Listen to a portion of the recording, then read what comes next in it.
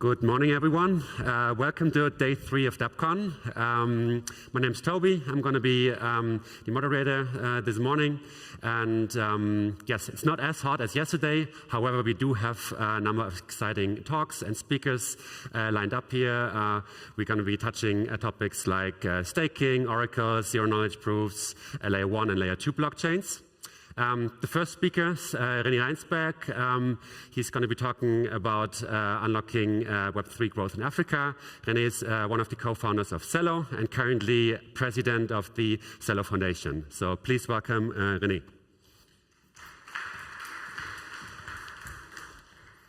Thank you. It's great to be here. Hello, DappCon.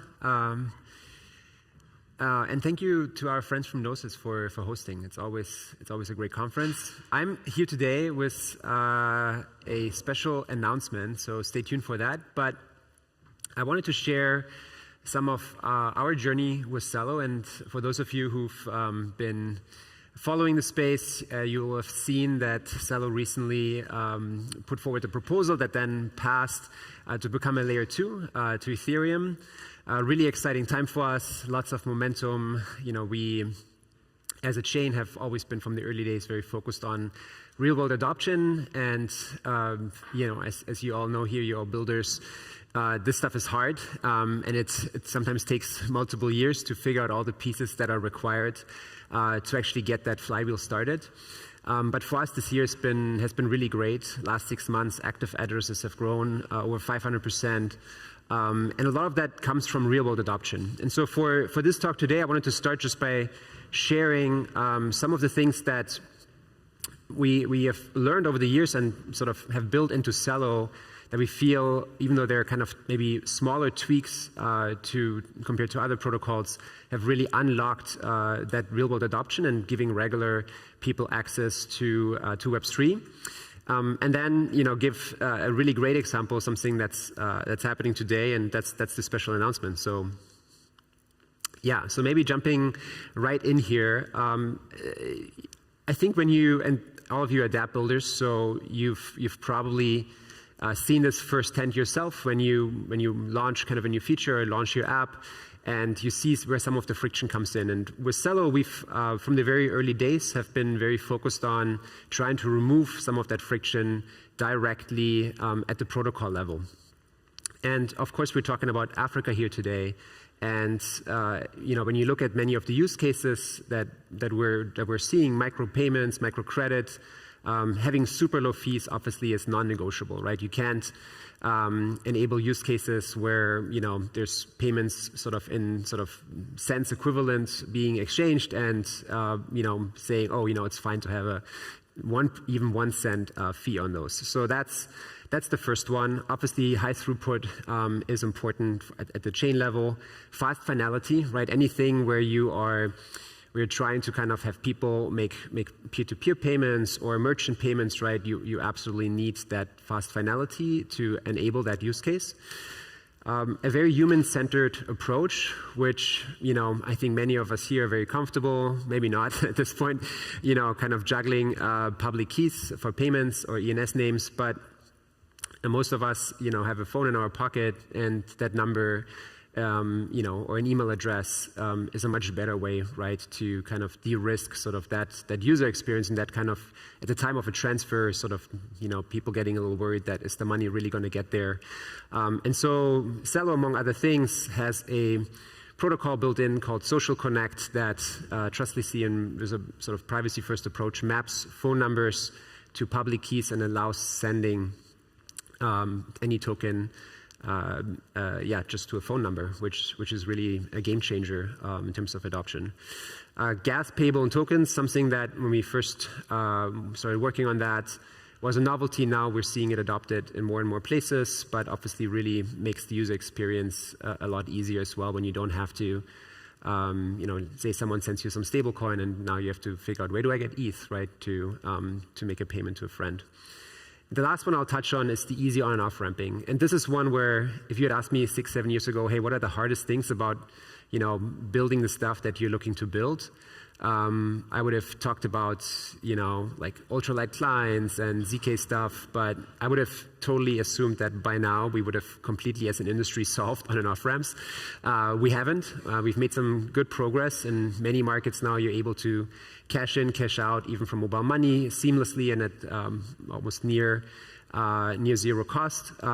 Celo has open sourced and kind of released an open standard called Fiat Connect, which is really aims to kind of minimize the complexity that comes with just having all these different on and off ramp providers in all these different markets. And anyone here who's used a wallet or has been building wallets, right, will know that pain point. So definitely, I feel across those things, these have all been factors that I think have contributed towards seeing that kind of real world adoption, regular people being able to use wallets, and then dApps built on top of protocols. And so we yesterday we sort of put this up on Twitter, and it is really big news. And I'm usually not someone who uses euphemisms a lot, but I was just last night rereading the early white paper that we wrote for Celo, and what we're announcing here is really, to me, is a massive milestone, because it really takes a lot of these concepts and some of the things I've shared here that we've seen actually work at smaller scale and brings it to a massive scale.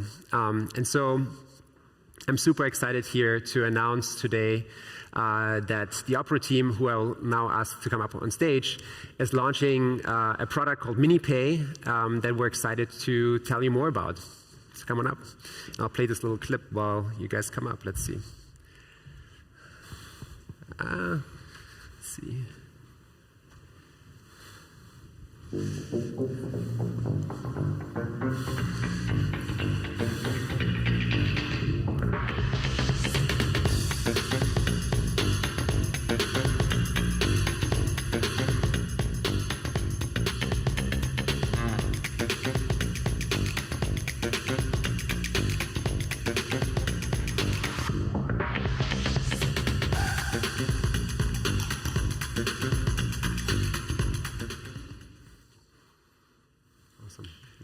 Thanks, Rene.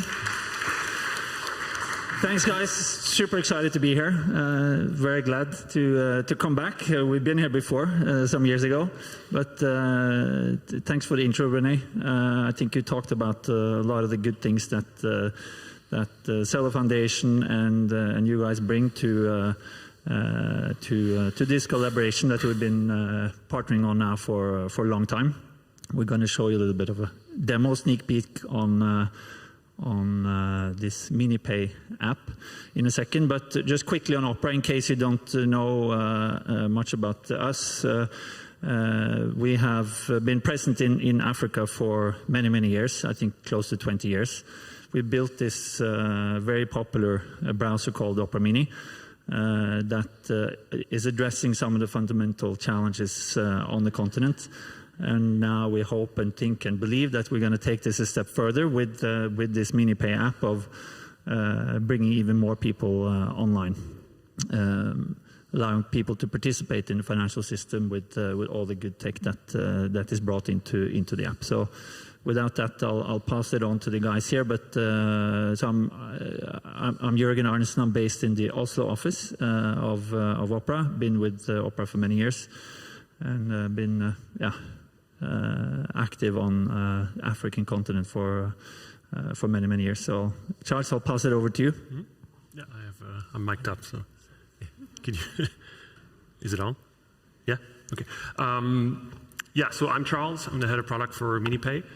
Super excited to be here with you today and really, show the world what we've been up to with Celo over the past few months. With MiniPay, we're really trying to build a wallet that just works, right? A stablecoin wallet that you can use just as the cash wallet in your back pocket. Something that we hope drastically reduces what you need to understand to use a crypto wallet, that you don't even have to think about that this is a crypto wallet. And we really wanted to build something for Africa where we have a huge user base and make this integrated in our most popular browser. So I'll pass this to Rosie. Yeah. Okay. Hey everyone. My name is Rosette, short Rosie. I'm product marketing director at Opera, actually. So I'm working on all of our mobile browsers. So it's very exciting for us to, launch MiniPay together with the Celo team. I think over the past months, there's been a lot of research going into this also from our side, talking to our users, seeing what kind of pain points that they're having. And it's exciting to see that this is actually something that we're addressing with MiniPay now. So let's see how it will go. I'm very excited about it. So I'm passing it on to our colleague Tosin, who is the product marketing manager for MiniPay. Hi everyone, I'm Tosin and I'm product marketing manager for Web3 products at Opera, and I've been working on MiniPay. I'm actually here today all the way from Lagos, Nigeria, and as you can imagine, this product is very close to home because we've put in a lot of effort to make sure that the features that we're rolling out with this product are tied directly into the actual circumstances, the actual pain points, problems that people in the region, people in these markets where Opera Mini is active have, and to try to use Web3 to solve real world problems, real problems that people have that are plaguing them every day, and to try to kind of bridge that gap that exists between the people and access to financial products. Thank you. Thank you, guys. Yeah, and this is really a very special moment. And usually with these things, there's an announcement, and then it's like, okay, when is this thing going to launch? And the great news here, it went live this week. So it's live right now in Nigeria, and it's going to roll out to the rest of the African continent in the coming months. And we wanted to give you a quick taste for what the experience looks and feels like. So I'll pass it over to Charles to... Before you hit play on the demo. Oh, sorry. No, this one. Yeah. That's good. How do I go to the next? Yeah. Mm-hmm. So before I show you a demo of what it looks like, because this is a real life product, again, in Nigeria that we're starting to roll out. Just as this is a rather developer-centered conference, just to give you a bit of a technical background as to what this product is in nature. It is a full non-custodial wallet that has the convenience of Web 2, but really the full power of Web 3. And we really tried to address three key problems when we started to build this. One is key management. Second is addressing and how people discover each other and send payments to each other. And then lastly, making sure that users only have to deal with one currency, right? The idea that you have to get a network currency to pay for payments was out of the question. So we built this with these three things in mind. And the good thing is, especially when building for Africa, is that the dollar itself has a huge appeal. Right? People actually want access to dollars, and dollars on the blockchain are something that people are actually quite interested in, because it allows them to access something that they couldn't in the traditional system. So MiniPay is really a P2P payment-oriented wallet that is fully non-custodial and runs on the Celo blockchain, and uses a lot of, everything that Rene has mentioned at the start. So social connect for mapping phone numbers to addresses in a privacy-preserving way. Fiat Connect to really amplify the coverage for adding cash and withdrawing cash with local providers.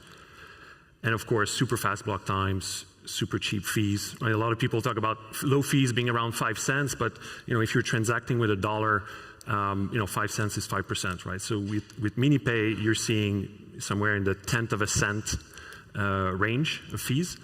So we think that's a really attractive proposition for our users in Africa. So I'll start with the demo. On the left, you have a phone that's in Kenya, and the one on the right is in Nigeria. So the one on the left is just reinstalling the app and going through the onboarding, right? Really simple language, send and receive instantly with phone numbers, powered by USD stablecoin, in this case, Celo dollars. And really try to give this a friendly vibe, right? We like to think of MiniPay as sending a paper plane with a dollar bill. And whether or not you're an existing user or a new user, you're presented with this sign-in with Google experience. And we do that because we are an Android app that's already well distributed, and we can leverage a lot of that functionality. So in this case, I'm an existing user. I'm restoring my wallet with one click. I secure it the same way I lock my phone with my fingerprint or Face ID. And then, even though this is a stablecoin wallet, users sometimes prefer to see the amounts in their local currency. So we try to make a best guess there. So this is the main interface. And let's say I want to send $10 to my buddy Rene here. Of course, we integrate with the contacts. I pick him there. We use Social Connect to resolve that to a wallet address, not showing it to users. And boom, with one click, we send the paper plane, and it arrives on the other end within 5 seconds. Thank you. So that was a bit too fast, so we'll do it again. Again, I'm generous to Rene. I'm going to send him $10 again. And you know, from opening the app to sending $1, like you could literally do this under 10, 15 seconds, picking the contact and everything. So it's really quick, and it has this magic feel to it. And again, full non-custodial, user own their keys. Of course, you can expose your QR code if you're next to that person. Here you see your transaction history, and we have an Add Cash button where we partner with both global and local partners to enable cash in and cash out. This is an example of a local partner in Kenya and Nigeria called Fundbank.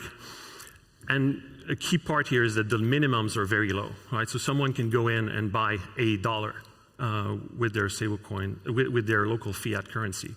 So it's really appropriate for that kind of user base. And also, you know, we are a browser and a wallet, which means that this opens up opportunities for Dapp developers to integrate with MiniPay. And there, we really want to elevate the experience by having automatic connection, again, fees paid in CUSD, so that users don't have to deal with more than one currency. So if you're a developer building on Celo or curious about building on Celo, then please come talk to us, and we'll help you out. Amazing. Wow. Awesome. Yeah.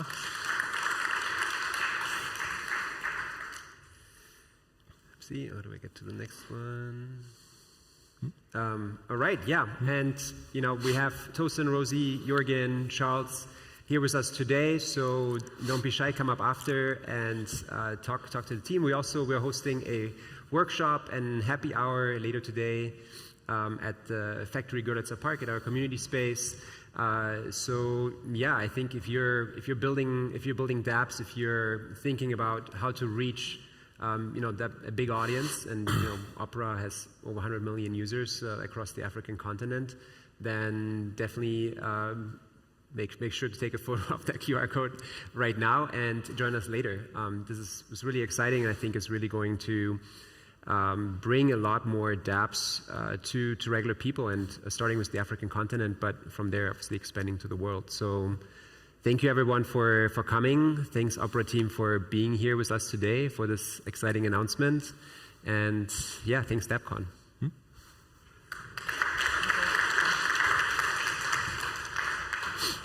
Right, thank you, Rene. Thank you, Opera team, and congrats on the announcement.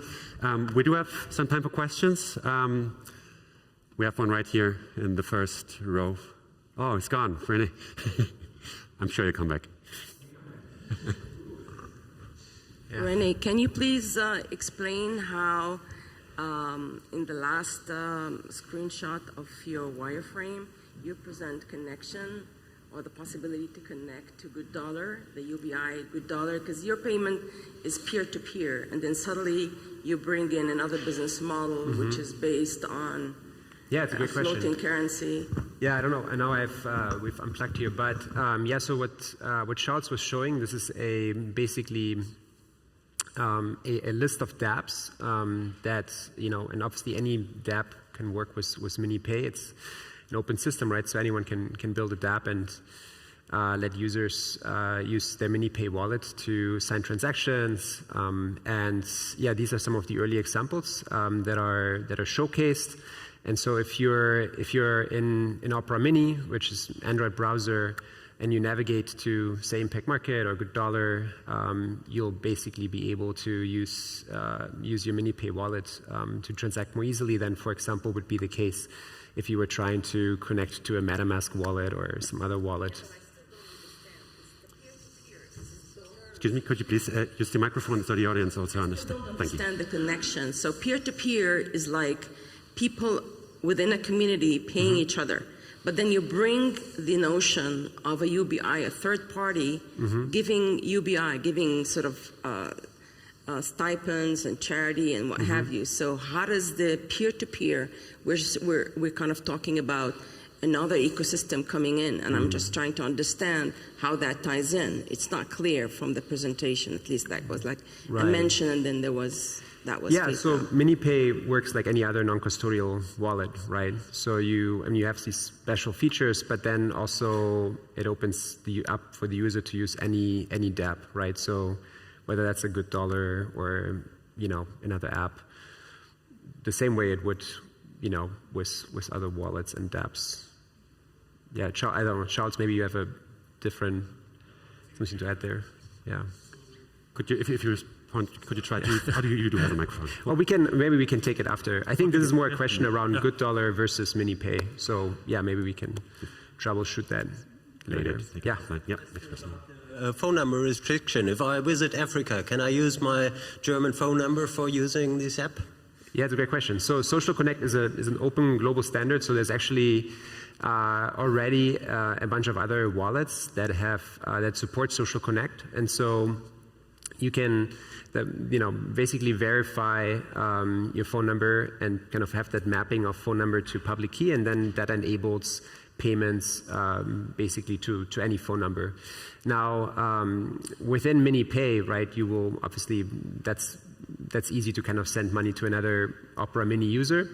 But it also works kind of globally at the ecosystem level. So yeah, you can absolutely have your phone number verified, your German phone number verified with Social Connect and your favorite wallet. And maybe a question for the Opera team, I don't know, is Opera Mini available in Germany or what's outside of Africa? If people want to try it out, is there a way to do that? Opera Mini is available globally. So you can go into the App Store, Google Play App Store today and download it. What Rene explained is absolutely correct. So technically, this is available globally. We have built MiniPay first and foremost for the African continent. So we're starting the rollout this week in Nigeria, followed by other countries in Africa in the coming months. We have, of course, a global perspective in mind. But yeah, does that answer your question? Or so I can install it here and use it in Africa? Correct. Awesome. Great. Any other questions? Right. Way up there, I think. That's it. There's a few more questions, but I think we're running out of time, so I would recommend you catching Rene afterwards. Thanks again. Thank you very much. Thank you.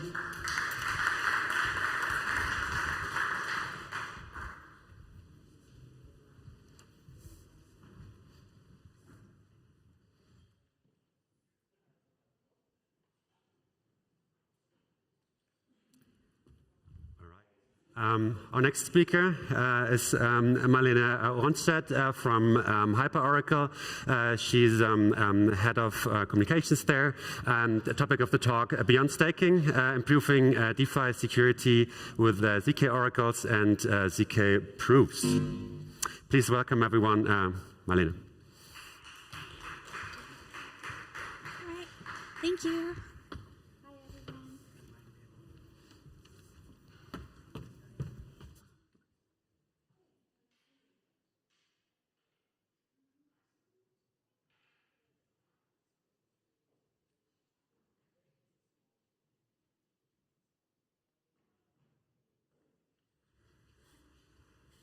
Okay, 1 second. We just need to get my slides ready. There they are. Awesome. Cool. Okay, just pressing on this one. Yeah. Okay, cool. Yes, it works. Okay, awesome. Thank you so much. Hi, everyone. Thank you for coming here today, this morning. My name is Marlene. I'm leading communications at HyperOracle. We are a zkOracle protocol, and today I would like to talk about the differences between staking-based oracles and zkOracles, and how a zkOracle can improve DeFi security due to some specific properties I would like to talk about today. And then later on in the presentation, I'm also going to show you a quick video demo of like an interface with which you can build your own ZK Dapps, and then I would also like to talk about some use cases that are already being built today on HyperOracle.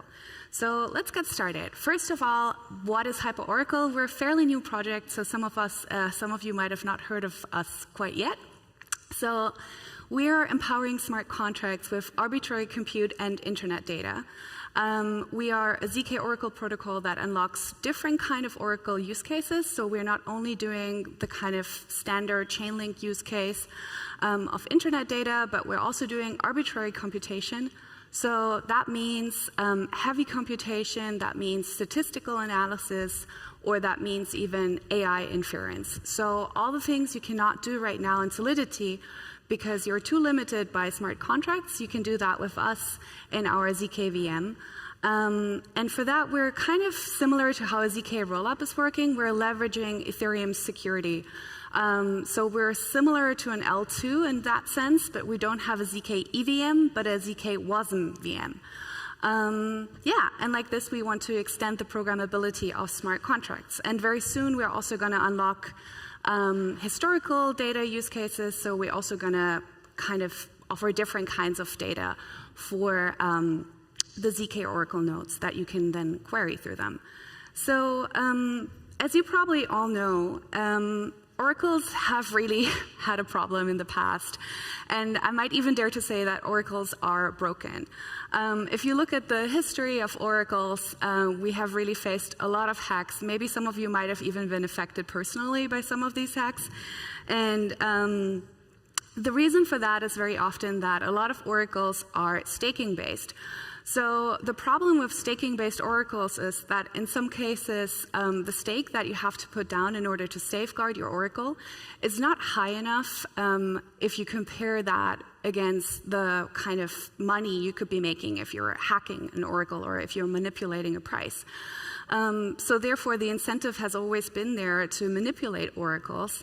And oracles have tried in the past to mitigate against that. So for instance, there are even some oracles where you have to sign a legal disclaimer to run an oracle node. However, that's not really the kind of permissionless DeFi that we are intending to build, right? So we don't want to have a network where you have to sign legal disclaimers to be able to participate. The same also goes for like challenging the kind of data that the oracle brings to you. So in some cases, if you want to challenge the data that you have received, you have to also put down like quite a significant amount of money or tokens in some cases for some oracles. So once again, that's not really ideal. And then also these challenging periods, they take quite a long time.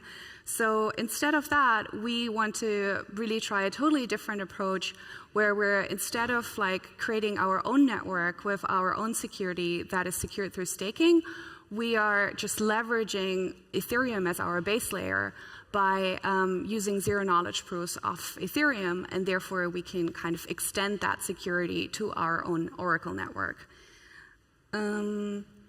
And I think like another thing I want to mention in regard to that is that also these existing Oracle networks are not really that decentralized either, because in some cases there's this Nakamoto index that was introduced by Balaji.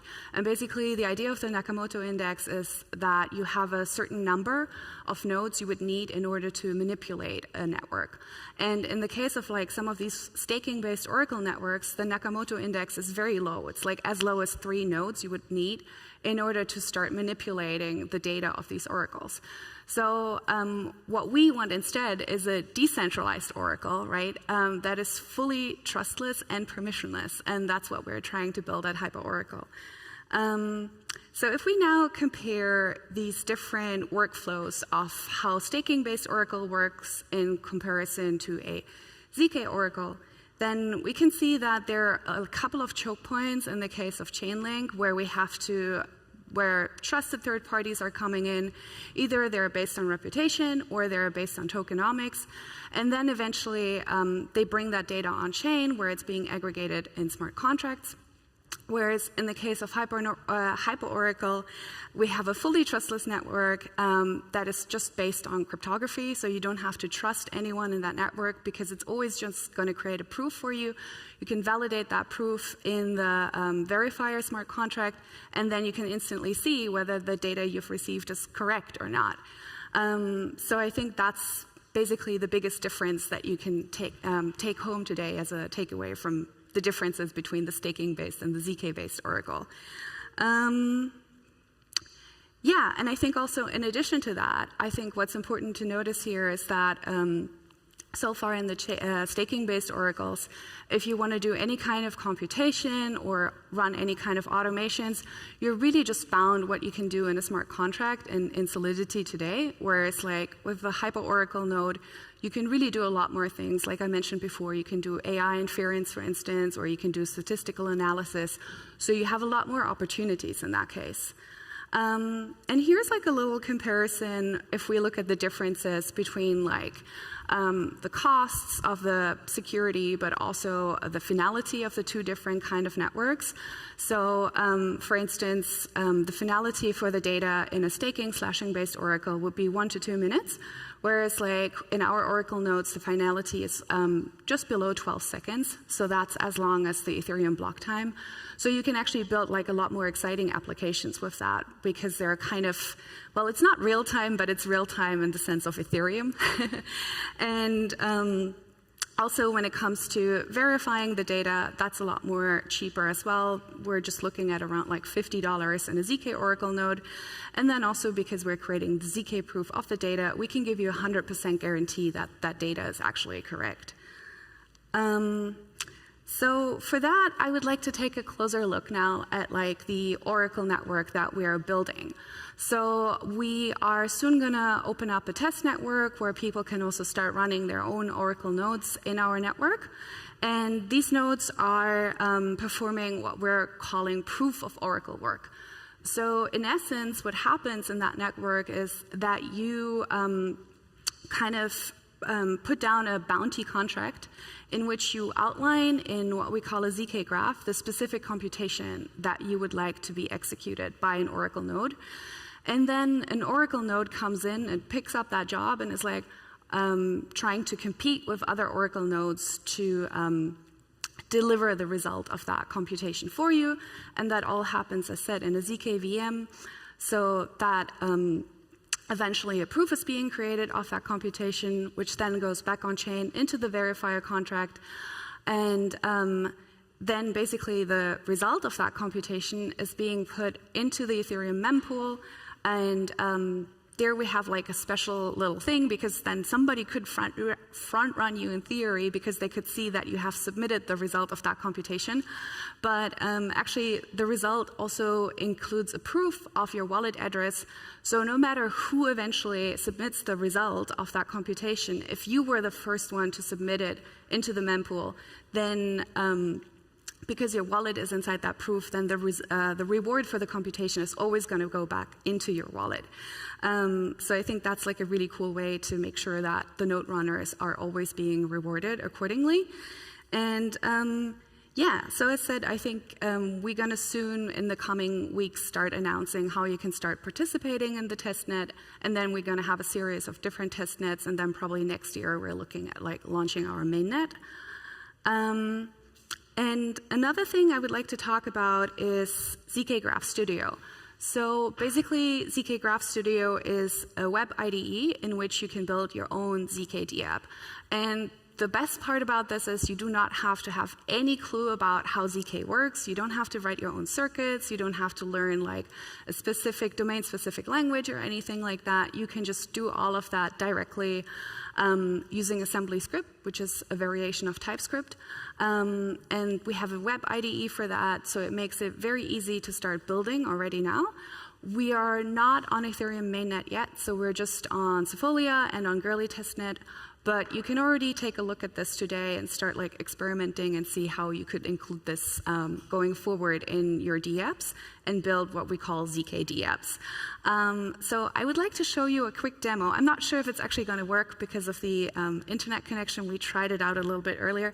But I have a video where basically my colleague is walking us through this IDE and shows us how we can create a proof without having to know anything about how ZKs actually work under the hood.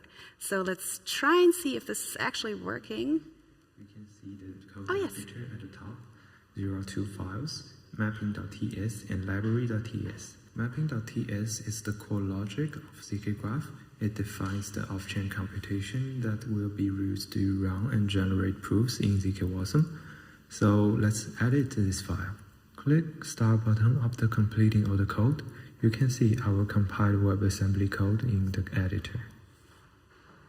Go ahead and click the Setup button in the bottom right corner, and after a while you will see the created zkOracles image ID. In this step, we deploy the Watson file we just generated to the HyperOracle node for execution and proof generation. Then we click Execute to generate the output state for our ZK Graph. This step will execute and generate ZK Graph output state in the context of the provided transaction. Now we have everything ready for ZK proof generation for the ZK Graph run. Click Generate, set it in the wallet, start ZK proof generation, and after a while we can see the proof details finally be generated and confirmed. For illustration purposes, the waiting for the ZK proof generation is skipped in this video. Now we have our ZK proof generated and we can view the details of this proof. In the final stage, we will do the verification of our ZK proof. After selecting the target network for deployment, click Deploy to deploy the verified contract on the blockchain. And then click Verify to send our ZK proof to the contract. And the ZK proof is verified as valid. Yeah. So as you can see, you don't have to understand pretty much anything about how to create your own proofs. This is the ZK Graph studio. Now it's running again. So it's very straightforward, and I would like to invite you to, if you're like a builder or if you're working on a protocol, to take a look at it and see if there is like a specific use case for you, because we're really unlocking a lot of new use cases that so far have really not been able before. So if we look at the sort of history of DeFi, it's a short history, but I think we've seen like quite a lot of very exciting developments over the last years, right? So if we look at like DeFi 1.0, so to say, then that was basically just when you were able to create your own ERC20 tokens, and then we would trade them on centralized exchanges, and we would maybe use them for like ICOs, right? But that was pretty much the only use case for DeFi back in the days. And then AMMs came around with DeFi 2.0, where we suddenly have like decentralized exchanges, and we can provide liquidity in a decentralized way. And we can, of course, still also issue ERC20 tokens and all kinds of other tokens by now.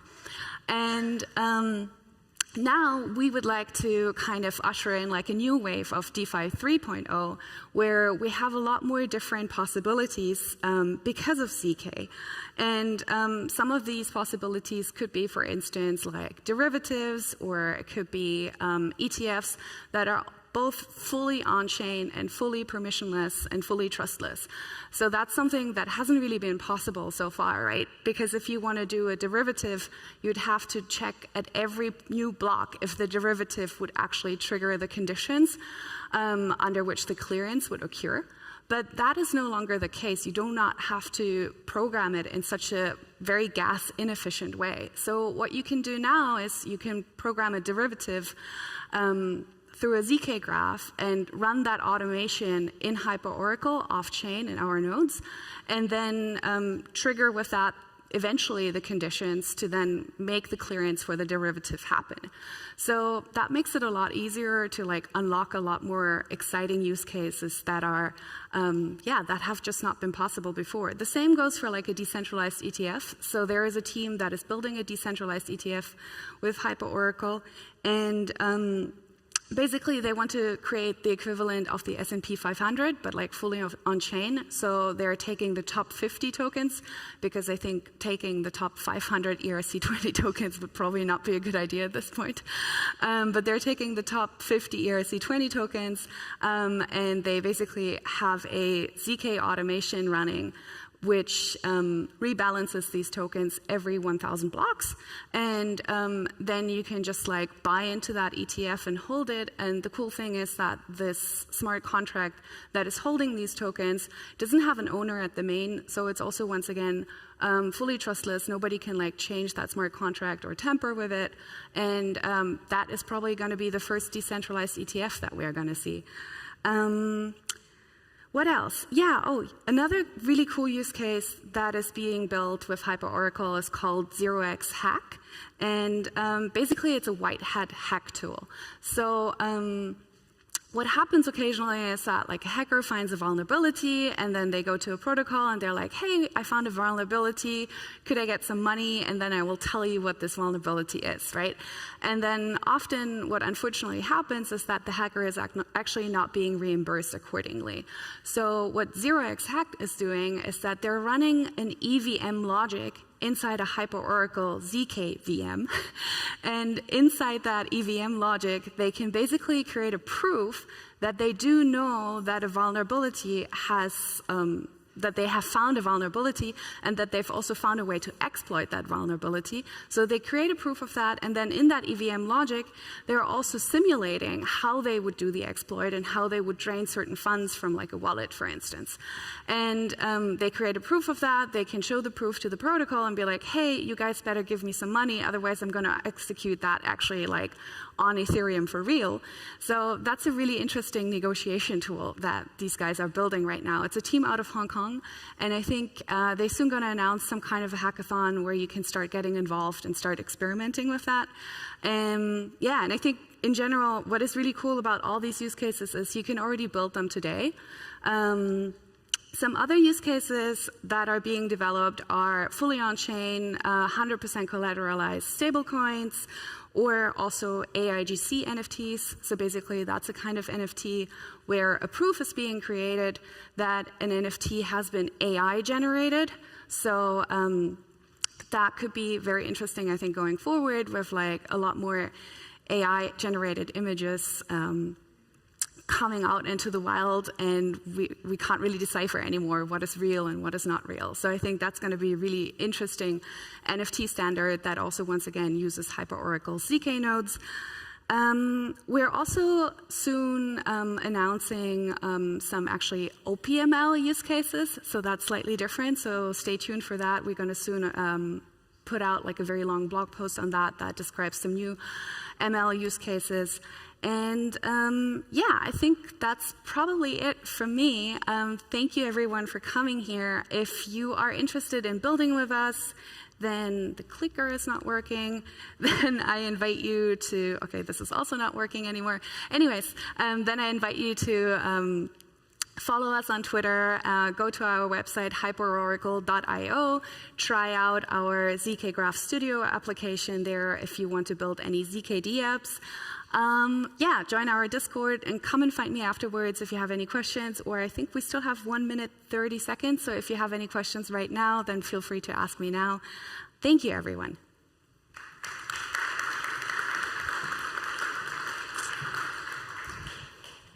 Thank you. We do actually have more than this 1 minute. This was just a talking time, so okay. There's plenty of time for questions in case anyone has any.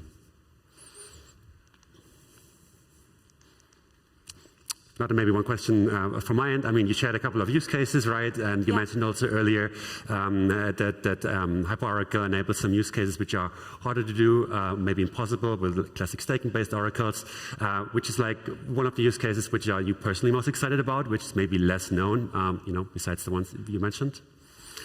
So I think I mentioned already quite a bunch of the use cases. I guess what I didn't really speak that much about in detail is the zkML use cases that we're also unlocking. So for ML inference, so that's not training a machine learning model, because that would be like ridiculous. That would take up like a lot of space and it wouldn't be possible. But we can do ML inference, which is basically like the execution of a machine learning model. And we can then generate proofs of that, and we can prove that like a certain execution has happened.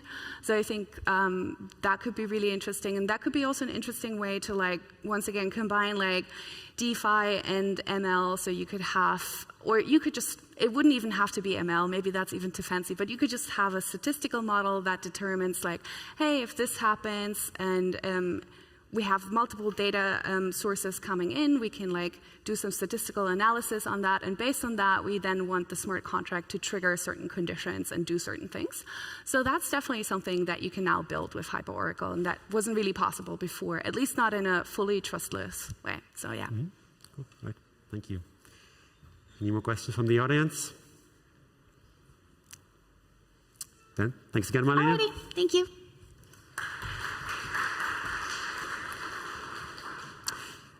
We do a brief break, 4 minutes, and then we're going to continue with the next presentation.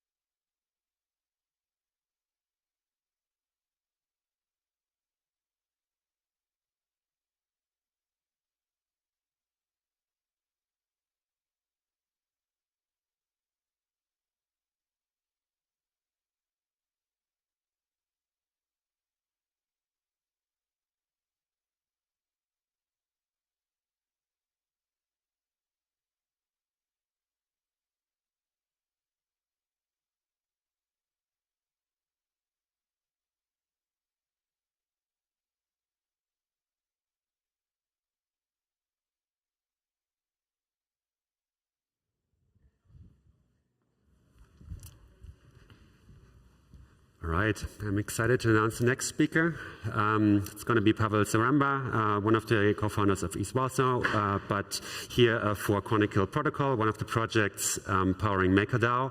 And he's going to tell us about the next generation of oracles, or yeah. Welcome, Pawel. Hello, hello, hello, DappCon. Wie geht's? I don't speak German, don't worry. I was wondering how you guys are, because it's an early hour and I had trouble waking up. have you already scanned this code? Because like everyone likes scanning QR codes, so I hope you already scanned it. If you didn't, I'll tell you later what that is. If you did, have fun with it. Anyway, my name is Pawel. I will be talking about oracles, Chronicle oracles to be more precise, because I work for Chronicle, and we are building oracles. This is going to be a very nerdy look at what we are doing. I like walking on the stage, so I'm sorry to the camera. you need to catch me. Anyway, so what are oracles? And my definition of oracles is that they are turning gossip, what everyone says, what someone says, what's the weather, how many people came to DappCon, and whatever else you can think of, they turn the gossip into fact. And it is very important to make sure that the fact that you use is correct for you. What we have in our system is we have a set of feeds that see the information off-chain. And by off-chain, I mean of the exact chain that you are on and that your project is on. Because everything outside this blockchain has different assumptions, different security, and everything that is on a different chain than your project is actually off-chain. So feeds see that, and then oracles remember. And how do we choose people? How do we choose the feeds that give us this information? It is reputation. Reputation, this trustless world is a meme. We need to trust someone. You can either trust a centralized bank, you need to trust the developers that they did everything okay, and then when you have someone putting the data on chain, you also need to trust them. But there are ways to lower the bar or raise the bar on this trust. So there are ways to mitigate this problem of trust, and we are using most of them. So there are many reputable projects that serve as feeds for Chronicle oracles. And as you can see, there's Maker, there's Gnosis, there's all of those are very reputable. They have great reputation. Until something bad happens, we are very glad to work with them. And we do not trust any single one of them. That's the thing. Never trust a single entity, and you'll be better off. So what do oracles do actually under the hood? The feed takes the data from off-chain, from the world, from exchanges, from I don't know where, like weather reports. They collect this data, they process it somehow, and they sign it. That's the best way to verify that only the allowed feed has signed the message and the data. And then they need to store it on-chain. Without storing it on-chain, it is really harder to use this data because chains are blind. We are using multiple data models for different things. Of course, most of them are prices. And as you can see, we have simple data models for the legacy coin, as you can see here. And we have more complex data models that use many levels of data points. Together with that, there's origins. We define origins as the actual place the feeds are taking the data from. So you have, for example, Binance, but you can also have on-chain sources for the prices or whatever else is already stored. So we are utilizing both off-chain and on-chain data, but still that all of that gets collected off-chain, processed on-chain, signed by verified parties, and then sent to a peer-to-peer network. It's not even to us. We are not running the end part of this process. It's just they are sending it publicly to a peer-to-peer network, and anyone can permissionlessly use it. This is the first version of Oracles that we created. It was every feed was collecting, signing, and putting data on chain. The thing is that it was good when gas was cheap. Right now, no, not so much. So we developed version 2 of this. Feeds collect the data. They sign it separately. They send it to a peer-to-peer network, and someone else collects it permissionlessly and stores it on chain. It's really very simple, and you can easily listen to this network, all of this traffic, and do it yourself. And we have been doing that since 2017 for MakerDAO, because we were part of MakerDAO, and we are spinning out. So we do know what we are doing. And there's another thing. Do not trust, verify. We have prepared a dashboard where you can look at any message through all of the time that these oracles were operational, and you can take and actually verify this message yourself. So when, if you can see here, when you change something and press the verify button, the screen goes red because it's not anymore the same data that was signed. And this is the QR code for the Chronicle dashboard. I should have put the address here, like written in normal text. It's chronicleprotocol.org/dashboard. I hope. And as I am a nerd, you now know that my reputation is not from gossip. My reputation is fact. It's solid. This is from a Firefly TV show that got cancelled way too early, and this is one of the bad guys. But he was right. A reputation shouldn't come from gossip. The next generation, of course, live long and prosper. What we are doing right now is we have developed a new version of the oracles. Better, faster, cheaper.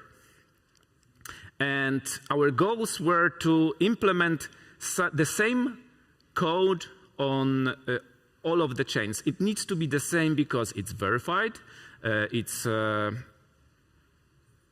got audited, and it's easier to manage, and then when every chain has the same code, it's more or less works the same, except for some particular properties of a specific chain. But apart from that, we managed to have a single implementation for all of the chains.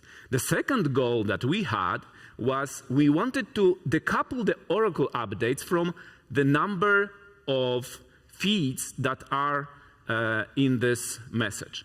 Right now, what we have a bar of 13 feeds that are 13 signed messages that are required to make an update to an oracle. Out of 22, we take the majority, so it's more than half consensus, and anyone can permissionlessly take that and put it on chain. The contract verifies the signatures, the contract verifies everything. But the more feeds we have, the more signatures we have. In a normal operation, we would have the gas cost go up. We don't want that. And there's a third goal. We wanted to minimize the Oracle gas cost, like even independently of keeping it separate from the number of feeds. And of course, the more feeds and the more signatures we can verify in a transaction that is not too expensive, the more secure the data is. Because theoretically, more people would need to collude to make this a fake message. So enter Chronicle Scribe. We have developed a new version of the oracles, V3 it's sometimes called, and it uses Schnorr signatures. Schnorr signatures are the ones being used in Bitcoin for quite a while, and it's working quite well. And our development team went through all of the science and all of the documents that are describing different signatures and different signature schemes to find something that will work for us and that we will be able to implement on-chain in Solidity using the existing precompiles, the existing code that is already there. So there's Schnorr signatures, there are optimistic updates, and there's a challenge bounty for a time where something's wrong with the optimistic update. And now, how does that work? So normally, as I said, we have multiple signatures. We have 3 feeds. You needed 3 signatures, and then that goes into the contract. You need to verify every signature separately. That's costly. Easy, recover is expensive. And then the signature aggregation that we have is that there's some magical math happening. Okay, not magical. There's math happening. It sums the signatures and then has single signatures at the end that the contract can verify, which is way cheaper.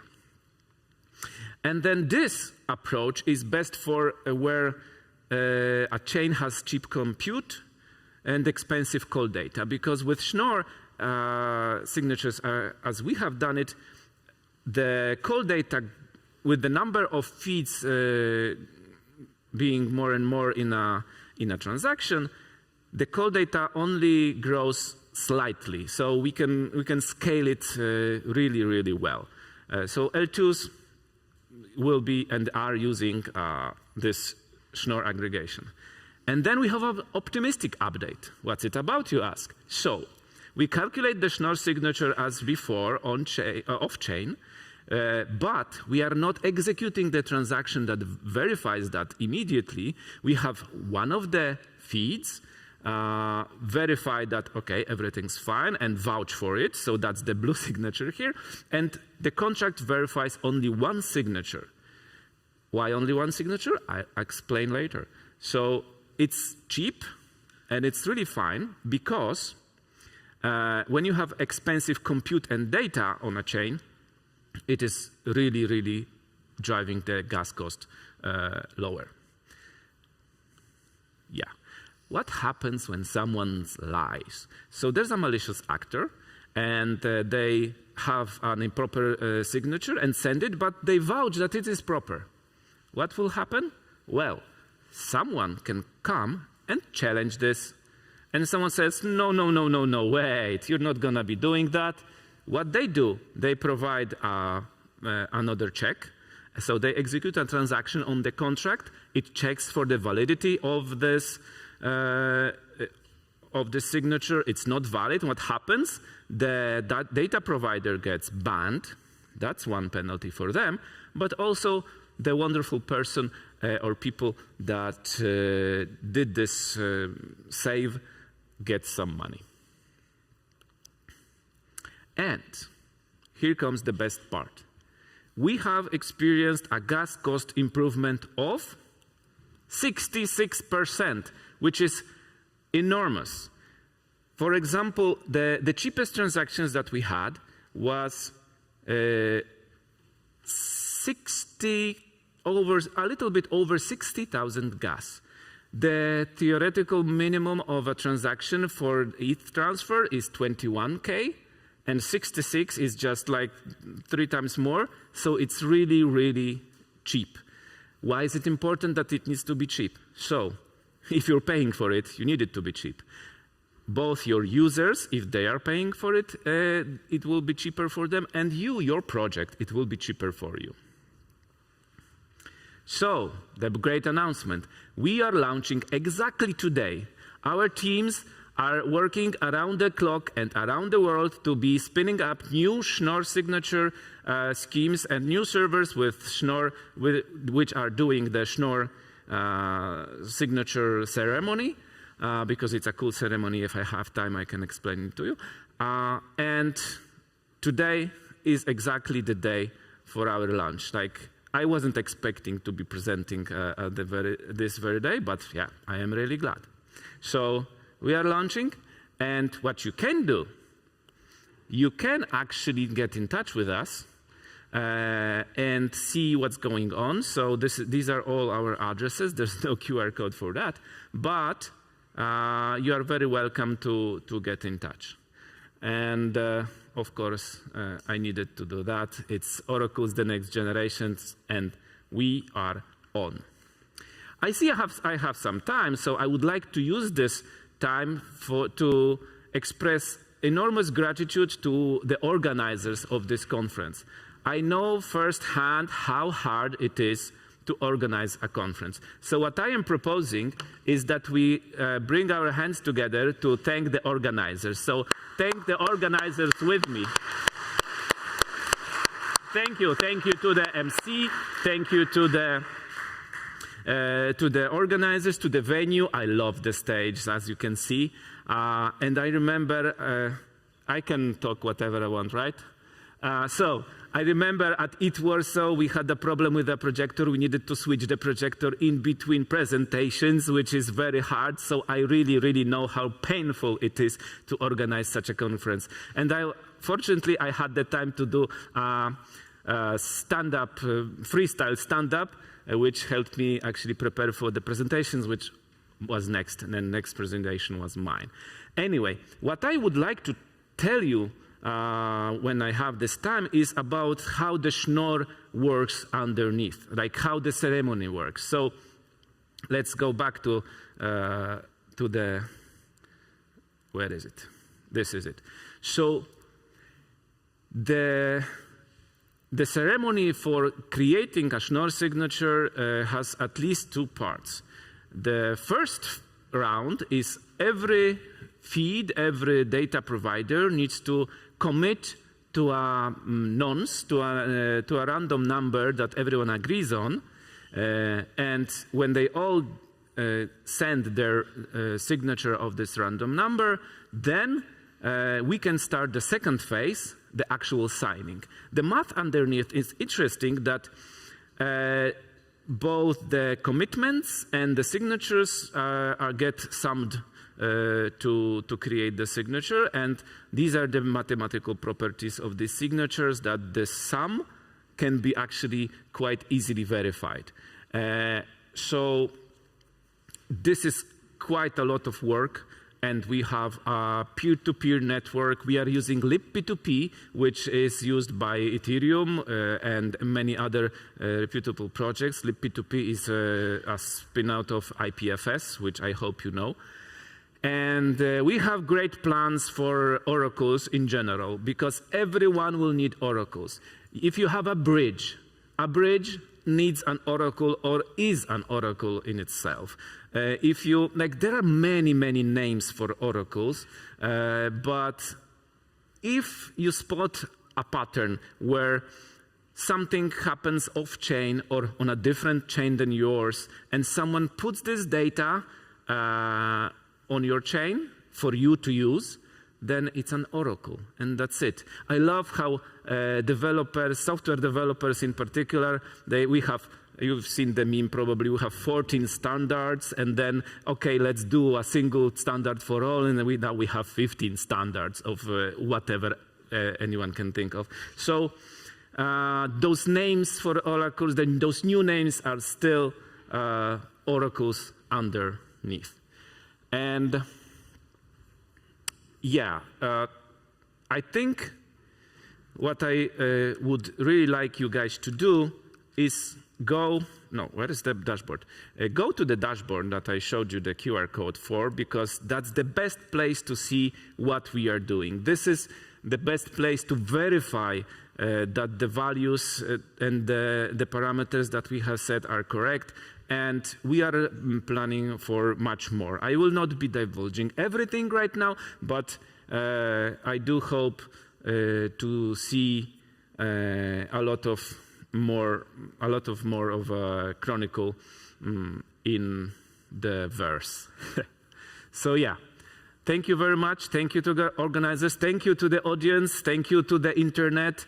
Yeah, I hope to hear from you and to see how you like our oracles.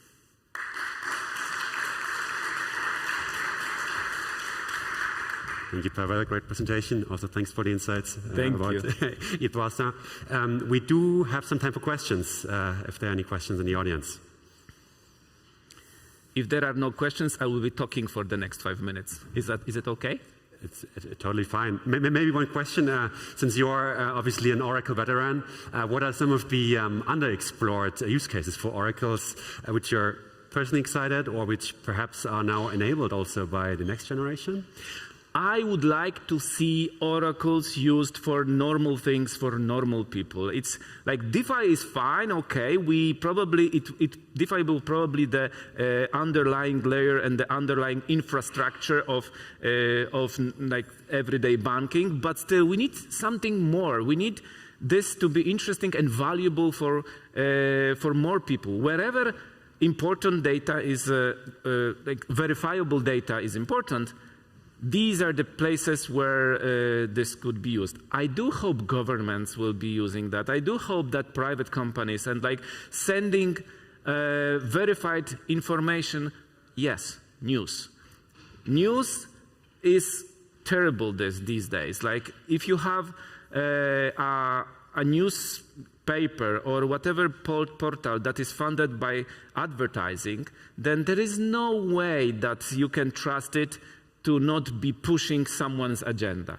And then when you have reputable projects, reputable websites, they don't have a way to prove to you that this information came from them. And then this is a whole mess. I would really, really love to see every HTTP request and response be signed. This is expensive on the compute right now, but if we, for example, implemented an Nginx or whatever Apache server that had the signature of the content inside the headers, this would be really, really great. Then everyone would be able to be a feed, a verifiable feed. That is really hard because, as I said, the compute is expensive, but I do hope we'll see that in the future. Mm-hmm. In terms of fake news, definitely relevant. Yeah. There's a question. Hi, thanks. Does Chronicle make sense when there's only a single data source? So in your presentations, there were multiple data feeds. Does it make sense if there's just one kind of source of truth? And the second question is, maybe could you go into a bit more detail about how you use libp2p? That was interesting as well. Or Chronicle makes sense always. That's the thing. Even if there is only one data source, it is actually not our place to say that this is bad.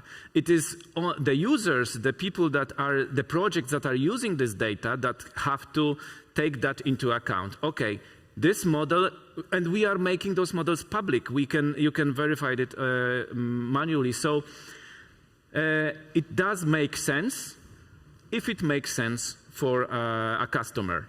There are some cases that we need to have that because there are no other sources of data, but if your projects take that into account, that's fine. And the second one for libp2p, so every node that we build and we give that to the feeds to run, we are not running that ourselves. That's another story, how hard it is to deploy it to those 22 feeds.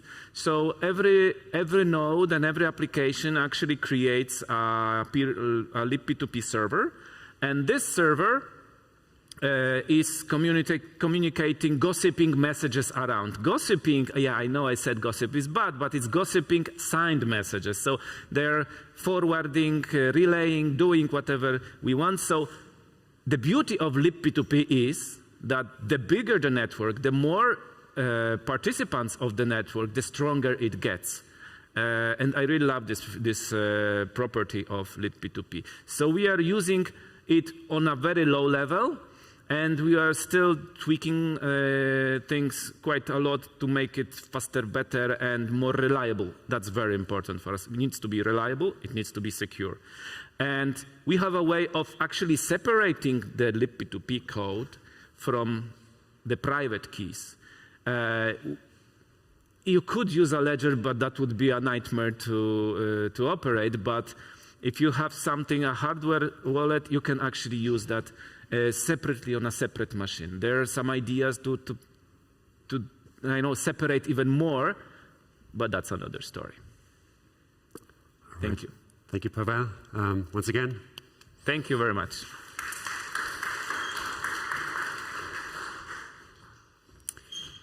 Our next speaker is Miguel Prada. He's a director at Shamir Labs, working on Diva, which is a liquid staking solution. And he's going to be speaking about the magic behind trustless distributed validators in Diva. Please give it up for Miguel.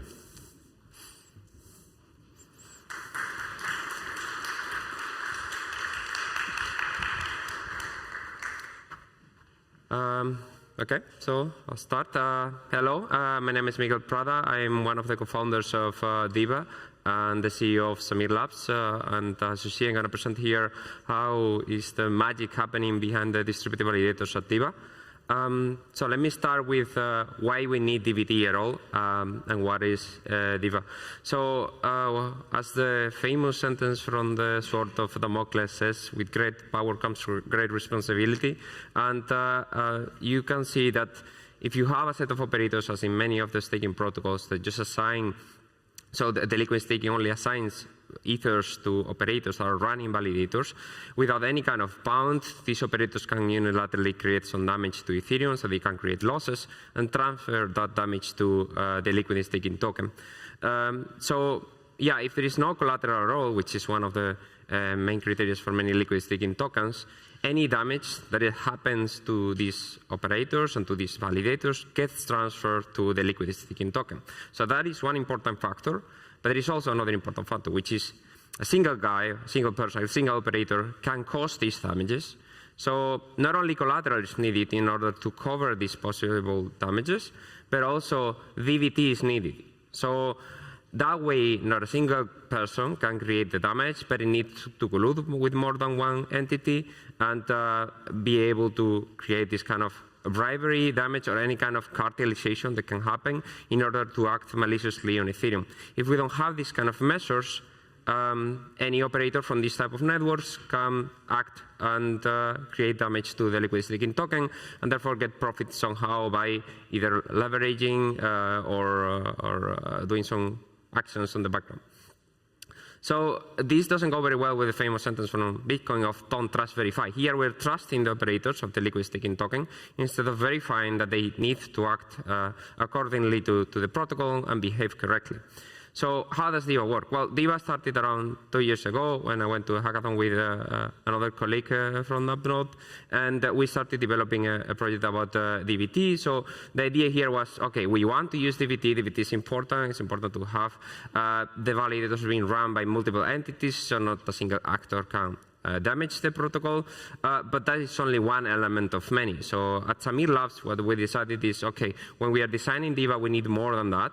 So it's not only about the DVT, but we also need collateral. Without collateral, even if you trust the operators, they are unbounded. They can do anything, so they can collude and cause damage. As I mentioned before, collateral is an important factor. Another important factor will be that anybody, from our opinion, should be able to join this operator list. So no asking to the DAO, no asking to anybody, no permissions, nothing. If you don't have that, it's not a permissionless network, it's not a permissionless token, it's something, it's a service that you're running with a set of operators and providing as a service through a smart contract. But we don't want this type of closed service, Coinbase, Binance. We want something that is decentralized and it behaves like a protocol as we have always seen. So let's deep dive a little bit into the Diva architecture and how we are doing this. So the architecture starts the same way as any other protocol in general. You have the smart contract and you have the pool of deposits. And then a staker comes and wants to deposit some Ether, which goes to the pool. So the staker is the only one that receives the liquid staking token and they can deposit in this pool. Similarly, you have operators that can join the network by joining on the Diva smart contract. So they join, then operate with a node. So they can register nodes, but we will talk more about this a little bit later. Yeah, so then you have the two entities. You have anybody that can join as operator and anybody can join as a staker, and we have to match them together. So to do that, Diva keeps track of all the operators that have been registered in Diva and all the nodes that have been registered in Diva. So those are the main entities that are going to do the operation of the protocol.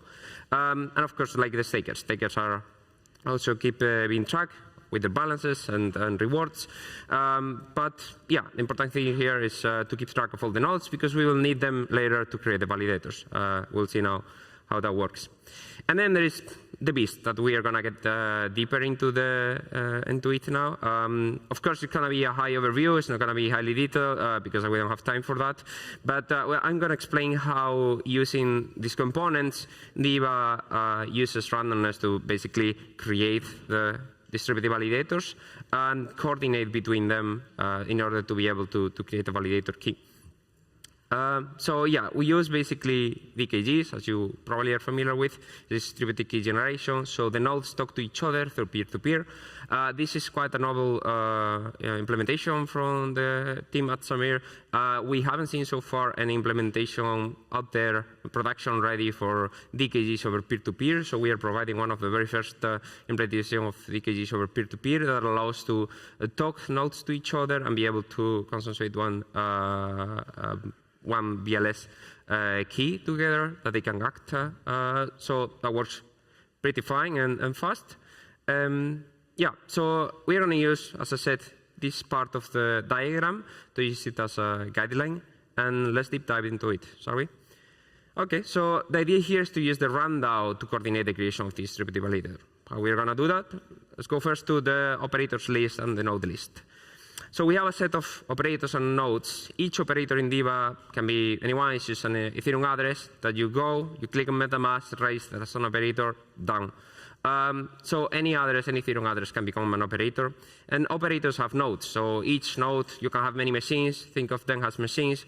You can have many machines and distribute the load of the validators across different entities. But the important thing here is that the collateral, who deposits, who controls those nodes, is always the operator.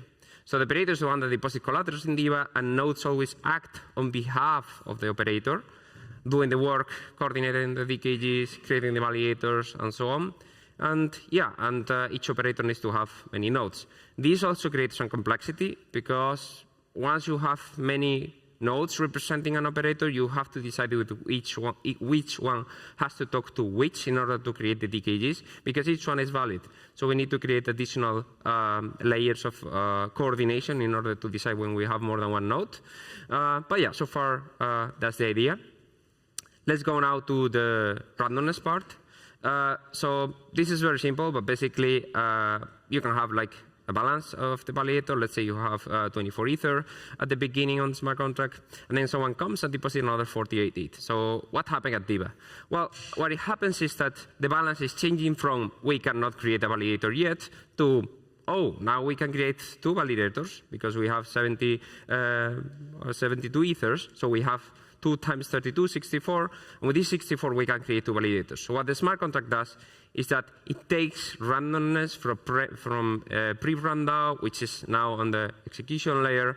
You can take this data, manage it a little bit. It's not exactly purely only the prep RunDAO, but we use it as a source of entropy together with other things in order to generate a few seeds. So we create one random seed per each one of the validators that we want to create. So we have 2 bundles of 32 Ethers. We create 2 pending validator seeds. With these 2, nodes are always monitoring the blockchain. That's why in Diva we need also the execution layer connection. So we need a Geth or any execution client in order to be able to monitor what is happening on the chain and to be subscribed to these events. So nodes are looking at these events. They get the messages. And then they say, OK, now we need to create a validator. Let's see how we create it. So we're basically deterministically coordinating DKG thanks to the randomness of the RunDAO. So what we are doing is that we derive from this seed. Let's say we have the seed coming from the RunDAO, and we derive like many validators ID just consecutively using hashing of hashing. So then from a single seed, you can create many unrelated seeds for each one of the validators that you want to create. You want to create 1,000, you hash 1,000 times the same seed from the RunDAO. Then from there, we have two main entities on the creation of DKGs. We have what we call participants, whose seed, and we'll see now what is this used for, is generated by hashing the seed of the validator they want to participate. So let's say you have validator 1, you have validator 2, and one participant wants to participate in the validator 1, the pending validator 1 ID. So they have to use the seed of validator 1, hash it with 1, and that's the seed that they are going to use. For what? For something like a lottery.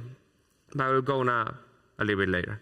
And then there is coordinators, which at the beginning can be a bit shocking and think, oh, coordinators like IOTA. It's not like IOTA. This thing is mostly just as a message sender. So we need someone that has gas fees on their, like on their balance, on their wallets.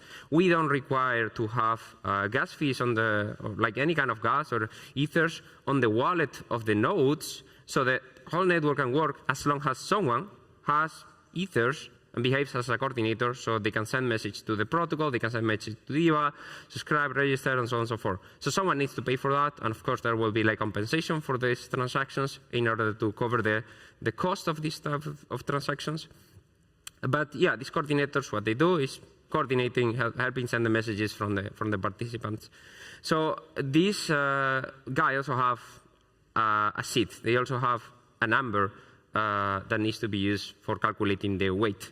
What is the weight? Weight is just like a lottery ticket. So each one of the participants, each one of the nodes, each one of the operators have a lottery ticket. They are going to receive a lottery ticket based on this randomness.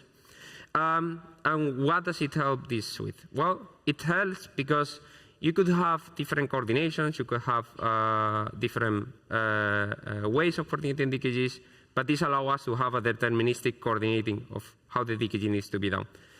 So, for instance, let's think that we could try to do a naive approach and say, I want to create a validator always with the address, only the address of the operators. So you can order them and say, okay, I order them by lower to higher in address, as if they were a big number. But then there is a problem. People will try to mine and do a proof of work to create addresses, so when they register, they have a higher chance of receiving validator. So that creates bias towards the lower addresses. So we need to do something a bit more tricky.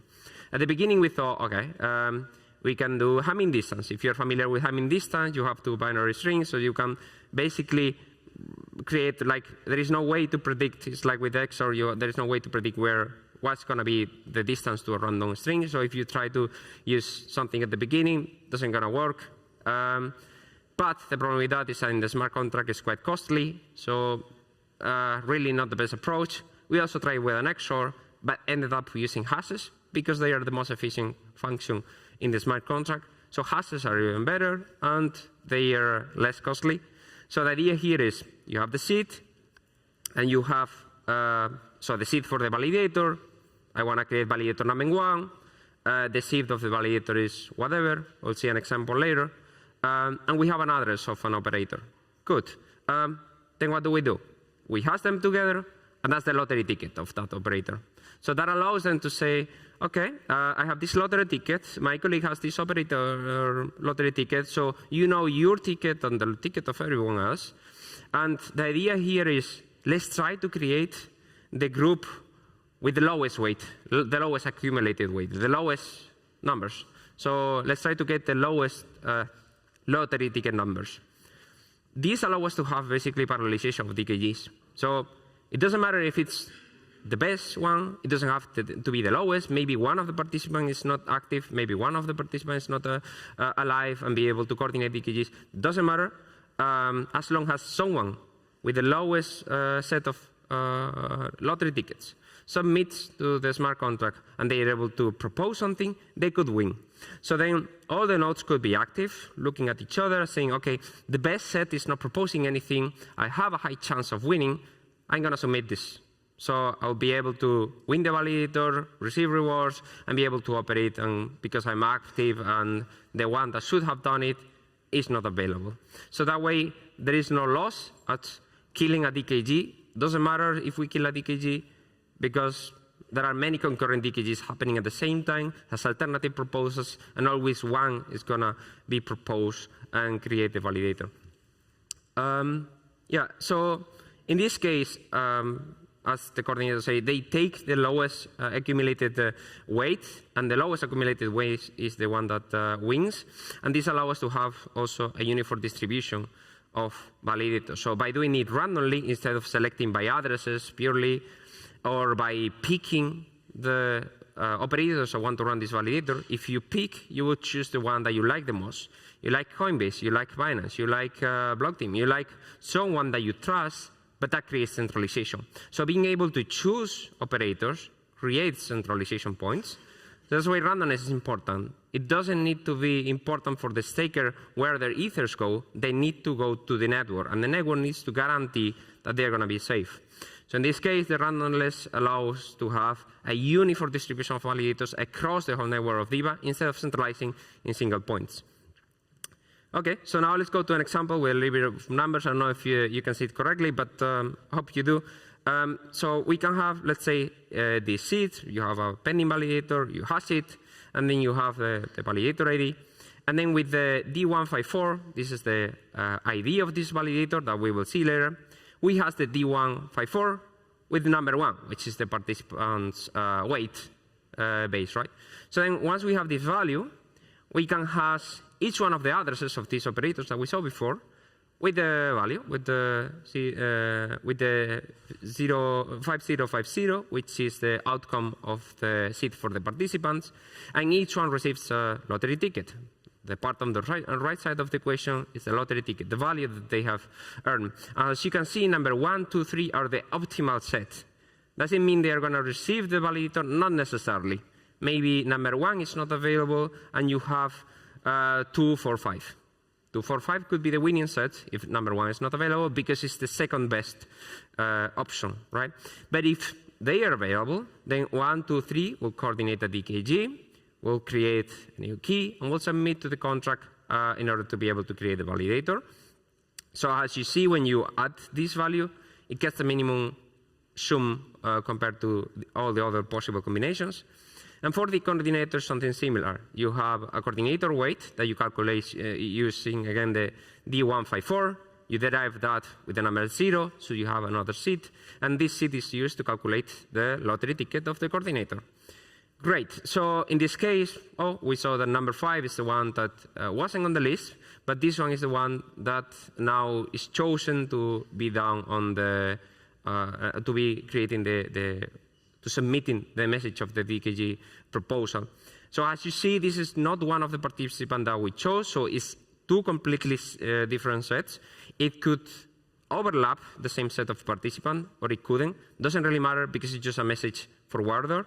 So in this case, it's not in the set of participants that are going to do the DKG, but doesn't really matter because there is nothing that they can affect. All the messages are encrypted end-to-end, so there's nothing that the coordinator can really do or infer other than just submitting messages.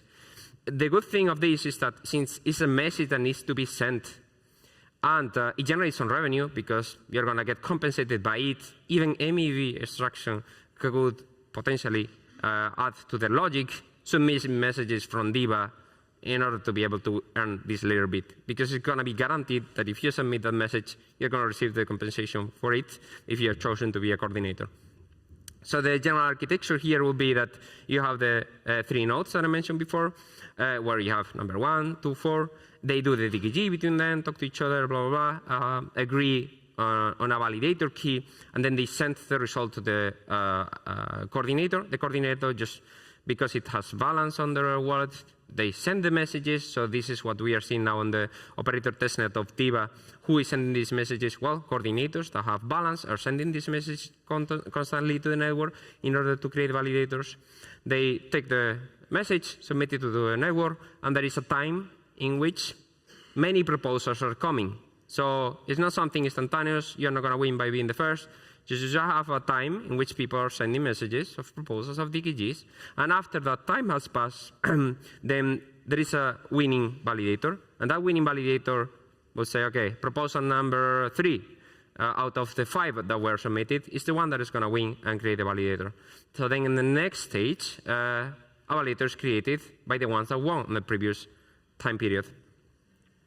So yeah, and then the general architecture, as you could see here, is basically divided in 2 parts. It's the left part that we saw before, where you have the creation of validators, so people staking Ether, people registering nodes, DKG happening, and the randomness being created there.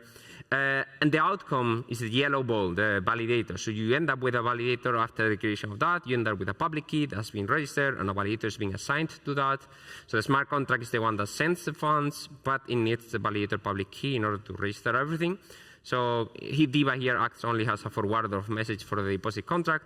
And then the right side has the validation part. So after the validator is created, the left part doesn't matter anymore. You are just receiving duties, working with your validator client, and working with the Ethereum clients that receive messages, signs, aggregate, and there is another coordination and consensus that we don't have time to talk about. But yeah, in the future, hopefully, I can explain more about how the right side, the DVT and coordination part for the signing happens. So I think that's all from my side. Thank you very much to all of you for attending, to Gnosis for organizing this event. And yeah, if you need anything else, just feel free to reach out to me. And yeah, thank you to all of you.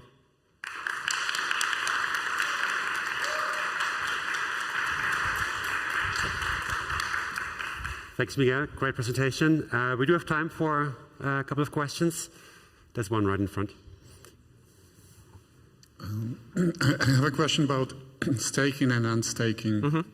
So when I run a validator myself, I need to wait in the queue for, I don't know, 30 days now or something like that. Unstaking is probably instantaneous, or like about an hour. So how does that work with Diva? Do I do it immediately if I want to stake like 2 ETH? Do I immediately start staking and getting rewards? Is there some waiting period for staking and staking? So can I stake 2 ETH now, withdraw 2 days after today, and get those rewards for those 2 days? Like, how does it work? Very good question. So here will be a question of what happens if there is a too big queue, right? So if the queue is too big, then the validators are not going to be effectively created. So when you deposit ethers, it's going to affect the total reward. So let's say now you deposit 1,000 ethers. The thing here is that since more validators are going to be created on time, you're going to share the reward as a staker with the rest of the stakers. So basically, you are diluting the earning of the rest of the people, and you will receive some part. Yes, because you are a staker. You are equal to the rest of the people. Then for withdrawing and for exiting and so on, there are queues as well, yes. So we have a reconciliation period in which daily, or we still have to decide exactly the timeline on when it's going to happen. Both creation of new validators and exiting of previous validators need to be done, depending on what amount of people that want to withdraw and versus create validators. And at the end of the day, you say, okay, 400 ethers want to go out, 600 ethers want to go in, so then only 200 needs to be created because you can do a matching, right, and exit those more quickly. But we cannot do it instantaneously, because then you can have vectors of attack. Imagine that Ethereum was a slash, someone is able to leverage this quick and staking, and then you can withdraw funds even though the ether was damaged, and you can get the rewards way faster than others, so the others get the damage, but you don't. So there needs to be a reconciliation period, and yes, there are waiting queues in this case as well. We'll try to make them as quick as possible, but we cannot guarantee that, and it depends on Ethereum. Like in the end, we are a layer 2 over Ethereum. We are building infrastructure over Ethereum, and we depend on Ethereum times for the creation and exiting of validators. Yeah. Hope it answers your question, but if not, do we have time for one more quick question? There's one.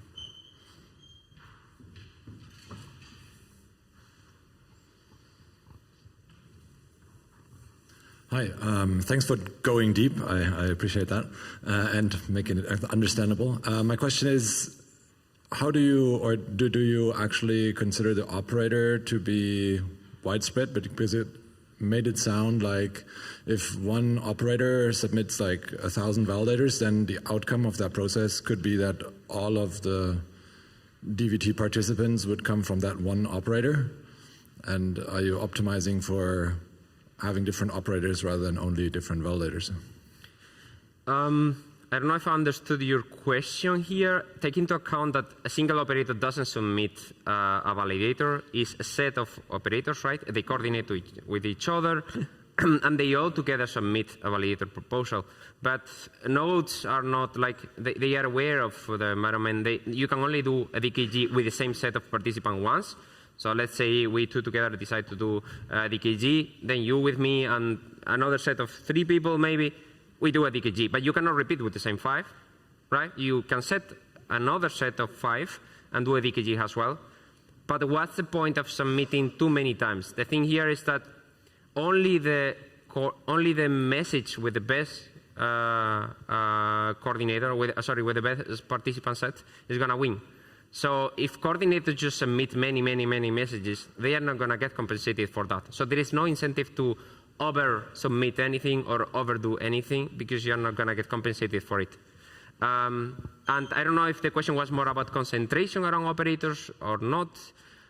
Yeah, concentration around operators, you are only one share out of the participants. So if your lottery ticket is good enough, your colleagues would talk to you. If not, you have no power to force what the others talk to you, right? So if you have a really bad number on the lottery of that validator, you're not going to be chosen by your peers.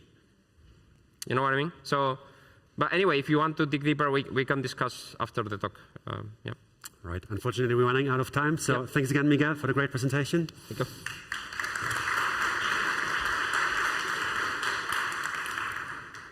All right, with this, we're already coming up to the last presentation of this morning block of presentations here. It's going to be Philippe Schommers from Gnosis, Gnosis Chain, who's going to be talking about the future of Gnosis Chain. Please welcome Philippe. Thank you. Hi, yeah, so, well, the talk title was changed a bit. It's not going to be that far in the future or long-term vision, more closer to like short-term and mid-term, maybe for the next year or so. So what's next for Gnosis Chain? So we'll go through what Gnosis Chain actually is, because I get this feeling that a lot of people maybe associate Gnosis with Stave or don't really know what the chain is, or do we even have one. So a quick reminder might be quite interesting. We then go through the Dencun hard fork, which is the next hard fork for Ethereum mainnets, and thus also for Gnosis Chain. And then talk about 2 research projects, which are this idea of potentially turning Gnosis Chain into a layer 2, and the Shutterized beacon chain. So what is Gnosis Chain?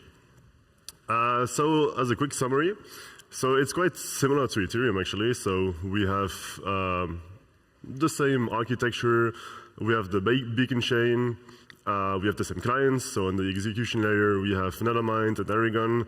On the consensus layer side, we have Nimbus, Teku, Lodestar, Lighthouse, and Prism is coming as well. Actually, on the execution layer side, we are also working on Geth. So it should be quite similar in those regards. We also go through the same hard fork, which is actually a nice property of also having a beacon chain. We are the only, well, we were the only chain with a beacon chain up to, I think, well, when Luxo launched, which also has a similar architecture. But this is actually quite good because, for example, Polygon also has a fully EVM compatible chain. But they cannot go through the same hard forks, or not exactly at least as Ethereum, because they don't have this beacon chain, right? And of course, we're also super focused on decentralization. We actually have 150,000 validators on Gnosis Chain. It is quite a bit less than Ethereum, of course, which has 780,000, I think. But still, it's quite good. And we're actually incentivizing this with Gnosis VIP. Which basically rewards people for running nodes in countries where there's not too many Gnosis nodes. Of course, we also have a few differences from Ethereum. So we were never a proof of work network. We were based, well, a proof of authority network based on Aura and PostDAO with a fairly limited set of validators. We use GNO as the staking token.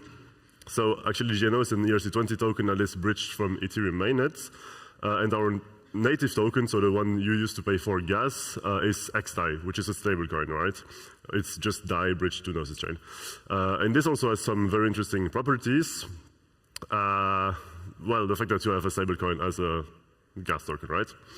And in addition to that, we also have 5-second block times instead of 12 for Ethereum, so 2.4 times faster, and only 16 slots per epoch, which means that the finality is 4.8 times faster than Ethereum, which can be nice for bridges or just making sure that there's no reorganizations or things like that. All right, so here's a quick timeline of Gnosis chain in comparison to Ethereum. So our beacon chain was launched in December 2021, which is 1 year after Ethereum. And then we merged on September, I think, no, December, sorry, 2022, which is 3 months after Ethereum. And then we did Chapella on August 1st. So very recently, actually, a bit more than a month ago, which was then 4 months after Ethereum mainnet. The next hard fork is DANAP, as previously mentioned, and our objective is to be able to hard fork way closer to Ethereum mainnet. So we want to kind of, hard fork around the same time, maybe a few weeks later, depending on how, of course, our capabilities of actually doing this. And then after that, well, for Dencon, actually, it might not be late end of this year because I guess even at the EF, I mean, there's no date set. There might be some delays coming. We'll see. So technically, the Shutterized beacon chain should come afterwards. But if Dencon is delayed, then it might happen before. I mean, the Shutterized beacon chain before Dencon, sorry.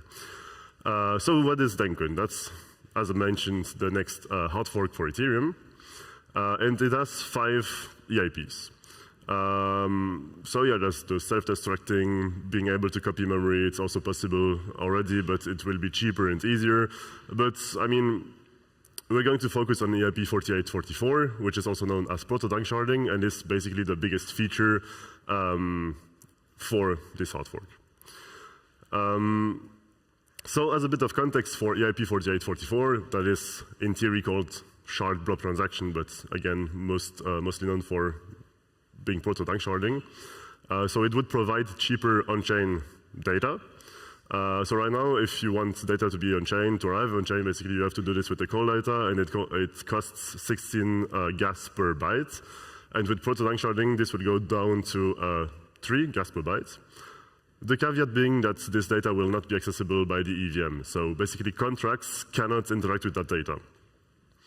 And the data will also be ephemeral, so after about 18 days on Ethereum mainnet, it can be deleted. So for Gnosis chain, this would be around 3 days because, well, we have faster epochs. So this would have to be tweaked for us. But yeah, so the important thing is that data can be deleted, which is quite important for Ethereum right now because, of course, there's this like state creep. We're constantly adding data and never deleting it. So it becomes more and more expensive basically to run Gnosis, Ethereum, sorry, and thus also Gnosis chain. And this always will result in cheaper and more scalable layer 2s, right? Because they rely heavily on data. So there's a few issues with EIP 4844, at least, well, for Ethereum as well, but it's even worse for Gnosis chain. So of course, in comparison to Ethereum, you have faster blocks. Faster blocks means more blobs. Blobs, blocks, not the same thing. And there's also more, well, hardware requirements, storage requirements, bandwidth requirements. So basically, it's a bit harder on Gnosis than on Ethereum. So there's two solutions to this. The one would be to reduce the target and max blob gas per block. So basically, for each block, you can also have blobs, which would have a certain size, and we can reduce that, which is the solution we're going to go with. And the second solution would be to basically require better hardware, better networking, and all of that. But of course, you don't want every Gnosis chain node to be like connected to a tier 1 ISP and have like huge servers to be able to run. So we really don't want that. That's a lot of centralization, which is not good, for us at least. The second issue is actually quite linked to that, and it's related to propagation time and bandwidth. So blobs could potentially add up to 40% more size to the blocks. So it could go up to 2.625 megabytes per block. So every 5 seconds, we would technically have to propagate this through the entire network. But there's this thing in Ethereum where basically you only have 1/3 of the time to build a block and propagate it through the network, and then 1/3 of the time for attestations and 1/3 of the time for aggregations. So we only have actually 1.66 seconds to build a block and propagate it to the through the network, which is really not that much, especially for bigger blocks.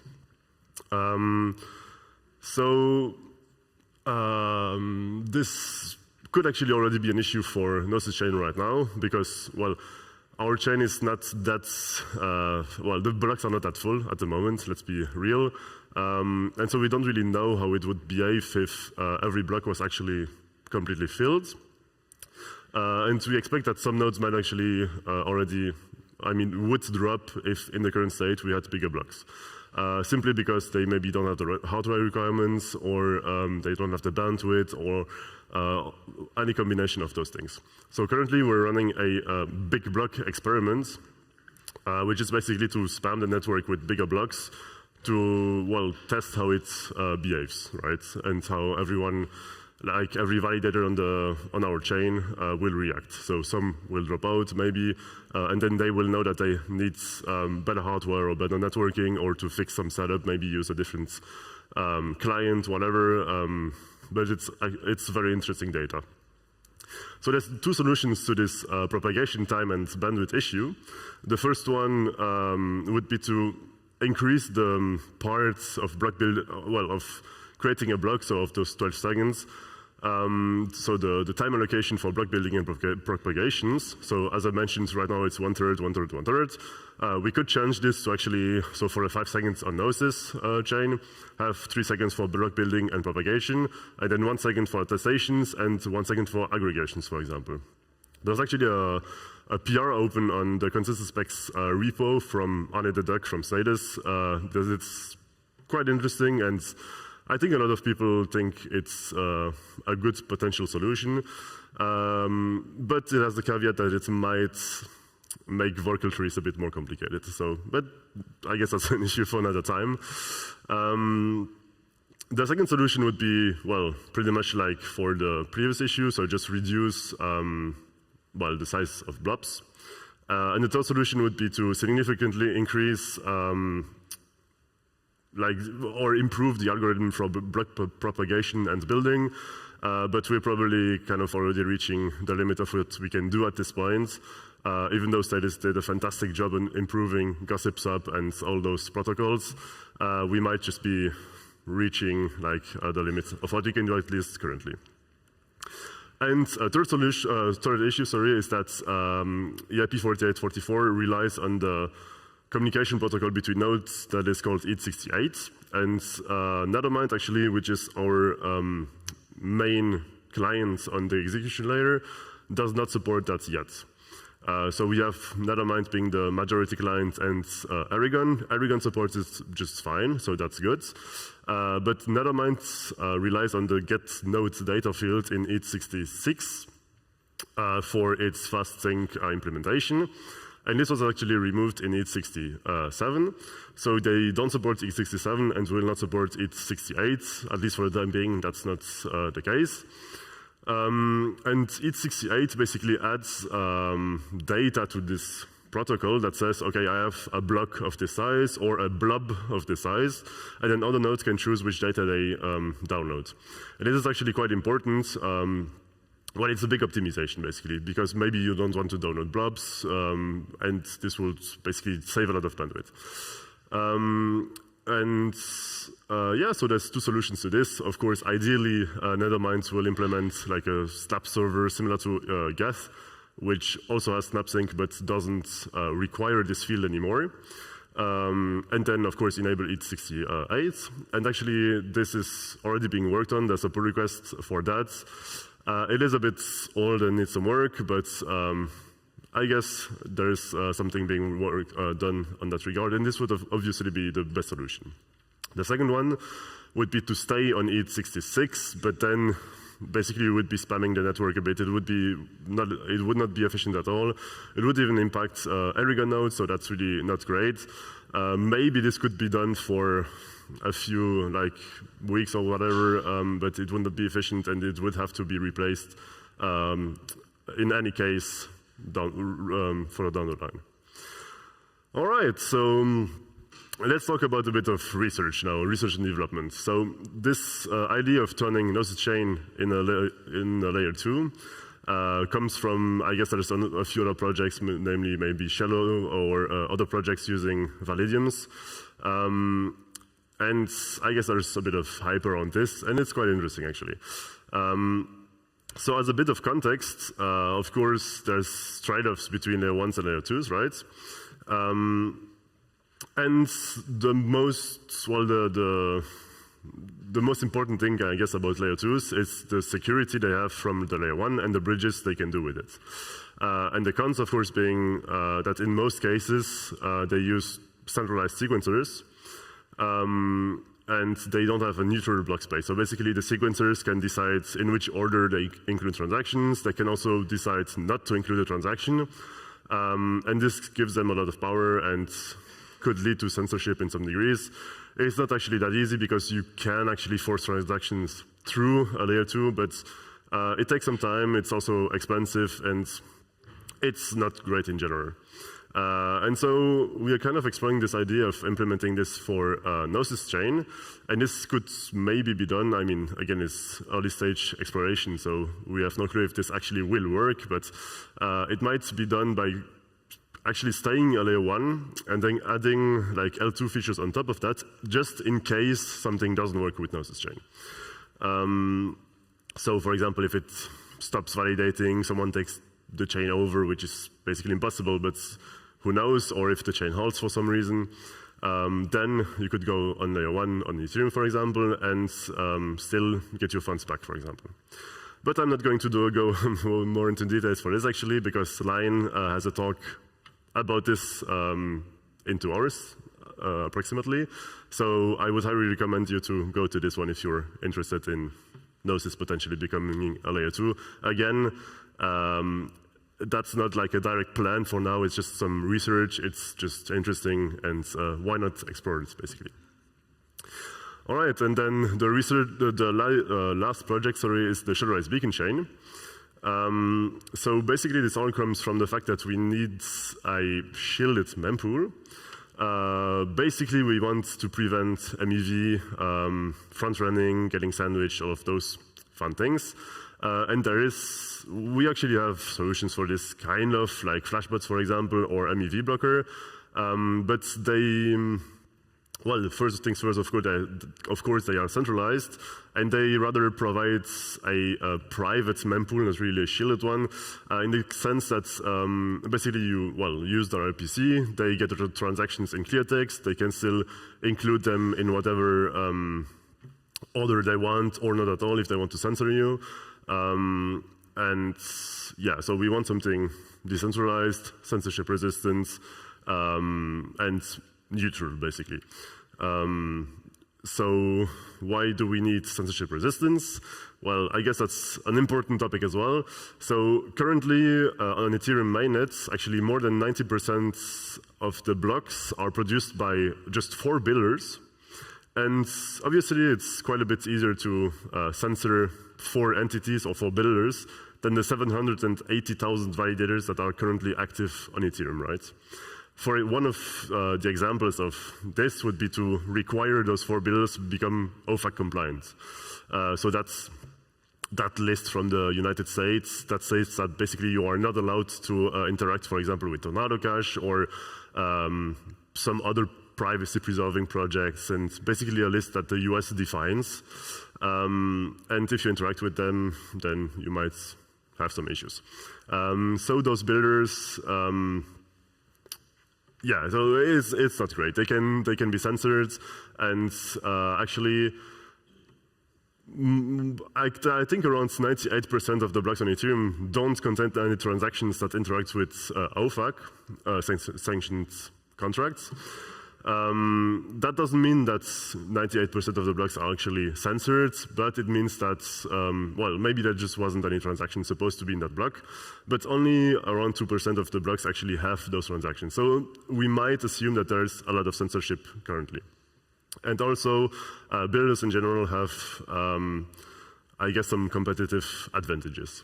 Another issue is that it's actually possible to censor or halt production of valid transactions or kind of censor transactions for a short amount of time on Ethereum.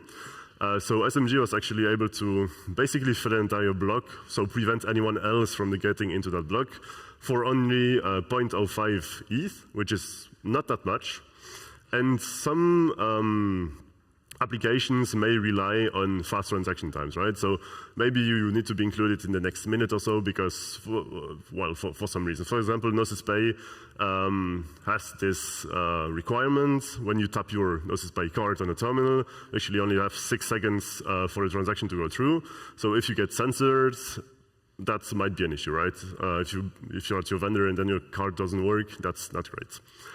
And so the general idea of the Shutterized beacon chain is to, well, fix those two issues. And the idea would be for users to encrypt a transaction, well, their transaction, and then post it on a sequencer contract. The sequencer contract basically is just a list of transactions in a given order that will be included in the in the blocks. And then a decentralized network of keepers creates or generates keys, decryption keys that are different for each transaction, actually. Well, so when you post a transaction on chain, you will give the encrypted transaction and also the gas limits on which they are going to execute. And then the keepers generate decryption keys only for the next transaction. So they know how much gas they are going to consume, so they're never going to decrypt or to generate keys for too many transactions. So you're sure that no transaction will get decrypted while not being able to make it into a block. And then, so the keepers generate those keys, the proposer decrypts the transactions and then adds them to a block. And they have to basically add them at the very front of the block in the order that they appear in the sequencer contract. So if I'm the second transaction in the sequencer contract, I will be the second transaction in that block. Assuming, of course, the validator is shutter enabled, which might not be the case for all of them. But if it's not, then at least my transaction will not get decrypted and no one knows what I was going to do with it. Yeah, and so we want to build this in a kind of plugin architecture, meaning that we don't want to alter the consensus layer or the execution layer too much, because of course we want to remain compatible with Ethereum. So if we change those consensus protocols too much, then it would be harder to basically get back on track with Ethereum at some point. For example, we might not be able to execute the next hard fork, whatever. So we want to build this as a plugin architecture, basically.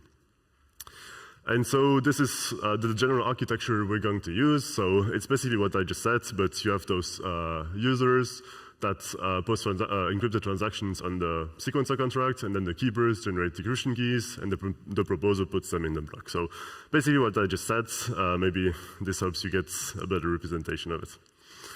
And how are we going to implement this? So as kind of mentioned before, this will be done with this will be opt-in basically. So you will have to register your validator to become Shutter enabled basically. And this is done because we cannot force, well, technically we could, but it's complicated to force everyone to become a Shutter enabled beacon chain, validator, sorry, without modifying the consensus layer. And it might also require additional stake for security and slashing purposes, because again, we cannot slash the validator like Ethereum would do without modifying the consensus layer clients. Ideally, at some point, those, the Shutter enabled validators will become mandatory on the chain. But for the time being, that would not be the case. We could also have like a step in between that, of course, would not be optimal, but basically we could provide an RPC that you would just use in your MetaMask, like if you were to use Flashbots, for example, and that RPC would then do the encryption for you, and you would not have to do anything, and you could just use the normal tools like always. But of course, this stays, well, you lose all the advantages, basically. You're still using a centralized service, you're still giving them all your information, so it's not great, but it might be a good middle step to get something out, basically. And this is being worked on in collaboration with Shuttered and Nethermind. So Shuttered is doing the spec and some contracts, Nethermind is doing the reference implementation, and, well, Gnosis is doing a bit of everything in between. So the current progress is that we already have the DKG, so the decentralized key generation, or more specifically, Shuttered has it, and I actually already used it to shield snapshots on Ethereum. We already have a spec, so you can find this actually on the Gnosis chain spec repository. And we have some contracts being worked on by Shuttered and the reference implementation, or at least some P2P components that are being worked on by Nethermind. All right, so that's it for me. If you want some more information, there's a few relevant links. Of course, you can always find us on Twitter, Telegram, Discord, wherever. You can come talk to us, of course. We have a booth right here. Yeah, so thanks for listening. And yeah, feel free to ask a few questions if you have some.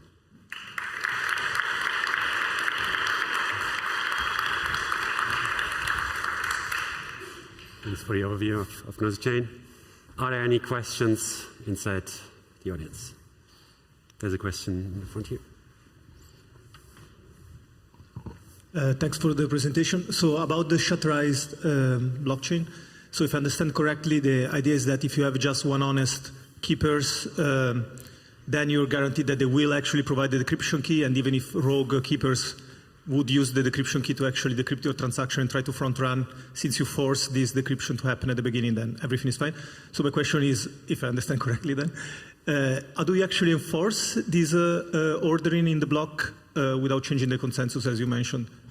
Right, so actually the keepers are generating keys in a decentralized way. So it's not just if one is honest. So you need actually many key shares to get a final decryption key, right? So you need many keepers to be available, and none of them can separately get the decryption key. Well, that's one thing. And then the other thing is that we actually can force, technically, the right order in the blocks, but this would have, again, to be done like in a plug-in way to the consensus layer clients. And that's why maybe we can add like additional stake for slashing purposes, and then we could slash like out of the consensus layer, basically, which is the idea we have right now. Any more questions? One question. Sorry if I missed this earlier. Please let me know if that's the case. But regarding this encrypted mempool, it sounds very promising. But what would you say are the downsides of such a model, and also like the things that are included? Okay, yeah. So that's a quite interesting question, actually. Well, first things first, this is really, I mean, also kind of research at this point. So we have a spec, we are implementing it, but it's probably going to change a bit. I guess downsides are, well, if you're not implementing this in the consensus layer, there might be some issues, right? So for example, slashing becomes more complicated. If not every validator does it, then we can still not guarantee that your transaction will get in a block in a timely fashion. If, for example, we have like 5% of the validators that are Shuttered enabled, then potentially for a few minutes, well, no Shuttered enabled validator will be proposing a block.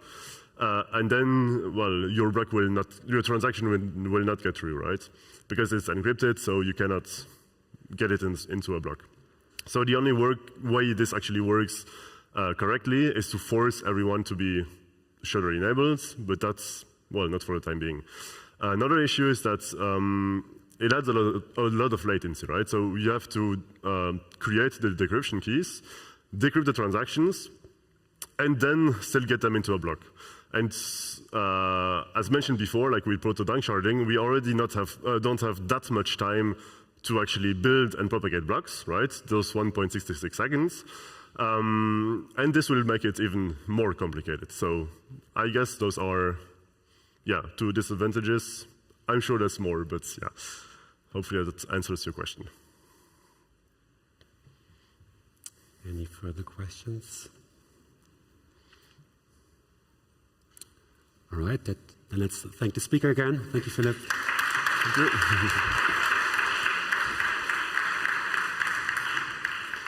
This actually concludes our morning block here of presentations. So there's a lunch break now, and presentations on this stage will continue at 1:30. Enjoy the food.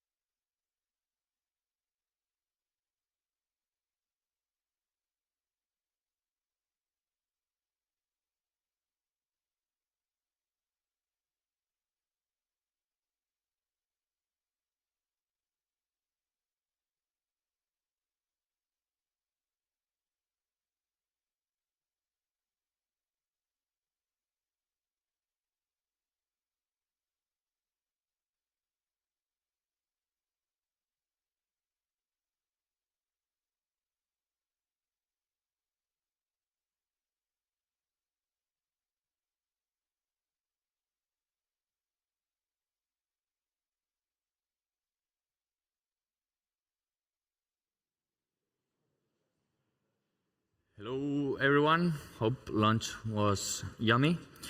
So now we're going to have the one and only Pol Lanski from DappNode, and he's going to give a talk about how you can take decentralization beyond the current borders and how you can actually do community staking and not just lend your ETH to Lido. So please, welcome in.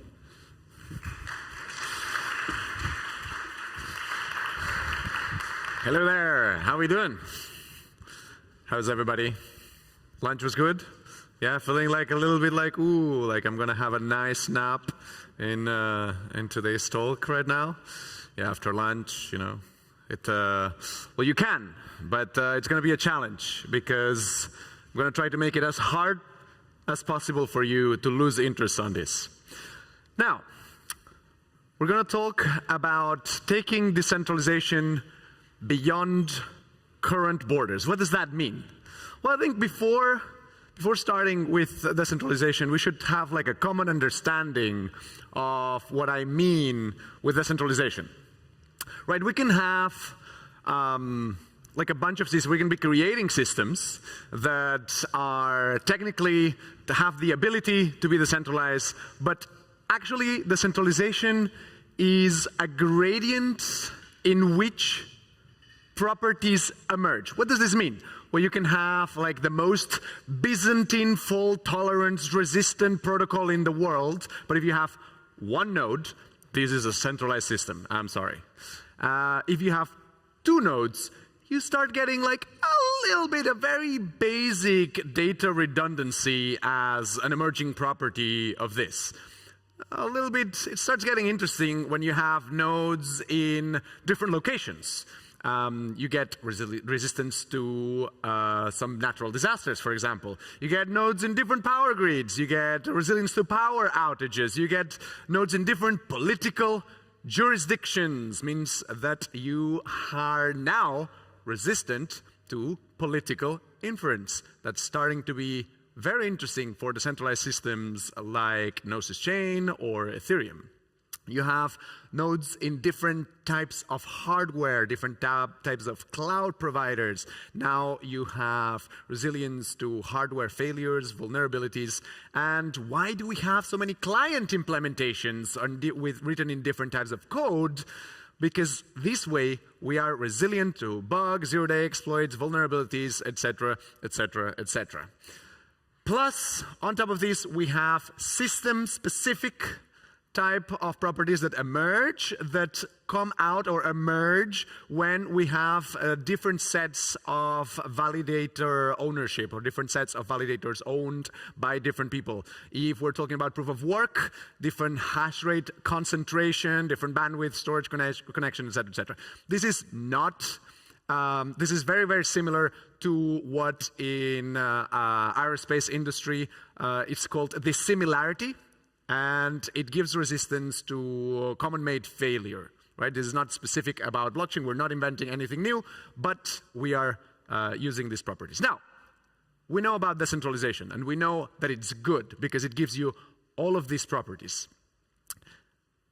For the longest time, we've considered solo staking as the gold standard of decentralization. And solo staking is amazing. It might well be the gold standard of decentralization because it works in any country. It depends on one person deciding to run a validator or a node. And this person can be in any geopolitical jurisdiction. It can be under any ISP, under any power grid. It doesn't really matter. You can have nodes everywhere in the world thanks to the power of solo staking. It also favors small and nimble groups. One node caters to very few validators. So if one node goes down, that may be sort of, if you're running a validator, that might be complex for you. You might get a little bit nervous. But for the network, that's probably negligible. It's not a point of failure for the network that you are down for a minute, which is not the case when you have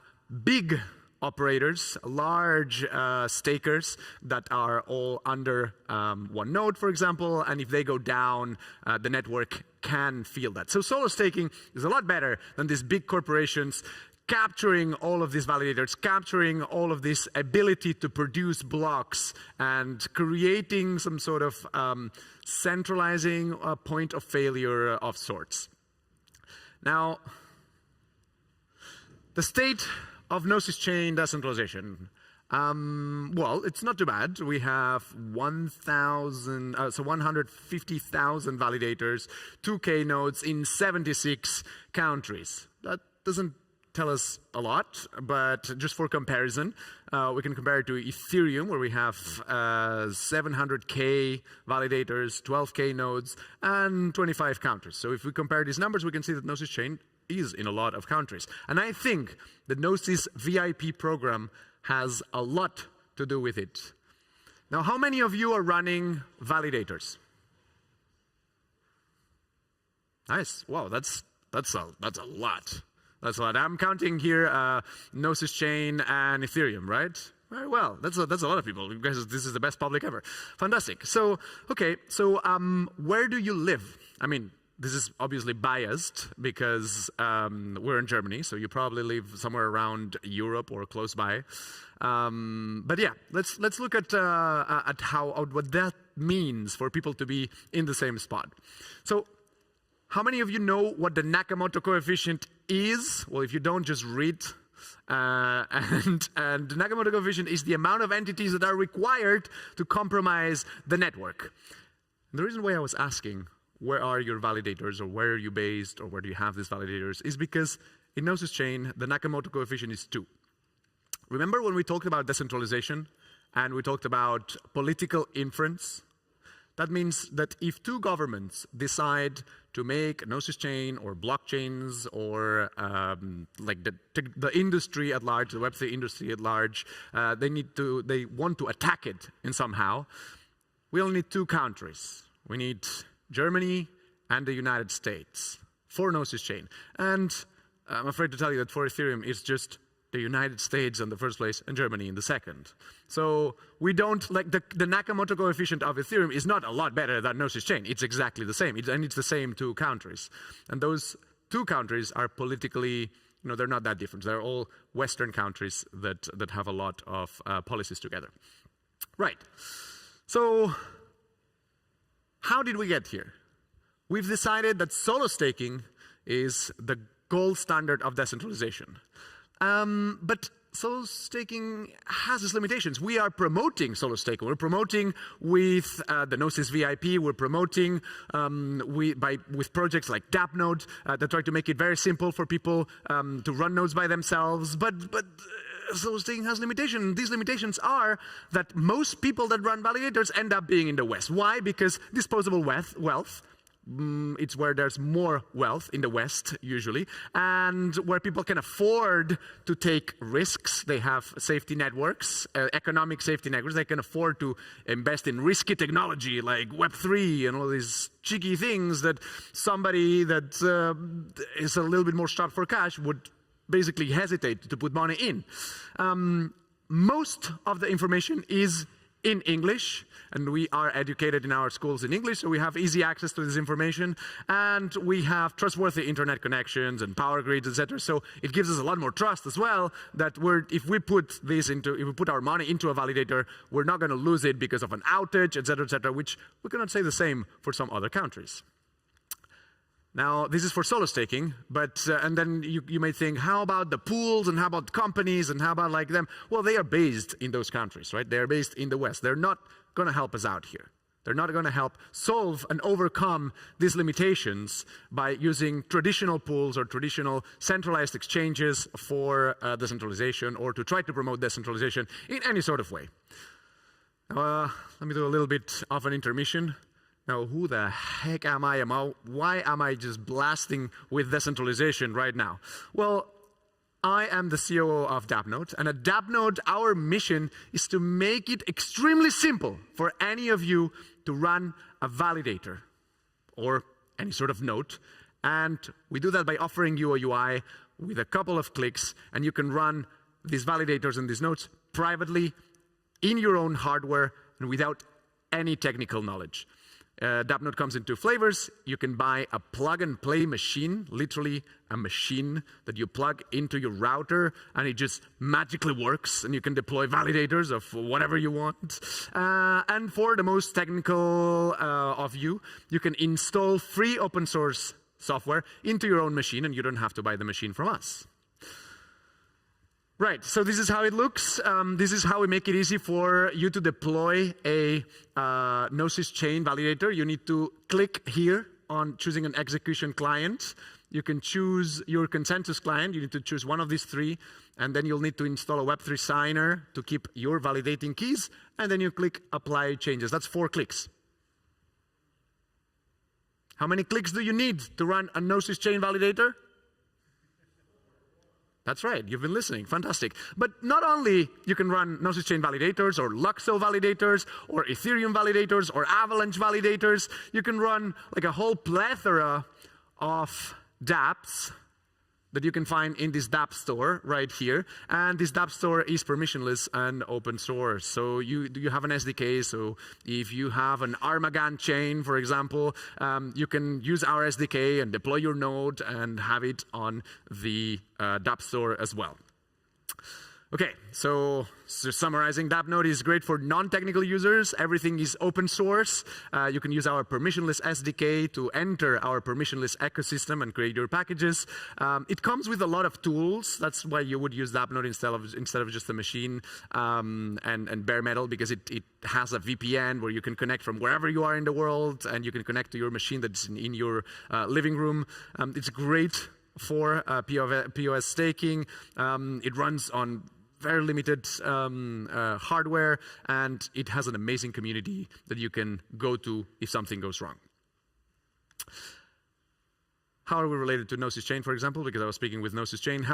Speaking about decentralization, how are we helping Gnosis Chain decentralization? So 1/3 of the validators, according to the Gnosis Chain Validator Survey, 1/3 of the validators use DappNodes. And if you look at the graffitis of the validators, the graffiti is the field that you can just write when you run a validator. 12% of them have the default graffiti that we have if you deploy on DappNode. You can change it, but the default will say the word DappNode on it. So 12% of the validators are running on DappNode. And this means that 12% of the validators, at least 12% of the validators, are in their own homes, in different countries, running with hardware that they might have bought from us or they might have built themselves. So this is a great way of like pushing decentralization forward, because anybody from anywhere in the world can run a DappNode, right? So we have an incentive program that is now stopped, but it will come back, where we gave, Gnosis Chain is very, very committed to decentralization. So what they did is they give 4 validators, 4 GNOs, 4 validators to every person that bought a DappNode machine. And the return on decentralization, which is a concept that I just made up, is of 4.5x. Means that by giving people 4 validators, they have bought, or they have, they're now running 18 validators. So they have bought on average 14 validators themselves and added them to what Gnosis provided them. Okay, we're doing other stuff to help solo stakers, like an MEV smoothing pool, which puts people at the same level as other staking pools when it comes to MEV revenue, and we can talk about this more later. But let's go back to solo staking. Solo staking is what we've been promoting so much, right?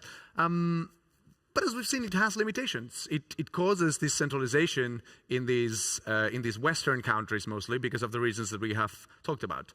But this doesn't have to stay like this. I'm here to present you the new framework for expanding decentralization beyond the capabilities of solo staking. And this is community staking. Community staking doesn't come from me. Community staking is the perfect storm brewing with a lot of different initiatives that are happening in the ecosystem. Number 1, what you need to run a validator is liquidity, be it GNO, be it LYX, be it Ethereum. You need liquidity. And we have many, many protocols now, like Stakewise, Stakehouse, Ether.fly, Lido, that have like a bunch of ETH, and they need to put it to validate somewhere. And they might want to put this to validate in the centralized places because it's better for Ethereum as a whole, or for whatever network it is as a whole. And they're just all working on decentralizing their node or node operator set. Now, at the bottom, we have communities. There's a lot of communities organized around different blockchains, and they are the ones that translate content. They're the ones that can really bring the knowledge about Web3 into other countries, into non-Western countries, by translating the documentation, by making events, by making like boot camps, etc., etc. And they can also pool economic resources to put up front bonds, for example, to participate in the permissionless or decentralized node sets of these protocols that offer liquidity. Because remember, communities, let's just assume for now that what they don't have is this liquidity. Now, how do you bridge this liquidity on an LSD network like Lido, let's take the biggest one, and the communities that really want to run, they have the capability of running this hardware, but they do not, like, how can they offer assurances to Lido that, yes, please give me this ETH, and I will operate my nodes, and then I will get paid as well. How can this happen? What's in the middle of these two? Software and hardware. And software and hardware, how many of you have heard about DVT? There was a presentation before about DVT. Yes? Not so many? Okay, yeah. Okay, good, good. So DVT is basically don't kill me, Diva people, but DVT is basically a multisig for validators. This is a very, very big simplification, but it's a multisig for validators. It means that you can take a validator key, break it down into pieces, spread it out in different machines, different pieces of hardware, different DappNodes maybe, and if one of these DappNodes is down, is not online, it doesn't matter.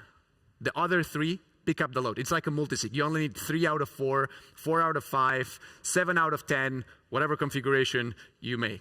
And this is Diva, for example, who did a talk later before. This is Obol, this is SSB. There's the diversity on the clients that you can use. And all of this software can be run easily without any technical knowledge whatsoever by using a thing like DappNode. DappNode also provides you with the hardware, so the bridge in between these is something like DappNode. Now we have the full stack. This is the full stack for community staking.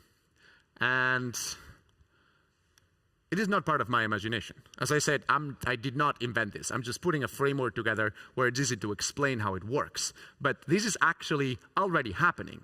There is an LSD network called Ether.fi that came to us in February and said, hey, we would love to put our ETH to validate, but we don't want to go with centralized operators. We want to have decentralized operators. How can we do this? And we're like, okay, we can take care of the hardware bits. And we're working with Obol already. We're working to integrate with Obol. So you could have like distributing this among different, like, well, you see where I'm going? And this is already live. This is already happening on Ethereum. Not only this, but there are a lot more projects coming up soon. There's ETHKipu, a Latin American group that just set up yesterday another Obol cluster using DappNodes. There is these 2 places in Africa that got a DappNode granted by the Ethereum Foundation, and this one in Nigeria is from DV Stakers. So more and more, we're getting all of these DappNodes out there, all of this hardware. But remember, I just want you, like I'm saying DappNode a lot, but I want you to remember that DappNode itself is nothing. DappNode is just a UX crutch to run all of this software. You can run a validator without DappNode. DappNode just makes it easier. So every time I say DappNode, I mean the pack of the hardware and software which you can run by yourself. The important thing is not to remember that DappNode can do it. DappNode can, obviously. But the important thing is to remember the framework, right? The 4 stages. And what we end up with this is we end up with communities that are spread all across the world. They gain access to revenue on the base layer of Web3 by validating layer 1s without speculation, without DeFi. They get a safe entry to Web3 that pays for their honest work of validating the chain. There is a low investment. You need to invest on the hardware, on like you do need to do some work in order to get paid. And that helps redistributing this wealth and, of course, decentralizing the chains. One of the things that you can do is you can use very, very low power. This is what we're working right now. I just want to touch on this very, very briefly.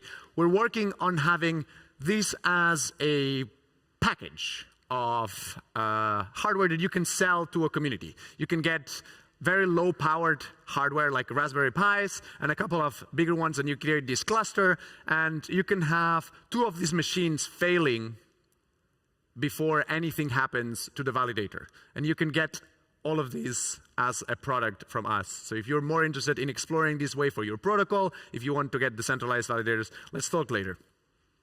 And I just wanted to add this meme because I love it. I made it myself, and I think that a lot of what happens with crypto, a lot of the bad things that happen with crypto are on the speculation. A lot of people are getting burned real bad going into Web3, trying to earn money on the wrong way, and a lot safer way to bring people into creating actual value for the network and at the same time earning money themselves is to participate in the consensus layer.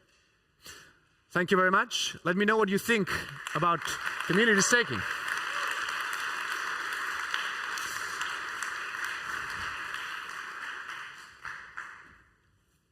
Does anyone want to ask a question? Yeah, there. Hi, thank you for the talk.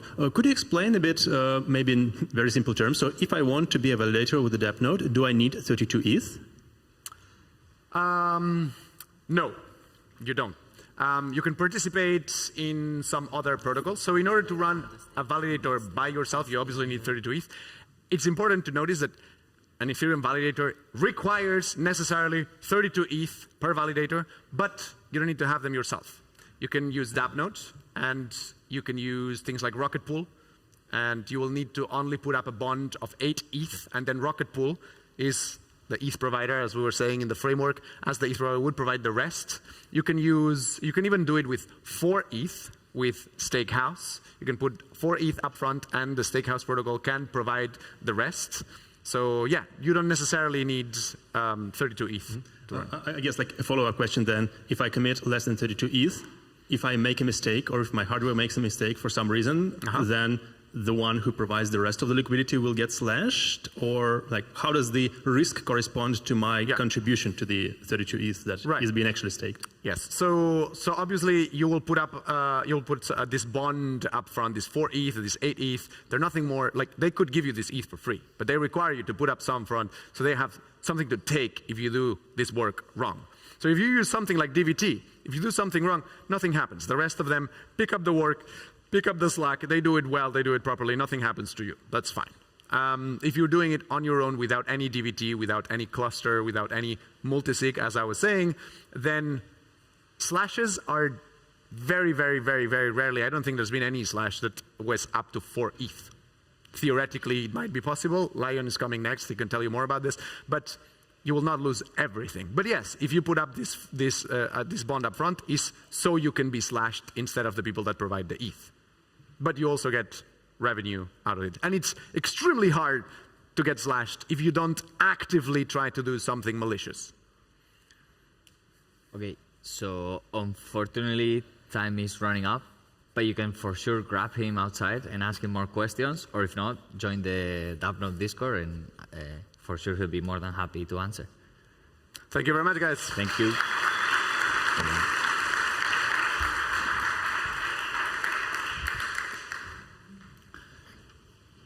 So, no, one minute now. So the next speaker is going to be exploring how to increase Gnosis chain security going into the L2 world, and this talk is given by Pawel. Oh, sorry, DappLion. So please welcome him.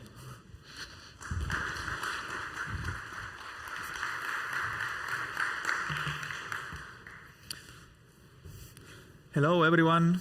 What a wonderful week to be here. So many beautiful faces and friends. Hello, everyone. So today I'm going to speak about the Gnosis chain, and I want to do one question before. How many people knew, please be honest, that Gnosis had a chain? Raise your hands.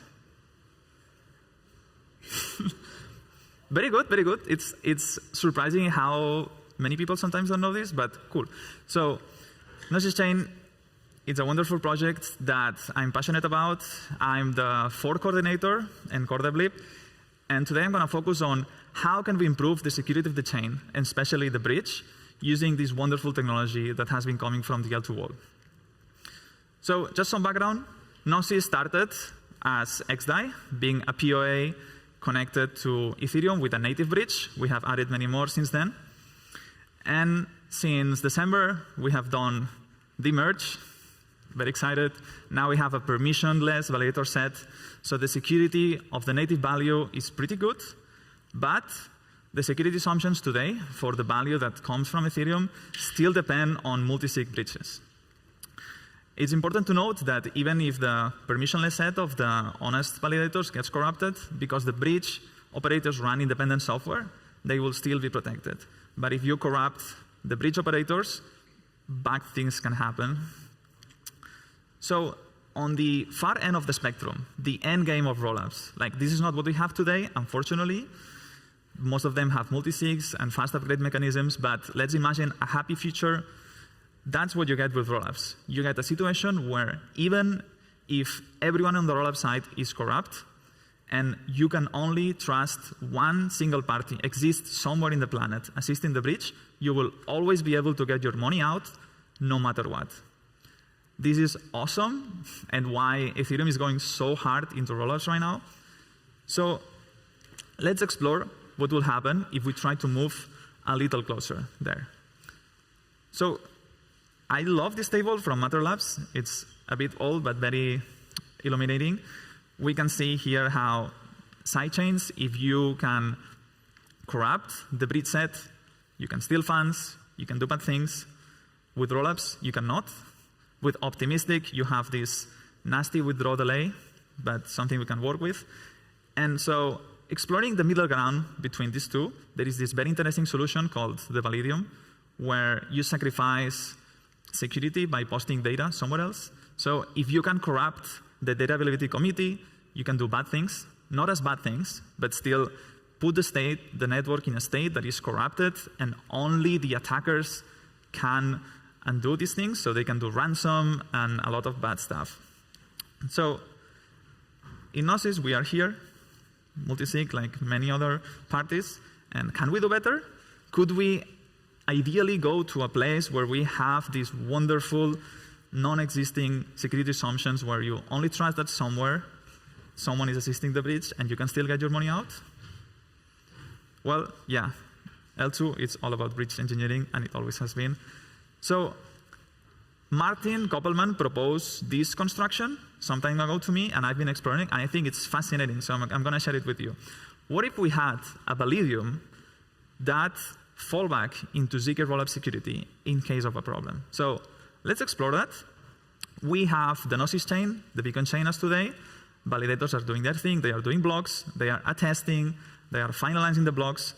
And you take this finalized checkpoint and you throw it to L1. You have a consensus proof that shows that this is what 2/3 of the validator set agree is correct, and a validity proof that shows that the state transition was done properly. Only then, this submission is accepted to the L1 bridge contract. At that point, a challenger window opens, and someone can come and claim and dispute that this checkpoint attests to data that was not made available. If that happens, a dispute period opens, and the challenge can either fail if someone, say the validators, posts all of this data on-chain, proving to L1 that indeed this checkpoint was available, or the challenge succeeds with no one doing anything for the window, and then this checkpoint is reverted. The cool thing with this construction is that you will never ever have a situation where a checkpoint goes on-chain that is either incorrect, uncanonical, or unavailable. So you get around this like nasty situation with the Validium where they can corrupt the chain. That's not going to happen to the cost of two things. A dispute window, which affects UX significantly, and this assumption that someone will challenge.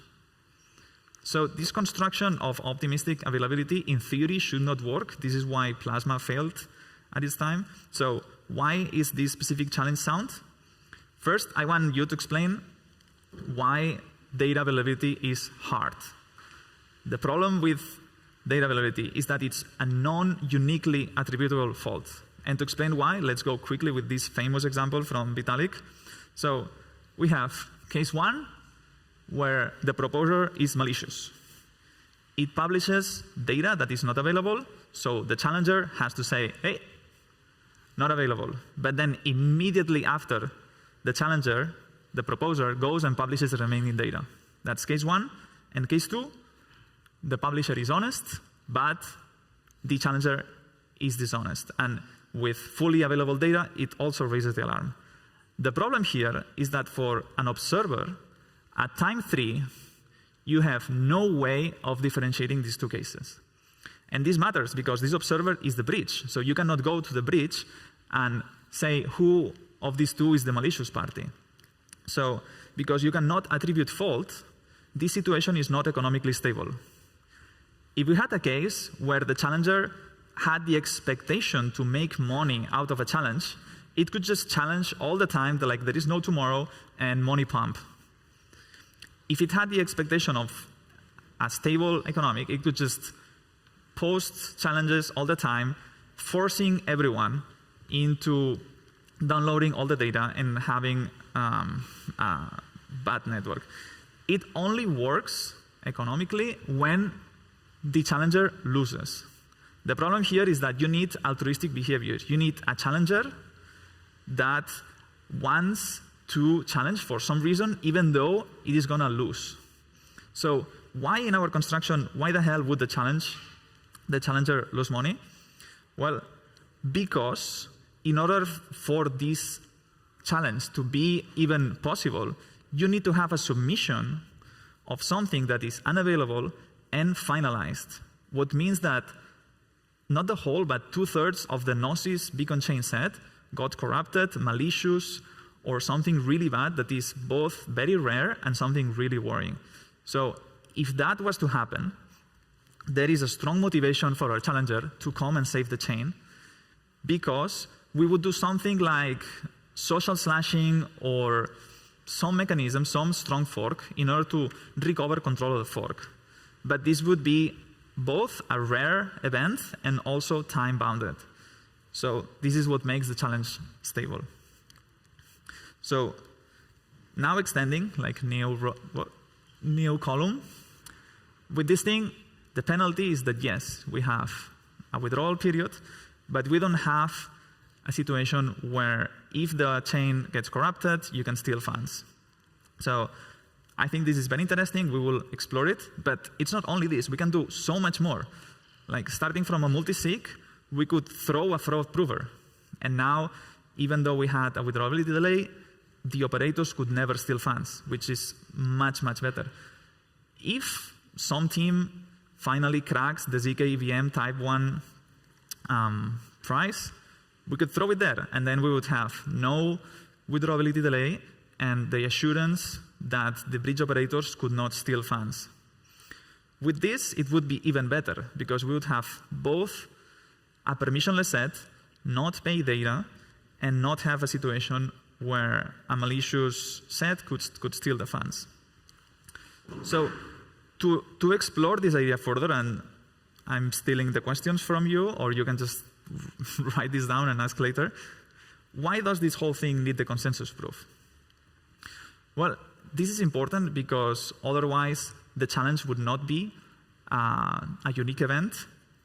So the fact that it has to be finalized first reduces the possibility of having this delay. For the validity, let me see here. So for the validity proof, the corruptor could steal the funds. But here we would need then to have some fraud-proof construction. So then the system is not as good, but it also makes sense. So for the consensus proof, we could then opt out of having to prove the whole proof of stake system, because this is very, very difficult. Like putting the whole beacon chain consensus, the Casper finality gadget, in a proof is proven to be very difficult. There are teams working on this. So we could have something first, like some smaller DIC. The problem is that having this intermediate layer would pretty much break the security guarantees that we want to have eventually, and it would mean that we have to rely on a permission set again. So this is something that we could have as a B1, and then as an end game, go for the full construction with the proof of stake circuit construction. Another question for L2 engineers is, okay, great, this is sidechain, but is the state actually derived from L1 or no? Well, in normal operations, no. The sidechain would work autonomously, and they would decide how to pack the blocks, because data is not meant to be posted on-chain, unless that there is active censorship. So to ensure that even if the validator set gets corrupted, they can exit, we would have some mechanism, like most rollups do, where there are force inclusion transactions that you can submit to the bridge contract, and if the bridge contract doesn't see these on the blocks that you post later, then some emergency mode would be activated, and that's what allows you to unwind all your positions and exit from the sidechain/rollup. So is the emergency mode recoverable? I would say no. We are researching if that could be possible, but I think in this construction it will not, because if we have to have a situation where the validator set got corrupted, it doesn't make sense to basically return power to them. So there has to be some intervention to change the consensus verifier circuit into accepting a new fork. So because of all of this, something that would probably have to happen that is an important UX consideration is that now all the L2 block producers would have to track L1 in order to include these transactions. I think we can optimize this away, but it's another thing to consider. So this is basically the endgame I was talking about, but I want to give a huge shout out to the Hashi team from Gnosis, where they are building this bridge implementation that would act basically as a multiplex into different types of bridges. So what we could have today with current technology is the current native bridge with Omni bridge and a Celestia bridge together with the Altair client. So we would have the best of being safe against implementation bugs, also having a proof of the consensus with the Altair client. It's not as strong as what we will have eventually with the full beacon chain, but it's still much better than not having anything. So what this would give us immunity against uncorrelated bugs, consensus takeover, and I think we would have this ready. I don't know how soon, but it's very exciting. And all of these constructions I'm talking about would probably be plugged into Hashi with different models. So yeah, to summarize, the idea of the Validium with ZK rollup, we would remove all assumptions at the cost of having a withdrawability delay and this well-capitalized challenger. But yeah, very excited, very bullish. Thank you so much.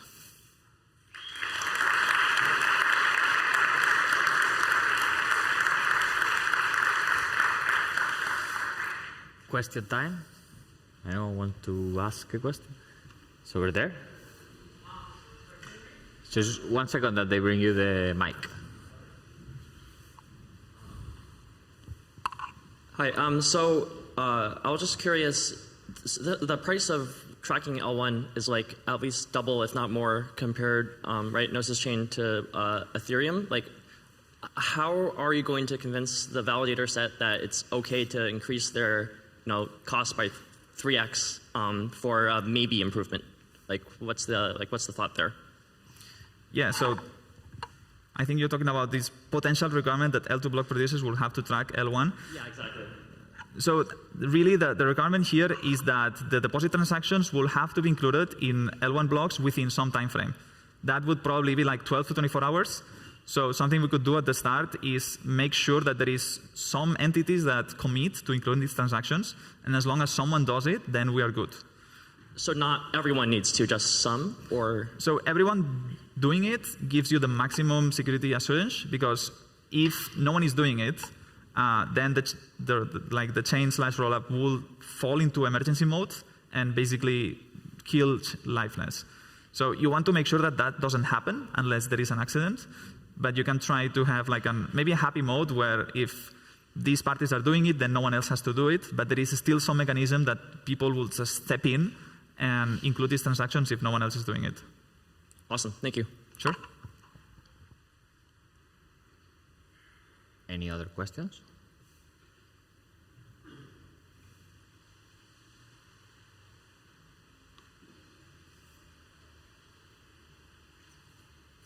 No? No questions? Now is the chance, eh? No?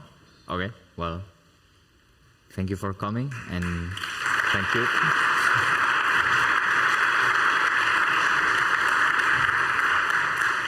Thank you so much.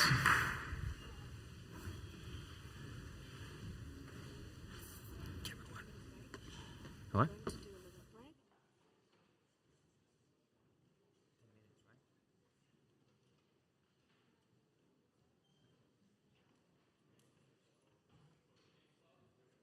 Is it working? Is it not working? We're doing a little break of 8 minutes, and then we'll be up with the next presentation.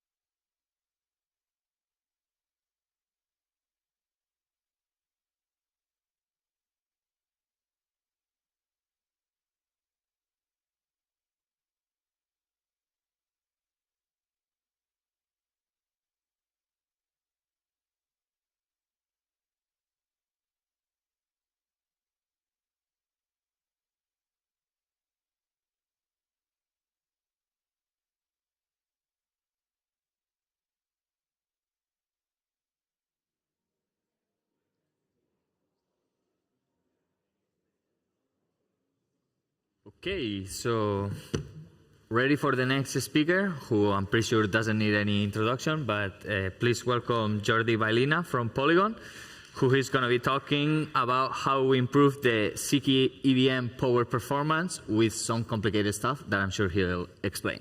So please, welcome to stage.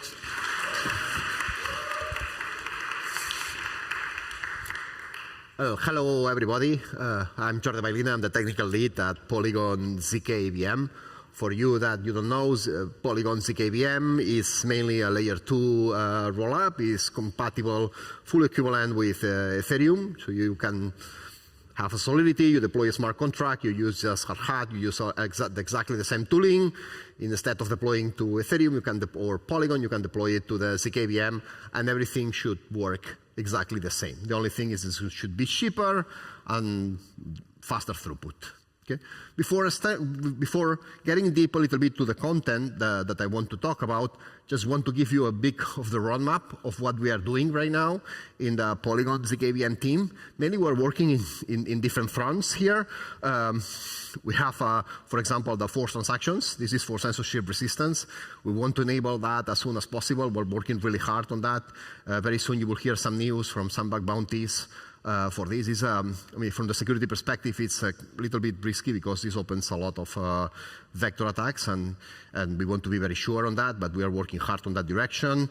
There is also other places of work. A lot of them related to optimizations on the prover that we will talk later, but also optimizations in the client side and so on. Then there is the biggest bottleneck right now in the rollups in general, and especially in the and the ZK rollups too, not an exception, is the data availability. So here we're also working a lot in the EIP 4844 to integrate that when it's available. This will give 10x, at least in capacity in Ethereum. And we'll see if this is equivalent to 10x in cost too. And we're also working in the compression so that the data, we expect to have a compression rate of 6-7x. That's going to be on top of this 10x. So we expect that in the upcoming month, we probably will have an increase of the throughput or reduction of the price, if you want, more or less, of about 50, 60, 70x in the upcoming year. So that's an important improvement that we will see in the upcoming month. Okay, but let me explain. That's what I wanted to explain, especially in this talk. It's about I want to talk about the new proving system that we are working on. Okay, so if we see the current prover, which is quite efficient, it's a monolithic proof. It's a proof that it can more or less prove 10 million gas block, I mean 3 million gas of execution, and it takes about 1.5 minutes, 2 minutes, depending on in a huge server, in a server in 128 cores with 0.5 terabyte of memory. It's a huge server, but it takes about this 1.5 minutes. Okay, but the problem of this proof, one of the problems that is that it's a monolithic structure. Okay, and we have the number of operations that we can put in this proof is limited. For example, the number of arithmetic operations is limited. The number of catch-ups is limited. Even the number of executions, so the complexity of the transactions is limited. I mean, it's a bone there. So, system is an L2 mainly. So, just to be, this is not really exactly the same as Ethereum. I mean, normal users should not see a problem if they are not doing strange things. But if you, for example, do a loop of catch-ups or a loop of just arithmetic operations and you extend these places, then this transaction will be executed but will be considered like a no-operation transaction. So that's why we are always able to prove everything. But maybe there are some transactions, very strict transactions that goes out of these counters. And this is a little bit of difference between what's Ethereum 1, what's Ethereum and what's a layer 2 rollup.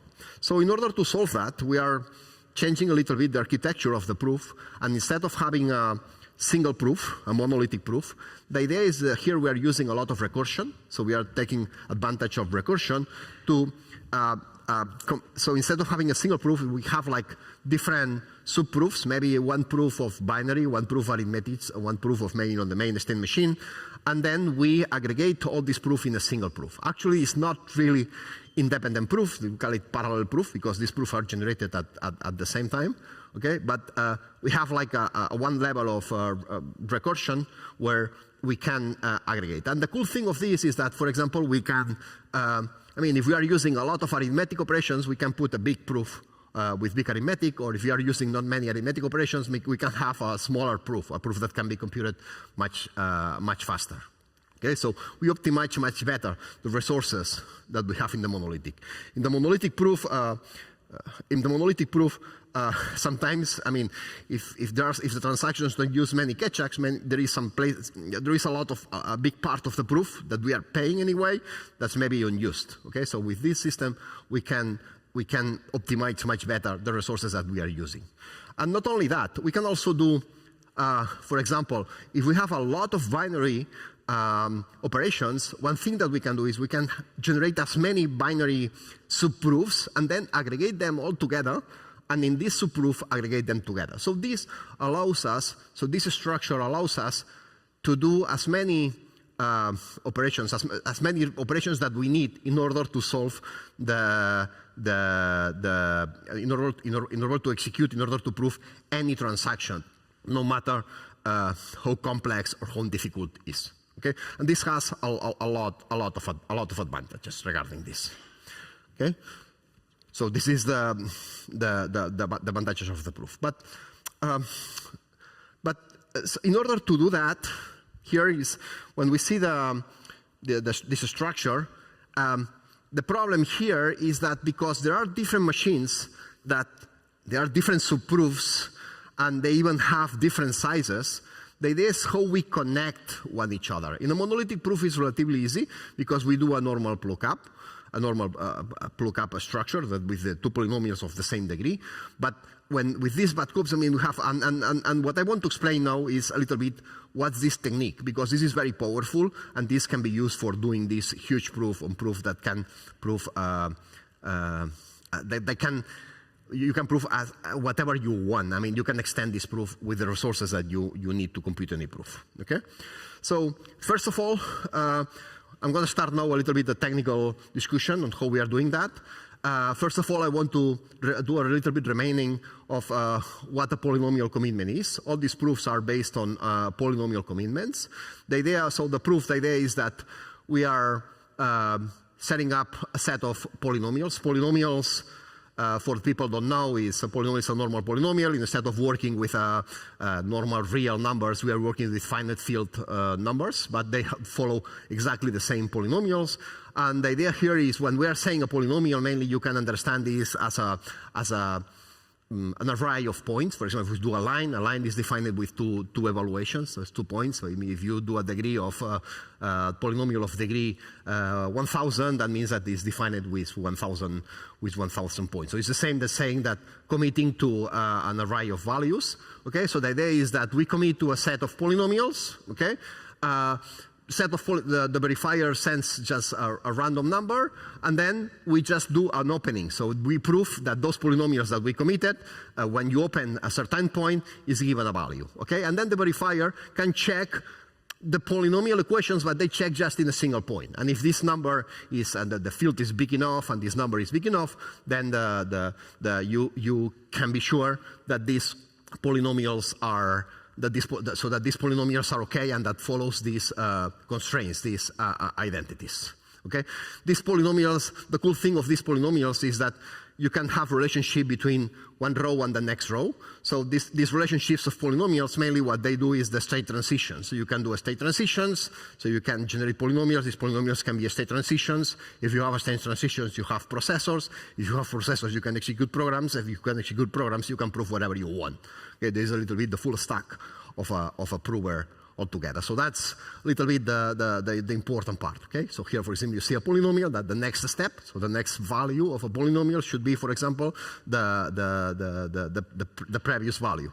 Okay, well, this is a mistake here. Okay, so how we do one of the things here is that when we have two polynomials, one of the important parts is because we want to connect like two state machines, we want to do a kind of a permutation check.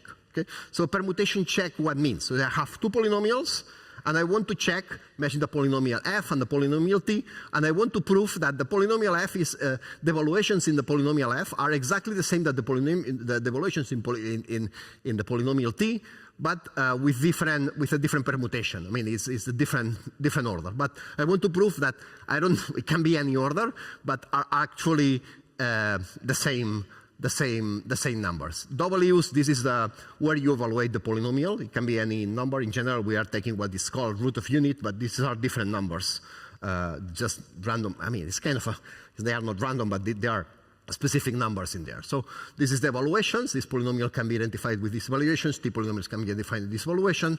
And then the question is how we can prove that these polynomials, one is a permutation to the other. Okay, so the main here the main, so how would it work? Well, it's 2 steps. So it's actually two steps prover. So in the first we commit to the f and t polynomials, the ones that we want to check the permutation. The verifier sends beta. Here you see that's an interactive protocol. Okay, all these interactive protocols, they can be converted to a non-interactive. It's a Shamir method, and the idea is that this beta can be just the hash of what's sent before. Okay, and then because the hash is reversible, then you cannot detect beta. So you can convert everything to a normal proof, a non-interactive proof. But it's a good way to see it this way, okay? So we commit to the polynomials, we get this random beta. Here the prover generates a new polynomial. It's a polynomial, a z polynomial. It commits to this z polynomial. And then the idea is we do the same. Once we have these 3 polynomials committed, then we do a normal opening, so the same that we did before. The verifier sends a random number. Here we open all these polynomials at the different places, and then we check some equations. Okay? So going back, actually, what's this z polynomial? Well, this z polynomial mainly is what we say is the grand product. Okay? So the idea is what we do is in the first one we put. You see here is 3 is the f. So you see the f. We do add f plus beta, and this in the numerator, and in the denominator we put the t plus beta. Okay. In the next step, actually we accumulate. We do a grand product. We take the previous one and we multiply in the numerator the f, and in the denominator the t, but with added beta. Okay. So you see. Once we do all the steps, you see that the 3 plus beta, 2 plus beta, 4 plus beta, 1 plus beta, all of them are gonna pair. If you see here in the last row, here all of them are gonna pair in the numerator. Okay, but because I'm adding also the t, these are gonna pair in the denominator. But if it's a permutation, everything that's numerator should be the denominator. Maybe in different order, but everything should be in the numerator. So the result must be this to 1.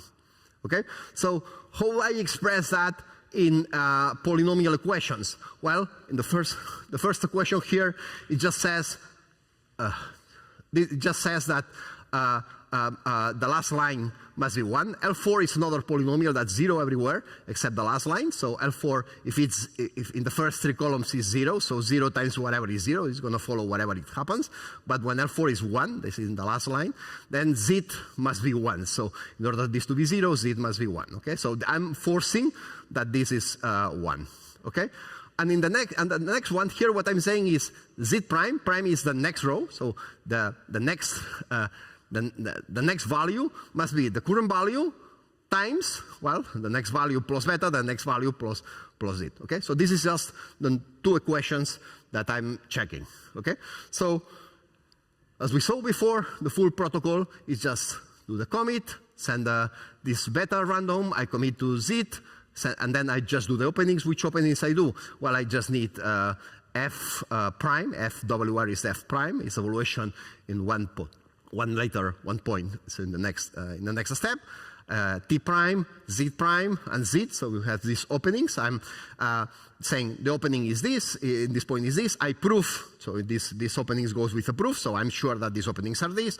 And if this evaluations matches these equations, that means that all the equations matches the polynomial. And if this happens, means that these polynomials, the only way for this to happen is that these polynomials, one is a permutation on the other. Okay, so this is the basic permutation check. That is very much how it works. Okay. Here there is a newty, and it's something is like here what we are doing. You see the trick here is that in the numerator we are adding the f, so we are adding the two polynomials. In the numerator, we're adding one polynomial. In the denominator, we are subtracting one polynomial. Well, there is a way that instead of multiplying in the numerator and the denominator, I can do is, well, instead of multiplying, I'm just adding. So I'm adding, instead of, this would be, I'm adding the f in the numerator and subtracting then the t polynomial. Okay, so you see here. Okay, but the difference here, of course, I cannot put it in the. I need to do this inverse for the protocol to work. But the cool thing here is that no, this way is additive. It's not a grand product. It would be more a grand sum. Okay, so I can do these things for adding. The idea is exactly the same. The thing is that, of course, the last number is not going to be 1. It's going to be 0 because at the end everything needs to add up, sum up to 0. So these equations are also changed. But the idea is exactly the same. This is what we call a lookup. Okay, and this is kind of a new thing. Okay, what for these permutations, if we sophisticate a little bit, we are doing a permutation. Until now, we do a permutation of two polynomials, but we can do also the same with various polynomials. If I have three polynomials, instead of having f, I have f1, f2, f3, and I have t1, t2, t3. I just can. I can do exactly, so the idea is to do the same, but instead of putting f prime, I can just do a random linear combination. Alpha, this is a challenge number set instead of like beta. I mean, this is like another challenge sent by the verifier, and I can add I can do a linear combination here of f, and the protocol works exactly the same. So I'm adding this part, this f, I want this f needs to be permutation check of t. Okay, so I can do this adding. This is a linear equation, so I can prove exactly the same way that we did before. Okay.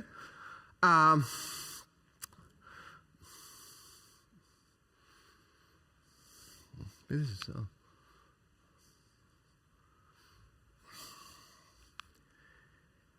yeah, another important, interesting thing. Right now, we have checked what we did until now is a permutation check. Okay, so we are checking that one polynomial is exactly the same as the other. But sometimes, what I want to do is check that it's an inclusion, so that whatever is in here, for example, here is 3, 2, 2, 1, it's included in 1, 2, 3, 4. Okay, so this, for example, would be a kind of a range check somehow. Okay, so 3, 2, 2, 1 is so 2 is 2 times, but I want this to also happen. Okay, so one thing that I can do is I can add this extra column here, we call it C, and that says how many times this value appears there. So if I say this is 1, this is 2, this is 1, I can put this, I can just change the questions. Instead of adding this one time, I'm adding C times. Okay, so that's the same as multiplying by C times. And this is the same. So here, I just converted one thing that's a normal permutation check to a normal lookup.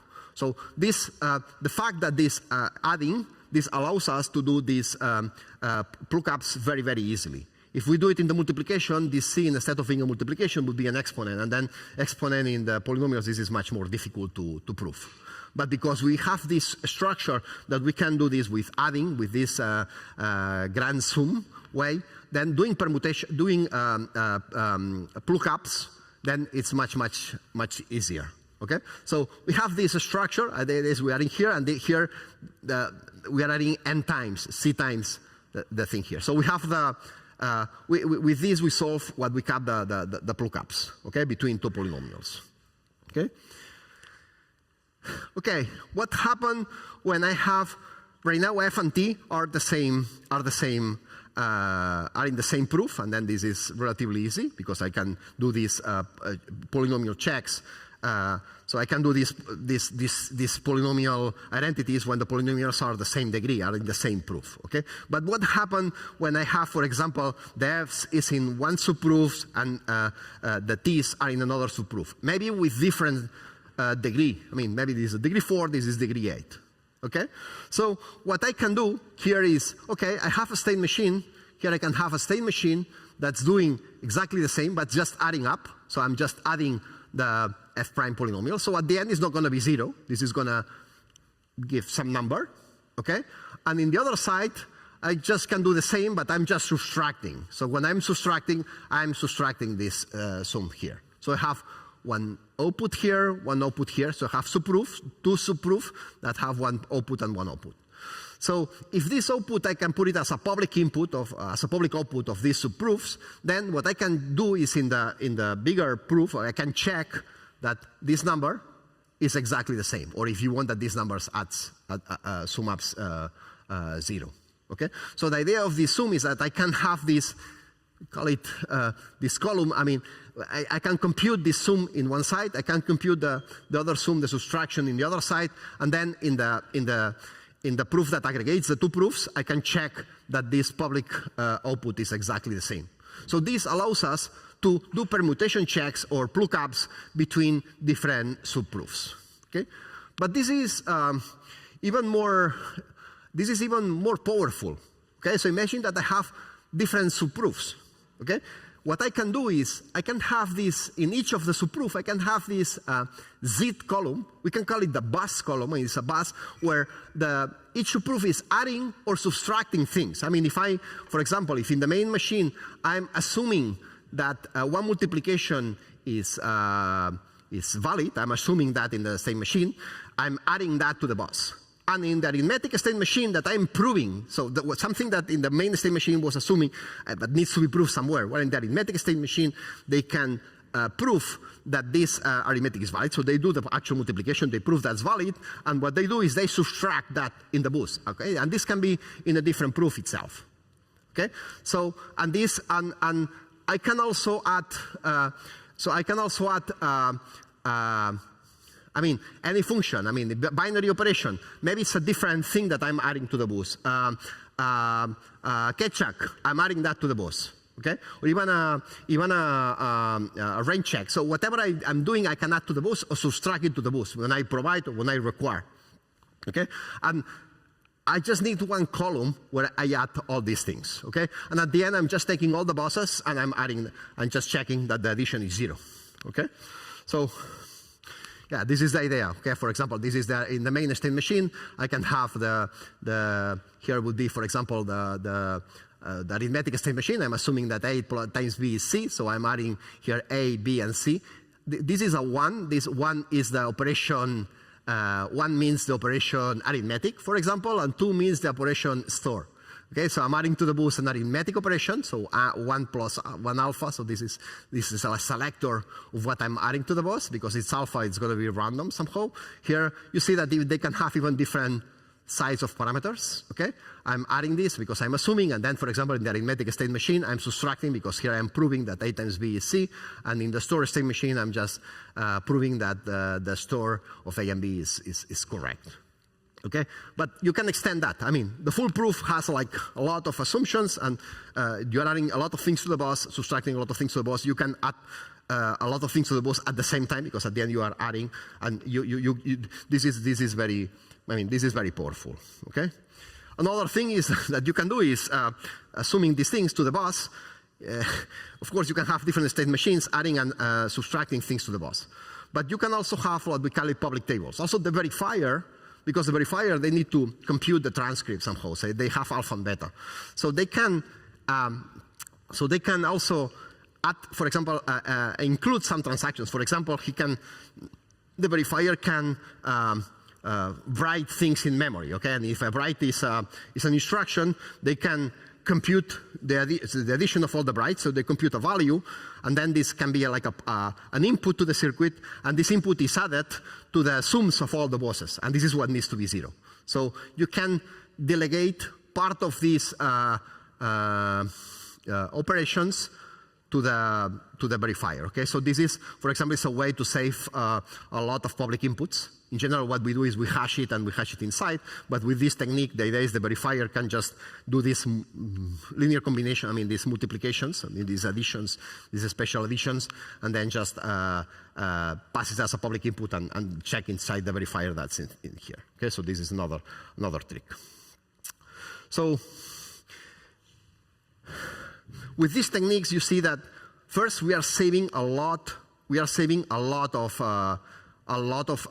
polynomials in the proof. So we expect a huge improvement just because we are reducing like about one third of the polynomials. Okay, so this is going to be a good improvement. But the most important part, well, the most important part here is that we expect a lot of saves because we don't need to have state machines of exactly the same size. We can grow that. We can have this dynamic size that we can grow, and so we are just paying the prover what we are really using. And it's another advantage is that the design of these state machines, they don't need to be constrained by these size. Okay? You can do, for example, state machines that are very wide. I mean, for example, you can do a Ketchak in one line, okay, but with a lot of polynomials, very horizontal. Okay.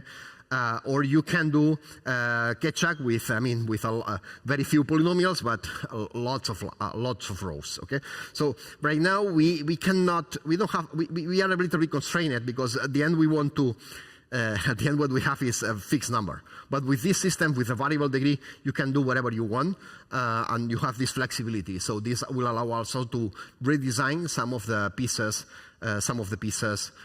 in a. That's going to be much more optimal itself. So all this winning, we expect that we haven't seen the numbers. We need to check, but at least a 3x in the improvements of the prover for sure are going to come. Okay. For this new concept, the idea we are expanding PIL to PIL 2, and we are. PIL 2 will have a lot of new things. The most important thing is that we'll support these bad cops, so we will be able to design this, we call it hardware. I mean, it's these polynomials, but it's this low layer, this arithmetization with PIL 2. There is a lot of new, a lot of new things that are added in PIL 2, like, it's more functional library. It's a lot of, for example, of the constants that right now are site scripts, they're going to be embedded inside the PIL 2, so it's going to be even easier to audit and to verify. You will be able also to access different rows. I mean, there is a lot of new. You will define right now. The PIL 1 is very. The constraints that what you can do permutation checks. You can do lookups. The things that you can do are very specific. With PIL 2, the idea is that you can extend. I mean, you can add new protocols and all these. These permutation checks. They are programmed in PIL 2 itself. So these are more flexible and more. The language is easier, but it's more flexible. I mean, you can write PIL 1 in PIL 2 somehow. Okay, so this is going to be very flexible, and at the end, the idea is to be able to build a kind of a library of these components. We call it hardware components, but actually it's not hardware. It's polynomial. These are proofs. These are polynomial identities somehow. Okay, so the idea is that we can have a library of Ketchak, arithmetic, maybe a Patricia trie or SMTs, whatever libraries that are very specific. Okay, you can have processors. Processors here can be ZK specific processors, or can be, for example, a RISC-V or some of the things of these processors. And the idea is that at the end you will be able to run a code. Ideally, you can have, for example, a code written in Rust or in Golang, and then you can compile for these processors. If you just have a processor, this is not going to be optimal.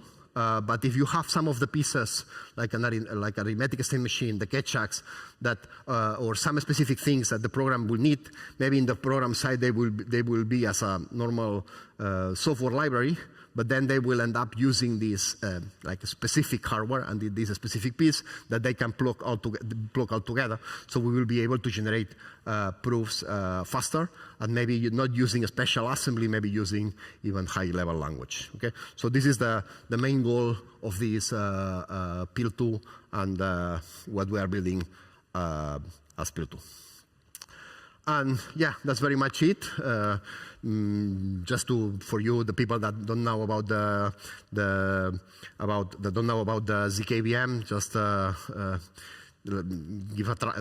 ask them to try it. On Saturday, I think we have a Polygon Connect somewhere. I'm going to be there. If anybody will have doubts or want to talk about the Polygon, what we're doing in the Polygon ZK-EVM, I'm fully available here on Saturday.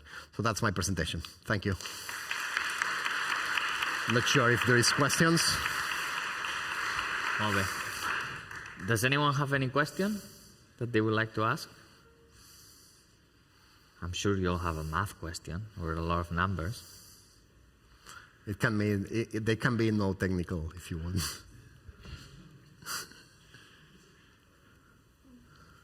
No, oh, here, sorry. Thank you for the presentation. Definitely not a math-related question, but just curious from your perspective, these optimizations, what kind of new possibilities does it unlock in terms of like new business models or more like decentralization, or is it part of like a bigger roadmap that would allow for new innovation on top of Polygon? Yeah, so these optimizations, I mean, they will, first of all, they will allow to do what we call it type 1 rollups. That means that rollups that are closer to Ethereum. Okay, so without, I mean, we will be able to prove exactly the same block that happened in Ethereum. Okay, so we are getting much closer to that. Okay, this flexibility of having a proof that's variable size. I mean, that you can prove whatever you want by extending. Okay, this is one thing that's important. The second is optimization. I mean, building these proofs, it requires a lot of hardware computation. Okay, with this we are getting better. I mean, the idea is to get closer to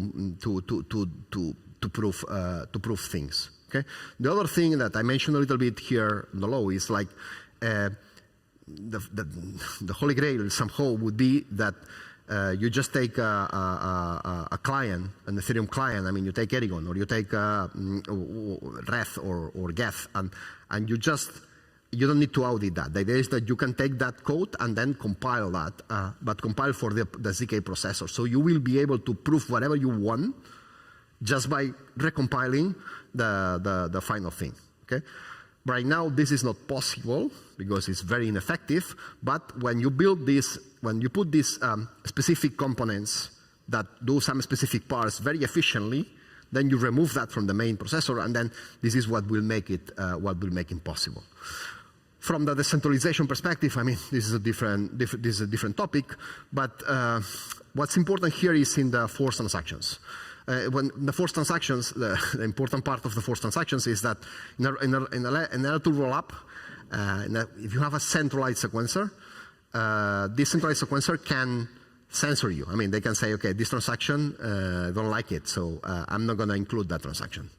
So, and then if you don't do anything else, then your funds could be stuck inside the rollup. Okay, so there is a mechanism that's called forced transactions. The idea is, if I'm locking you, I mean, if I'm not forcing transaction, if I'm not sending your transaction because I'm censoring you, you can take this L2 transaction and send it to L1. Okay, and then in the sequencer, I'm forced to include that transaction. Actually, you will be able, the way is not that I'm forced, you will be able at some point to take that transaction. If I don't include it, you will be able to include and to sequence that transaction in the chain. So these transactions, you have the warranty that this transaction is going to happen, whatever happens. So there is no way for censorship resistant. It's not really true because it's a censorship resistant in the sense that I cannot lock you, but effectively, I can kick you out of the network, okay? Because I'm not censoring you. Probably what you will do is an exit. That's why it's important decentralized sequencers, okay? But just the thing is because we want to build systems that are universal, okay? That anybody can use it here. The centralized sequencer can decide somehow who can use the system or not, okay? So that's why it's not perfect. Centralized sequencers are not perfect, but it's probably the word centralized sequencer is not the best words. I mean, it's very good. I mean, it's a censorship. It's a system with censorship resistance that works well. That the sequencer cannot do anything, but decide who can be in the network. They can kick you out in the network. Okay. Well, I mean, there's a lot of things, but this is it's different topics. But this is the main work is for working in that direction. Okay. Okay. So unfortunately, we don't have more time for questions, but I'm sure you can ask him outside, and more than happy to answer the questions. So big applause for Jordi.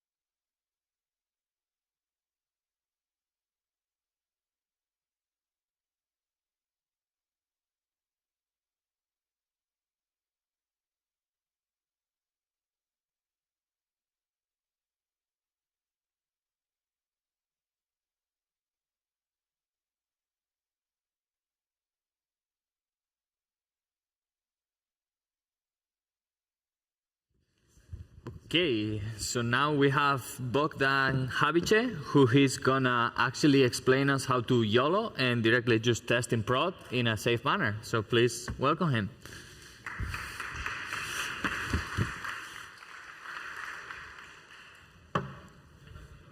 Test.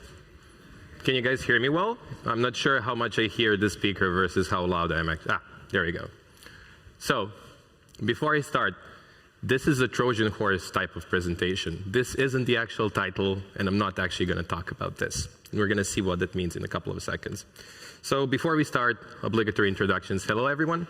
My name is Bogdan Habic. I'm one of the co-founders and CTO at Tenderly. And at Tenderly, we're building a full-stack infrastructure solution for Web3 teams and dApps. That means literally nothing to anyone ever, but it sounds very nice on the landing page, so that's why I'm sending it here.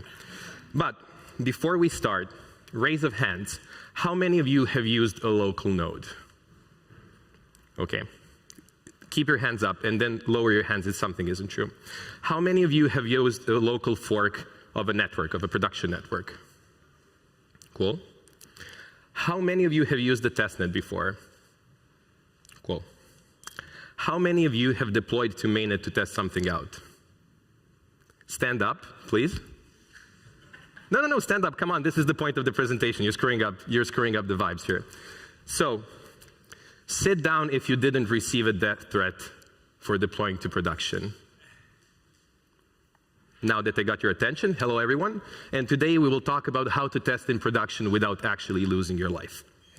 I didn't have an aneurysm on stage right now and talk about something that's completely tangential to this topic. Let's travel back all the way to October 2020. The DeFi summer is in full effect. Even though this is autumn, we were calling everything DeFi summer because we didn't care about names. We only cared about yield. And one of the projects which was very famous at that point, and it's also still extremely good at this point, is Yearn Finance. So everybody was using Yearn Finance in something called vaults. We'll talk about it briefly, to get as much yield as they can. So you put some money into a magic thing, and suddenly during dinner you paid off for the dinner that you had. And then also your Web2 friends said it was a Ponzi scheme. They hated you for earning money for basically doing nothing, yada, yada, yada. It was an honest way to make a living. And let's meet Andre Kronje. I probably butchered his last name, so sorry Andre if you ever actually listened to this. But he had a problem. What was the problem that Yearn Finance was solving? The problem was each morning he would wake up and try to find the best yield on the market. He would find a new DeFi project, hopefully that's not going to be exploited in the next couple of hours because the APY was over 800% basically at that point. And he wanted to automate that. And he created something called the vault. The idea behind the vault was, okay, here's a pool.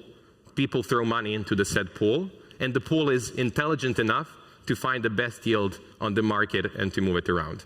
This is now a DeFi primitive. Back then, this was complete innovation, all new, etc. There was a problem while he was testing this. It was extremely, but like extremely hard and impossible to test this out. If you deploy to a testnet, none of the DeFi projects were on the testnet, and the APYs were in the production one. It was extremely hard to figure out how good the vault will actually perform. When other people put money in it, there isn't actually a way to collaborate. It was extremely hard. So he came up with this mantra saying, I test in production. There's a couple of benefits to this. So all the data was readily available. It's production. The data is there. So all of the balances, all of the APYs, everything was there. Other people can use it. Duh, it's on mainnet. Of course, other people can use it. And it's the same environment as production because it's production. But there were a couple of cons as well. When he would deploy a new version of the project that he says people shouldn't use, people would ape in millions and millions of dollars thinking it would get higher yield. And those products, those test variant of the products would get exploited. And he started receiving death threats in October of 2020. Now, a good example of that was for the EMT token, if I remember correctly, or ENT, I cannot remember the acronym correctly, but the point there was that he put something on chain, $15 million were aped in like 3 hours. Someone exploited the test contract basically, stole $7 million of those dollars, and then gave $8 million to him to try to make it seem like he did it. So how did we end in that state, and where are we now? So Web3 testing 5-ish years ago was extremely rudimentary. So you would either use Ganache or Remix. There was more or less no other way for you to test something against the network. The idea is you spin up Ganache, you are using Truffle, you deploy all of the contracts to Ganache, and then you either click stuff around or, God forbid, write unit tests at that point, and then hope everything works. And then if you wanted to share something with someone, you would either literally pass them your laptop, because it was pre-COVID, in-office was cool, and we actually saw each other at other places other than conferences, but basically you would pass them your laptop and they would test stuff out. If someone was on the other side of the globe, you would probably deploy it to a testnet and give it to them for testing purposes. Sure, moving on. And then we have like the second renaissance, or whatever you want to call it, of Web3 testing. And this is like from 2-ish years ago up until now. So DeFi summer was in full effect. And I think it's very important for historical context to know why a certain thing was invented. So at that point, both Hardhat and Foundry started popping up. Ganache added forking maybe a bit earlier than that. But why we started to have a need to fork a network is because of the money Legos. So if my project is using DAI to create a new DeFi primitive, I need the production DAI data. And then if someone's using my project, they need my data and DAI's data as well. And we had the situation where basically people would build out the project that would use 10 other projects, and those 10 projects would use like 5 different projects, and you would get basically that you need production data for around like 70-something different products to actually figure out what's happening with your functions that are being triggered. So Hardhat, Foundry, local forking, Ganache as well. Around that time, a bit earlier, this is a small shill, we also developed Tenderly forks, which the idea was they're hosted, you get an RPC link, it's a fork of a production network, and the benefit there is like it's not on your laptop, it was faster, and then also it can be shared with people. But this was like the bleeding edge, and this is more or less still the bleeding edge. And testnets were still being used for crowd testing. So again, if I wanted my community to test out something, I would need to deploy it to a testnet, invite them, they would start using it, stuff wouldn't work, networks would get congested, and even now people are begging for Goerli ETH, and we think for some reason Sepoli is going to fix it, but the same thing is going to happen there as well eventually, and that's how we did testing. This is amazing, is it? It's not. This is extremely sad, actually. What does Web 2 have? So, confession, but I guess a lot of people in the room can make the same statement. In my previous life, I was a Web 2 developer. Tamara from our team would say I was a PHP developer because I wrote PHP for 2-3 years, and everybody remembers you as a PHP developer. They completely forget like 8 years ago of Go afterwards. But the thing that we are definitely missing from Web 2 is a bunch of things.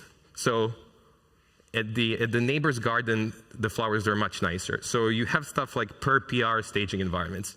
The idea here is I make a pull request on a GitHub, GitLab, or whichever other repository that I use, and I get a full-on staging environment that anyone who is reviewing the PR can take a look and use it. We have red-green deployments. So the idea is if I have 6 replicas of a service, I can basically change services one by one, and then if anything is going wrong, it just automatically rolls back. If everything is okay, the deployment is green and we deployed. There's canary deployments as well. Now this is a complete tangent to the presentation, but those who know me know that I like saying interesting trivia. So how canary deployments came up with the name actually was in coal mines in one of the 2 previous centuries, to be completely honest, I don't know which one.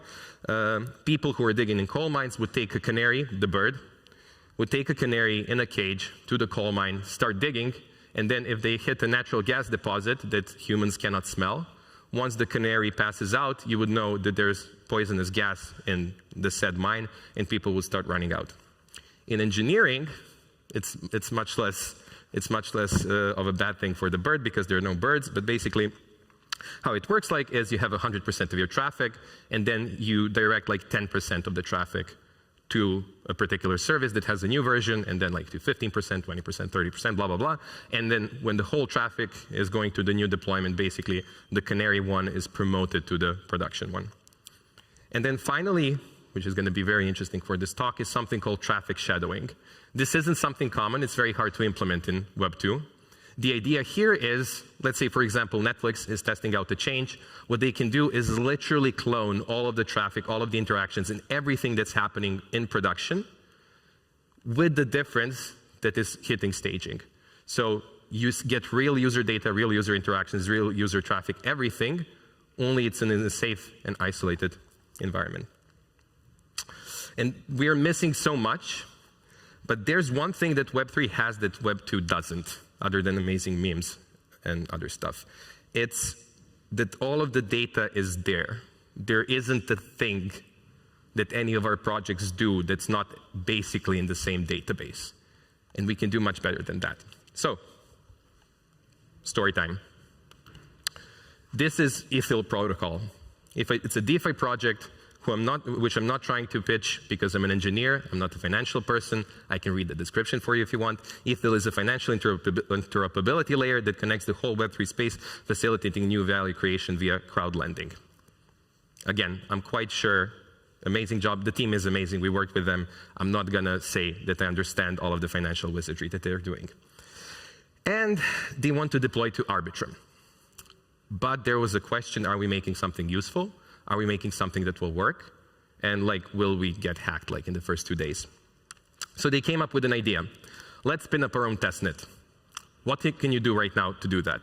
You can take Geth, Aragon, or anything off the shelf, even zkEVM or whatever, and spin up a network that's completely empty, and people can use it.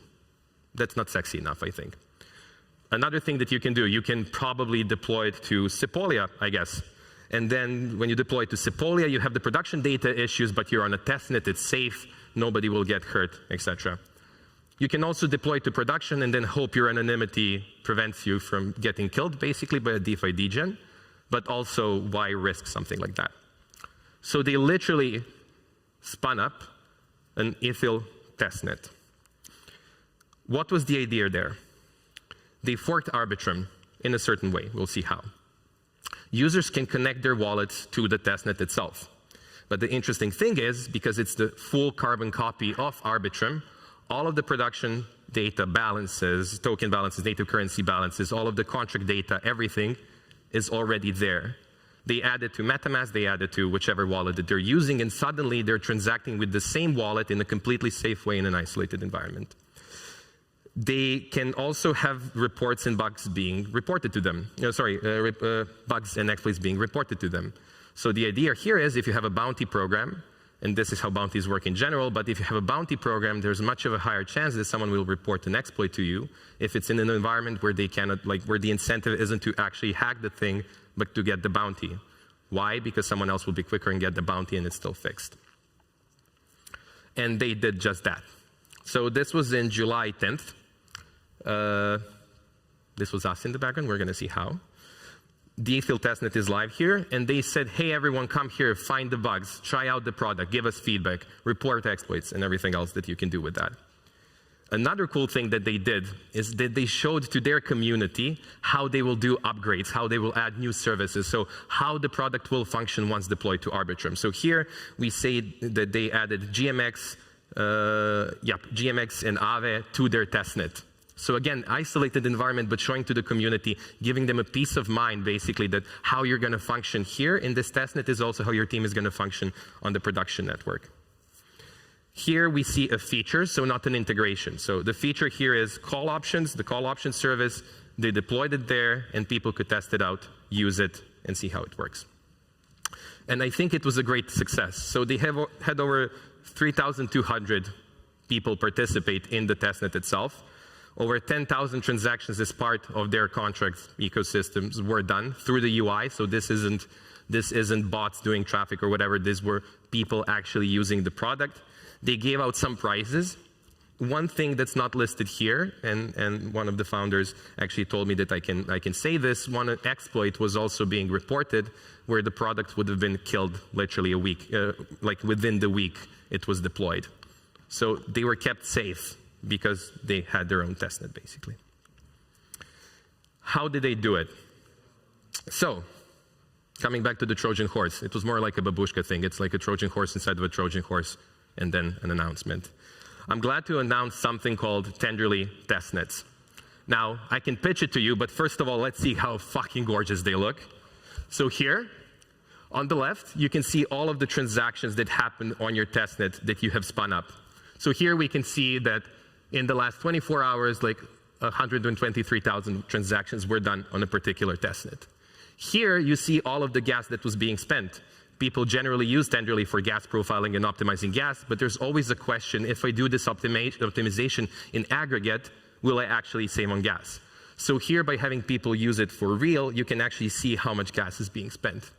And then finally, RPC request debugging. So you can see how your UI is using RPC requests. You can see how your backend ecosystem is using RPC requests. You can see how the graph indexer is using RPC requests. And what's even cooler, you can debug non-on-chain RPC requests. So you can debug ETH calls. So a front-end engineer, for example, can come and say, hey, this ETH call failed. And then instead of bugging someone who knows Solidity, they can actually go into the Tenderly debugger and see it. It's a full-on environment, so it comes with the faucet itself. Here you can see either people requesting faucet amounts or you sending it to a faucet. This can also be public in a sense. It's an RPC link, only a very magic one, so it's very easy to integrate literally with anything that you already use. If it takes you 5 minutes to integrate Sepolia, it literally takes you maybe even less because you're forking a production network. And maybe the best part, you can have an infinite amount of them. So on every pull request, you can have a testnet that does something which people use. So it's a permissioned RPC URL generator. We can pitch it in that way. You can share it with your community, integrators, etc., to use it. It used the fork chain state. This is similar to Tenderly forks. You will see why this is special. But it forks a network in a particular way. All the transactions that happen on the testnet are readily available in Tenderly with all of the contracts verified. Everything, basically everything that people use Tenderly for in production is already there on the testnet itself. It has an integrated faucet. You can set token balances and override state. So when you boot up the testnet, you can say, hey, these people have millions of USDC. This contract's code is actually different. The allow list for this particular contract is different. The signers in this multi-sig are different, so you can override all of that. And maybe the coolest thing, and then engineers in the room will understand why this is extremely hard, it follows the forked chain. So what does this actually mean? This means that once you fork mainnet, for example, Chainlink is constantly up to date. All of the LP positions are constantly up to date. All of the balances are up to date. Everything is up to date. So it's not a snapshot of a network. It's not the fork. You didn't fork in a point in time and then it dies off somewhere. It follows the production chain. Everything that's happening, it's shadowing traffic, that's the correct term. And you can test your application with all of the production mainnet data with a single click, more or less. What are the benefits? You can integrate your DApp or your protocol, whatever, easier with founders. With the other partners, sorry. So let's say, for example, I'm safe and I want to have people integrate modules more easily, I can have a safe testnet as an example. You can showcase new versions of the protocol to the community, self-explanatory. You can do bug bounty programs. Again, you can say anything reported here actually has a higher bounty than anything happening on chain. You can have staging environments for your whole team to collaborate. And I'm quite sure, just like with all of our tools, people will abuse it, and those use cases are actually much better than the ones that we thought of. But I think it's an extremely cool thing that it can follow everything like that. And I guess the question is, when can I test this out? So I'd also use this opportunity to steal your private keys. I'm joking. To invite you to a beta. So if you scan this and leave your information, it can be Telegram. It doesn't have to be email. So we won't hunt you around with ads over the internet. We will be holding a closed beta. So the ethyl thing that they showcased is a closed alpha. But here you can sign up for the beta and test it out yourself. Stop begging for testnet ETH, please, for the love of God. And thank you so much. I'm open for questions.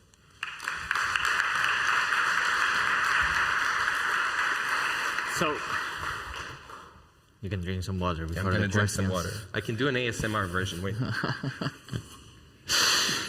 Any questions? Yeah. Clear the throat well. So, gentleman over here. The ASMR idea was bad.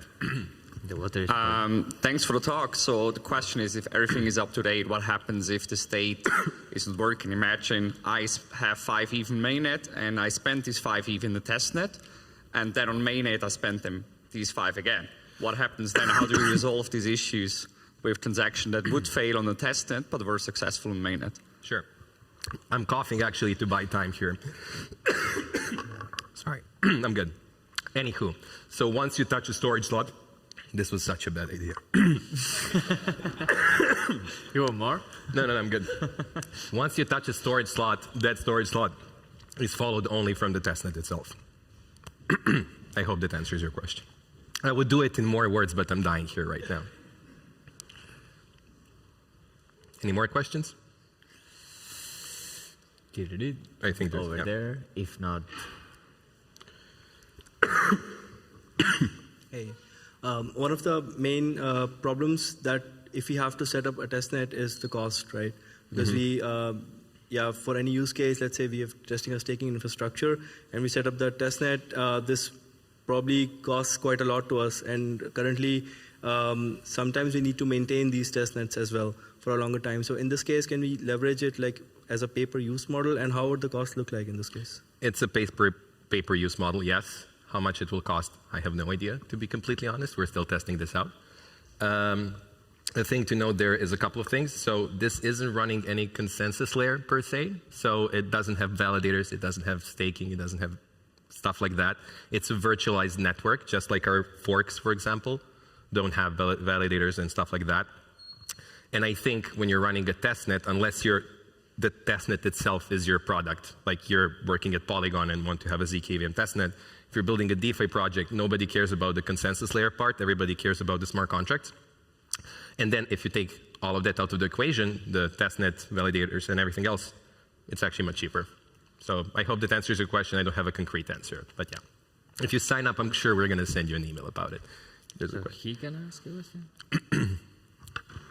Do you already have like sort of GitHub Actions ready, configurable to like start using this on every pull I can request? lie to you and say yes. So it's very easy to configure a GitHub action with our CLI, and we are working on having a GitHub action that you can just one-click install. But even with that, and this is one of those don't trust verify, it shouldn't take you like more than 10-ish minutes to set up our CLI for DevNets, which is like a feature similar to this one, only for local development. Similar thing is going to be for testnets. So faster than a Bitcoin block. Yes, faster than a Bitcoin block. Any other questions? I don't know if you're yawning or raising your hand. No? Okay. Okay. If there are no questions, we're going now into a break. So thank you everyone for coming, and see you later. Thank you all so much. Everything was so dumb.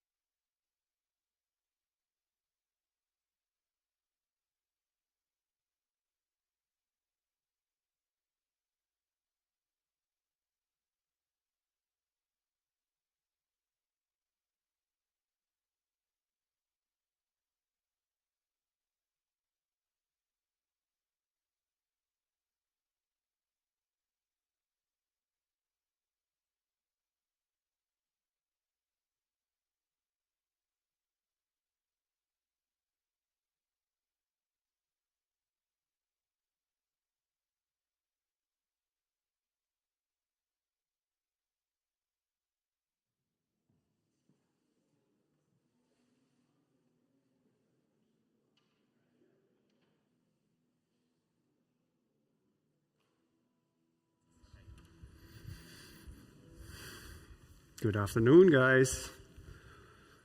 Hope you had a great break. Heading towards the last session now. And I have actually a great speaker coming up. He's one of the OGs in the space. You probably all know him already. He's working from Nevermind, co-founder. Speaking today about AI, data, and you. Please give it up for Don Gozen. Woo, packed house. Really draw a crowd. First off, thanks to Gnosis for inviting me to speak today. So I'm going to talk a bit about data, AI, how it relates to all of us, some of the precision that we can start to generate, and I think some of the influence that Web3 will have on all of this. Just to sort of take a step back, because I'm sure most of you don't know who I am. I kind of lurk in the background. So I'm Don Gozen. I'm the CEO, co-founder of Nevermind. So we operate at the intersection of data, Web3, and AI. My prior experience, I'm a subject matter expert in data and analytics, if that really means anything. But I worked in IT consulting for the better part of a decade and a half, and then jumped into the crypto space in 2017, co-founded a project called Ocean Protocol, launched V1. I've got another company called Kiko, where we do Web3 services. And like I said, more recently, been working on Nevermind for a little over a year and a half now, though it's been incubated over the course of the last 3.5 years. So I'm going to talk about the current state of AI, what's going on, how we think Web3 can help. And then I'm going to leave the conversation and set it up for my colleague David with respect to where we kind of think things are headed, what we should be looking out for. Hopefully give you guys something to think about. So I think what we've recognized, what everybody in this room can see is, there's been an explosion on the AI front in the last year or so. This is a field that's been around for the better part of a half century, maybe more. But it's only recently that I think it's really captured the public's attention and entered into the zeitgeist. And these are some of the big players that are out there that are doing things in the space. But if we take a step back and we look at, okay, let's decompose AI and what's critical to the current state. There's three sort of real constraints at the moment. The first is compute. So for the newest generation of AIs, and by that I mean like transformers, diffusion models, et cetera, you need a particular type of hardware. It's GPUs or TPUs on the GPU side, specifically like NVIDIA A100s, H100s, et cetera. And there's a real constraint in accessing those. The next piece is expertise. So, you need people that know what they're doing in order to develop these models, train them, and then also deploy and maintain them. And the last real constraint is you need shit piles of data. These new architectures require a ton of information be fed into them, and that's how effectively they learn. So these lead to some drivers and some additional constraints. If we look at the computational side and we want to predict where things are probably going to head in the future and what constraints to really focus on, I'm biased and we'll get to that in a second, but if we look at computation, the analog that I use here is projecting backwards to 20, 25 years ago. If you wanted to do advanced analytics back then, what you needed were appliances. So these were like fit for purpose technology racks that normally you leased from one of the big software providers like IBM or Oracle or SAP that would handle like one to a handful of use cases, and they'd charge you a few $1,000,000 a year to support these use cases. So what you found was they were limited in their application, usually to spaces like financial services, things like flash trading, et cetera. And then at the beginning of the 2000s, Google released a white paper on a technology they created called MapReduce. And the team at LinkedIn, led by Doug Cutting, they took that paper and turned it into the first open source, scalable, multi-parallel processing or massive parallel processing solution called Hadoop. And that was the catalyst that led into big data and the associated or adjacent machine learning capabilities that emerged over the last 20 years or so. So what we see here is, from a compute point of view, over time, we address this usually through software and drive the cost down. With expertise, we also see a similar deprecation in cost. So basically, you know, if you look at data science, when that came out as a field, very expensive to find people, but over time, those costs diminished. What doesn't tend to reduce in price over the long term is the data side. And that's for a number of reasons. The unit cost might go down with like data lakes, et cetera, but the total cost for CapEx and OpEx usually tends to be pretty stable, or maybe increases because you're adding new use cases, et cetera, to these capabilities. So from this, you know, we've taken the position that, in our opinion, access to data is going to be the biggest rate limiter to the advancement of artificial intelligence going forward. And so everything that we do is kind of hinges on this thesis. And so now we're going to get into the nitty-gritty of it. So AI's got a bit of a dirty secret. Some people will know this, others may not, but it needs your data. It needs contextually relevant information in order for it to be useful. So what's happened is that these companies that are creating these models over the last 5 years or so, especially with respect to transformer models and diffusion model architectures, we've seen this move to suck up as much data as possible. And this information is being sourced from assets that are freely available from the internet. So that sucking noise you kind of hear in the background are these models and the companies behind them hoovering up all of these readily available data sets that they can get access to from the internet. The issue here is that up until recently, this wasn't a huge problem because it wasn't on anybody's radar, but now it's starting to become an issue due to the fact that these models are incorporating freely available information that isn't really free. You know, there are rights associated to this information, and I think the more important aspect is that these data sets are being sourced and used in inferences that then go on to be commercialized, and the contributors of these source assets, they receive little to no recognition for those contributions.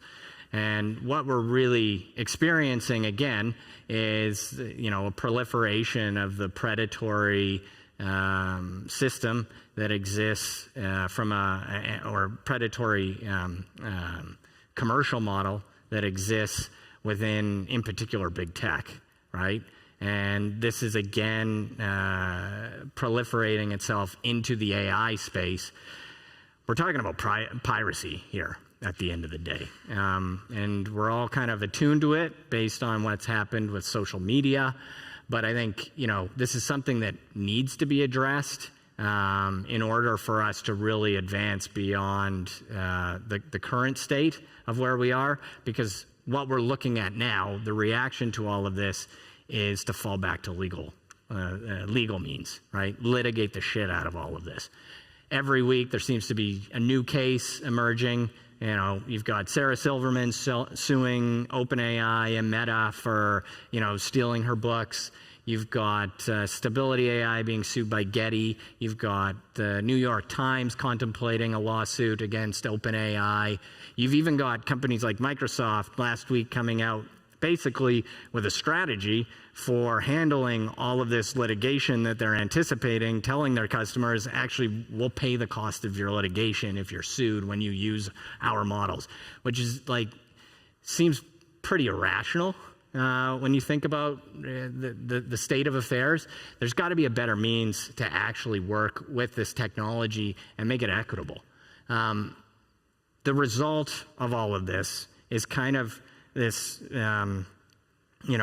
divergent state where on the one hand, you've got those that are subject to this predatory business model. They're being exploited and they don't have the means to prevent that exploitation. I use Sarah Silverman as an example in the lawsuit. She would be an example of somebody that doesn't have the technical capability or know-how to necessarily prevent this exploitation. And that's just, that's leading to general chaos. On the other side, you've got organizations that do have the wherewithal, the technical capability and the competence to realize what's going on, and their reaction is to shut everything off. So you've got the Reddits, the Stack Overflows, the Twitter/X's of the world, and they've shut their data off to these models. So you've got this dichotomy now. On the one hand, everything's freely available and subject to exploitation. On the other hand, you've got this scenario where everything's locked down, siloed, isn't interoperable. Neither of these outcomes seem great or totally viable over the long term. So is there something that we can do that bridges these two outcomes? The other issue to point out with respect to AIs is that, the fact of the matter is we're on a trajectory where we're likely to run out of data. And by this, I mean data that's like freely available and scrapable from the internet. There was a report put out in October of last year by some researchers at MIT. They predicted that as early as 2026, we could run out of high quality text-based information that's publicly available and scrapable from the internet. So there's issues with this. There's also the fact that these models right now are effectively trained on the same corpus, right? The corpus being the internet. And the result of that is that regardless of the architecture, whether it's Llama 2 or Bard or GPT-4, because they're trained on the same core corpus, or source corpus, when asked the question, these models generally all converge to the same response. So if you look at all of these confluence of issues coming to a head, we're looking at a situation here where models, in order to remain relevant, are going to become incredibly competitive with one another to maintain their usefulness, right? Because the assumption is they exist to be useful. Maybe not to us, but to one another, sure. And so that's going to create a market that's incredibly fierce. And the question then becomes, how do we take advantage, or how do we ingratiate ourselves with this market? In our opinion, two of the ways to do this and tackle these issues that I've highlighted is to focus on two sort of adjacent or symbiotic attributes. The first being consent, the second being attribution.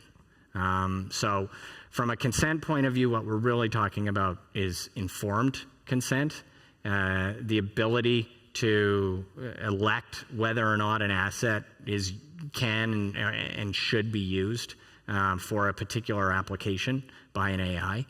And if you can establish that consent, also establishing fine-grained attribution. Now they're related to one another because if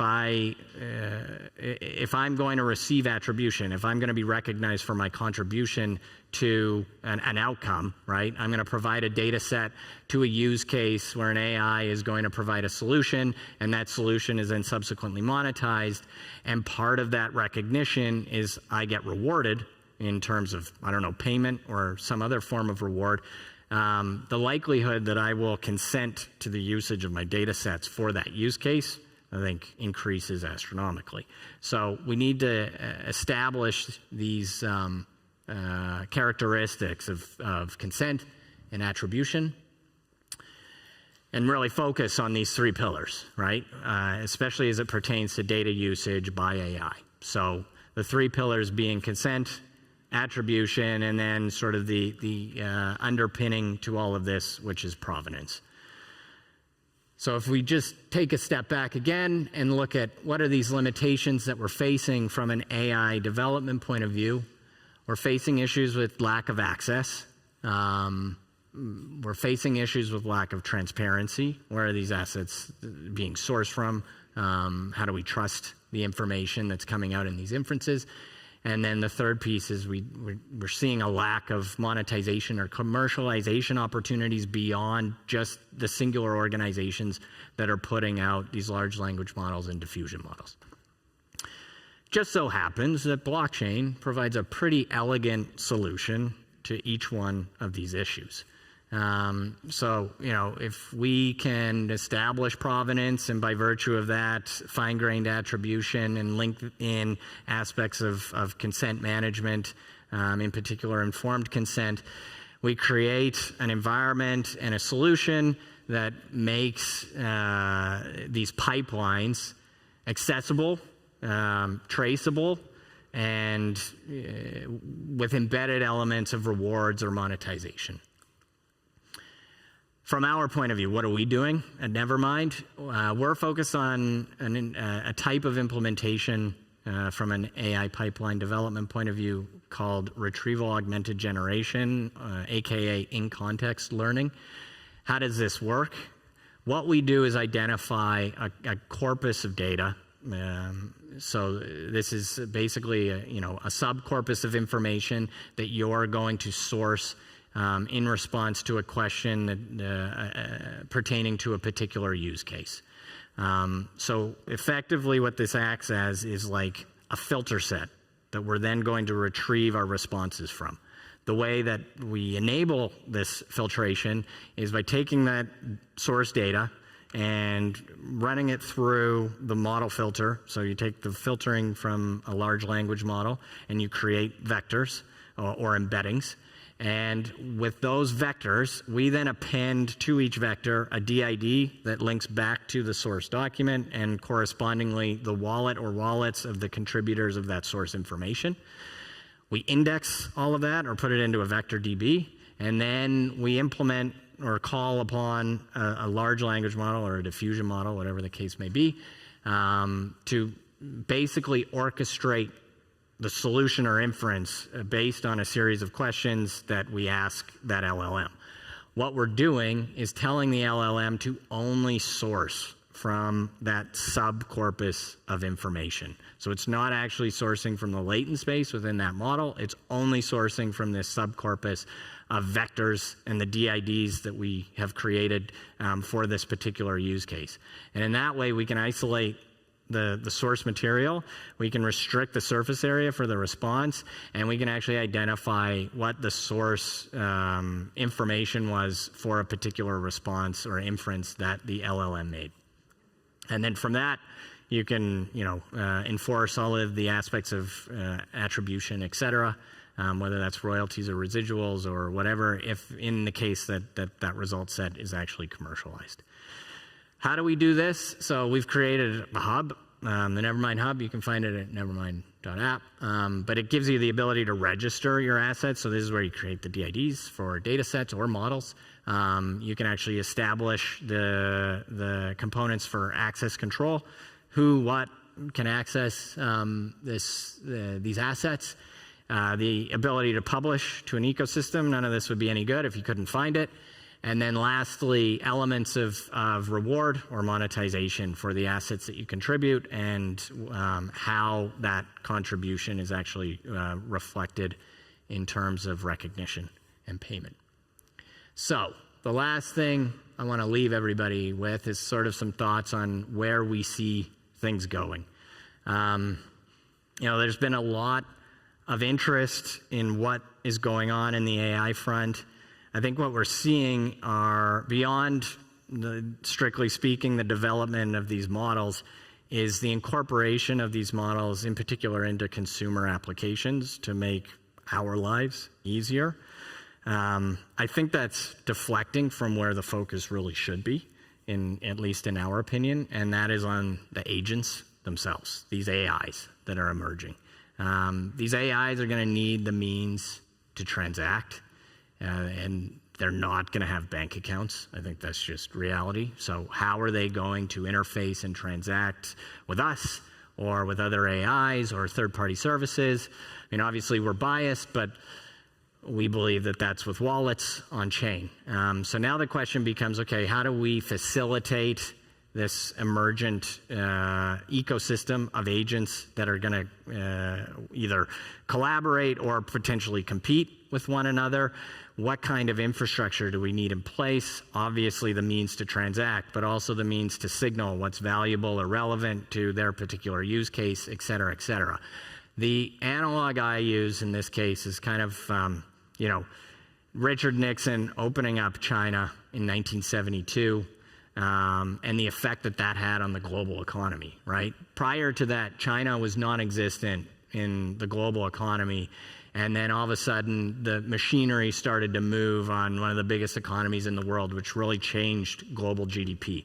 So what I'll leave you with is think about the GDP of these AI agents that are emergent and how that is really going to trump the human race's GDP overall if we see the proliferation of these agents that we kind of expect to happen. Anyway, I think David's going to talk more about the agent side of things, but thank you for your time. I'll be around for questions after. Thank you very much, Don. I think we would still have some time for questions. Do we have time for questions? Yeah. If anyone has any questions, I see one here on the left side.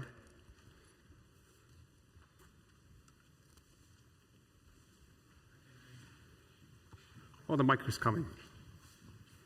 Thank you for the presentation. So you said the quality of data. Can you give any specifics on what do you mean by not good quality? Because yeah, okay, this is a good question because I think it's horseshit. It's trying to qualify what quality means. It's more relevance, right? So how relevant is a particular data set to a particular use case? The example I usually give is like, let's say, you know, you have a call center and somebody and a user's address gets fat fingered into your CRM system. That's bad data for me as a business, right? It's not quality, but it is valuable to the call center operator.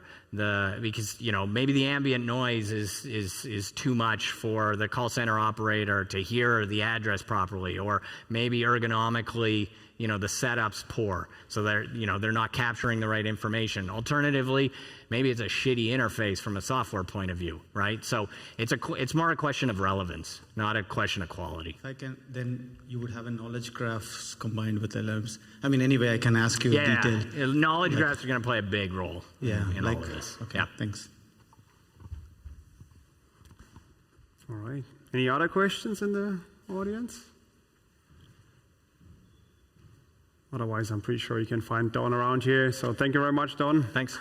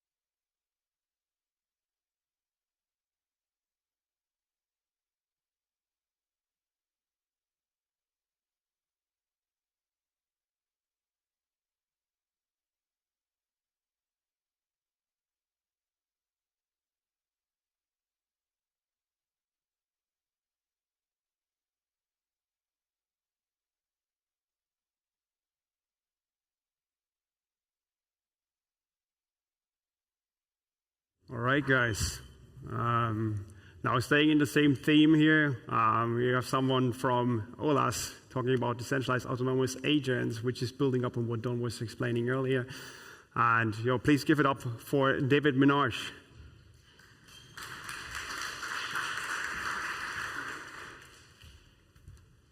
Thanks for having me.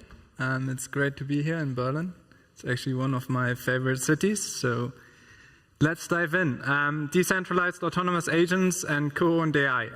You might basically understand none of this. You might understand some of it. I hope at the end of this talk, you'll understand both. Thanks to Don, who brilliantly explained that he's building the YouTube for AIs, AI agents. We are building the AI agents, hopefully the good ones. Who am I? So my background is in economics. I did a PhD in Cambridge, and then I moved on to build in multi-agent systems. I co-founded Valerie, which is a technology labs, and I'm one of the founding members of OLAS DAO. So what is our mission? Our mission is to enable groups to co-own AI systems. What we mean by this, we'll get to it. But we'll start with decentralized autonomous agents. And we'll also learn in the next few minutes what I mean by this. But before we learn that, everything I'm talking about is real. There's obviously degrees in which this is going to improve, hopefully quite drastically in the future. But OLAS today is live and thriving. Actually, a couple days ago, we reached this important milestone that 1% of safe transactions on Gnosis chain have been coming from OLAS, which is actually quite some achievement. So you have AI agents now transacting at this point in September at 50% of all safe transactions on Gnosis chain. Now, what will we cover today? I would like to cover the evolution of autonomous agents, then explain what I mean by decentralized autonomous agents and the role OLAS plays in decentralized autonomous agents. Then I'll try to convey what I mean by co-owned AI systems. And obviously, you'll want to hear what are the real use cases, what are the applications, and at the end, I'll give you some concrete tips as to how to get involved today. So let's start with the evolution of autonomous agents. And first, we need to understand what is an autonomous agent. So an autonomous agent is basically software, a software entity, that does things on behalf of someone. That someone could be any type of entity, an organization, a person, another autonomous agent. And that autonomous agent does that with some degree of independence and autonomy. Now, key characteristics, and you can find all this in more detail, obviously, in the literature and on Wikipedia, is that they tend to be reactive, proactive, and social. What do we mean by reactive? So, for instance, they might be perceiving something from the environment and then have agent-specific internals which tell it to react to those perceptions. They might also be proactive, where maybe prior information which was perceived plus some internal state determined that now is the time to act.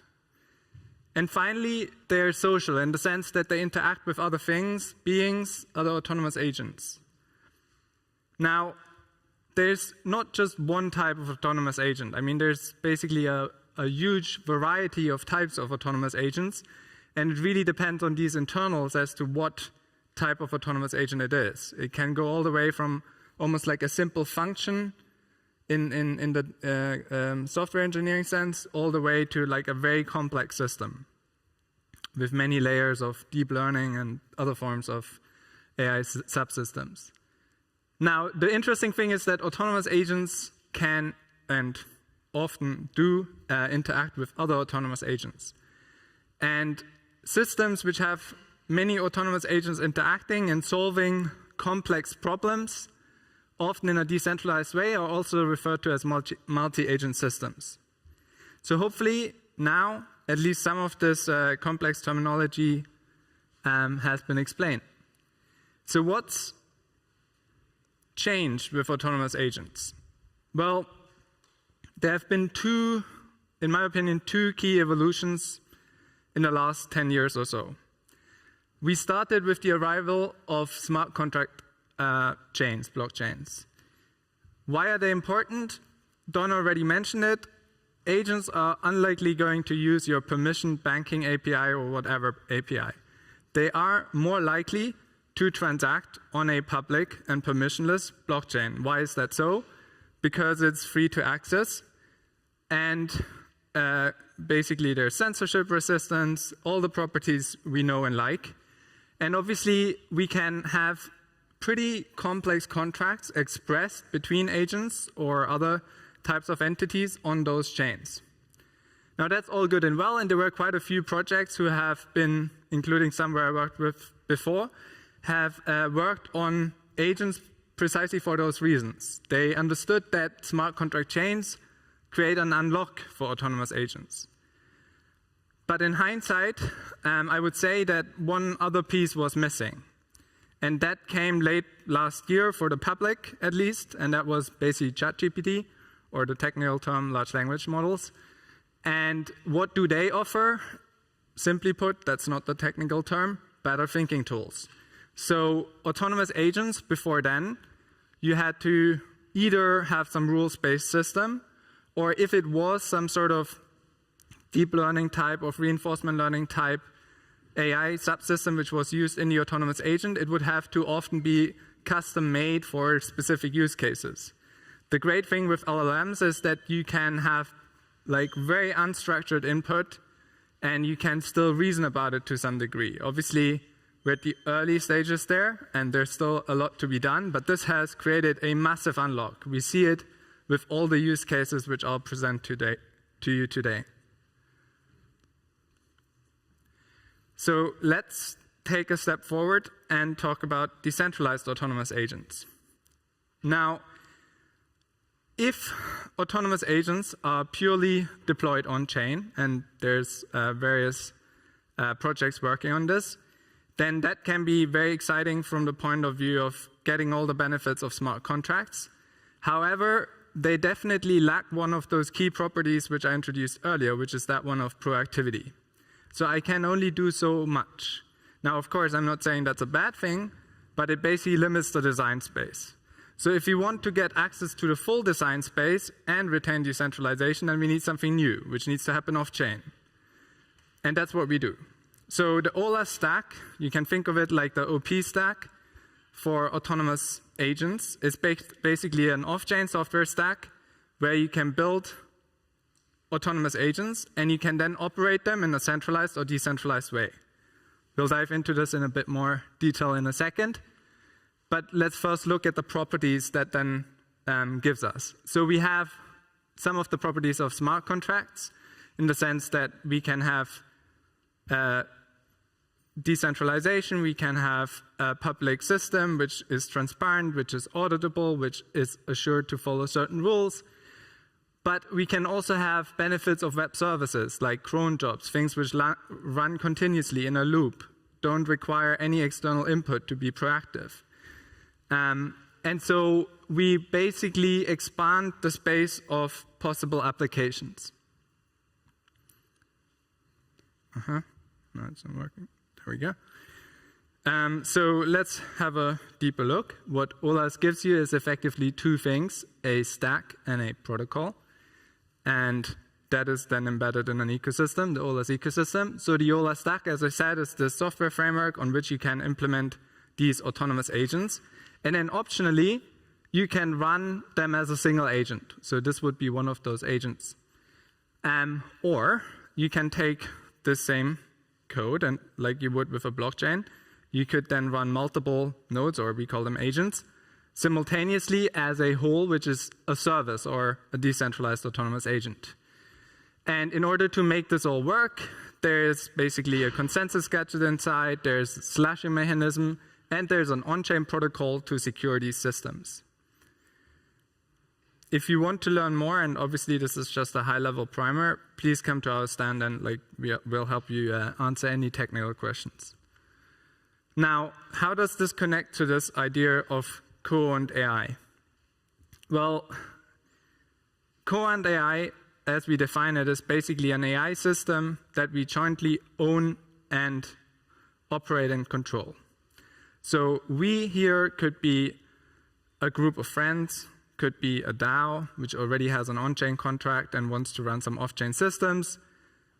Maybe one day it can be all the way up to a government. I mean, that would be fantastic. You could deliver public services this way. We'll look into this in a moment. Now, let's look at how I'm thinking about these concepts and in their relationship. So we've got AI tools. The way I'm thinking about them at the moment is that they, in and of themselves, are not agentic. So if I have even the most powerful LLM, as far as we know, this is not currently agentic and sort of taking action proactively. However, you can obviously request, like you can prompt it and you can get very useful output back. And then if you put it in a loop, it might become agentic. Who knows? But at this point, we're talking about an autonomous agent. So an autonomous agent can use these AI tools, be they from a centralized provider like OpenAI or Anthropic or any of the other many providers, or a open source version thereof, a locally hosted version, one you've built yourself, trained yourself, whatever. So the autonomous agent is sort of a level up. It gives you these agentic behaviors. We covered the definition before. And then, of course, you can build such an autonomous agent with the OLA stack, but you can go one step further. You can now decentralize it. The technical term in OLA's land for this is autonomous service. Recently, we prefer to say decentralized autonomous agent simply because it's not another term. We use them interchangeably. But what this ultimately enables is we now have like this kind of framework, this system, the stack, where you can build arbitrarily applications which run off-chain and which are arbitrarily configurable to be centralized, more decentralized, distributed, whatever. And as these applications and systems which we build on the stack become more powerful, they, in our opinion, move towards this kind of concept of co-owned AI. Now, let's have a look at why we would and should care about this. So let's go first to this co-ownership piece, because this implies quite a few things. I mean, that's implying that there's, at least between the owners of the system, a certain level of transparency. So let's say I'm a group of people who cares about running a certain piece of off-chain code. Maybe we don't care about it being public, but we want to know amongst each other that we're running this, then we can use this stack in a sort of permissioned private manner. But we could also do it publicly. It gives us auditability because the code and the transparency are there. Accountability, because we can more easily infer when something goes wrong, where it went wrong or why it went wrong. We can look at the code, we can correlate that with the decisions being taken. We can implement shared decision making this way. So basically, let's say we have a DAO. The DAO wants to have some wants to affect something in the real world, like calling an API with some value or something. We could encode that capability in an autonomous service, a decentralized autonomous agent, and then effectively the DAO, the on-chain contract of the DAO, the governor, can control this off-chain system to take these actions in the real world. Diversity in the sense that if I have a system which is co-owned and where I have the opportunity to, for instance, in a DAO context, bring in different perspectives to design the system and evolve it over time, then the transparency and the contributions from others can lead to a more diverse outcome.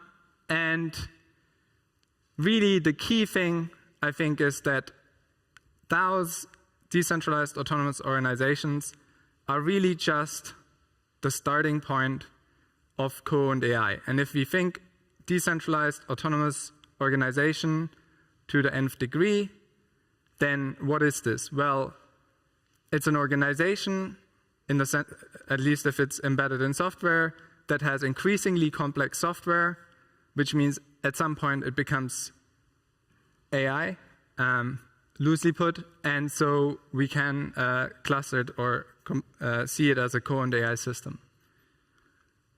Now, why should we care from a social and economic point of view?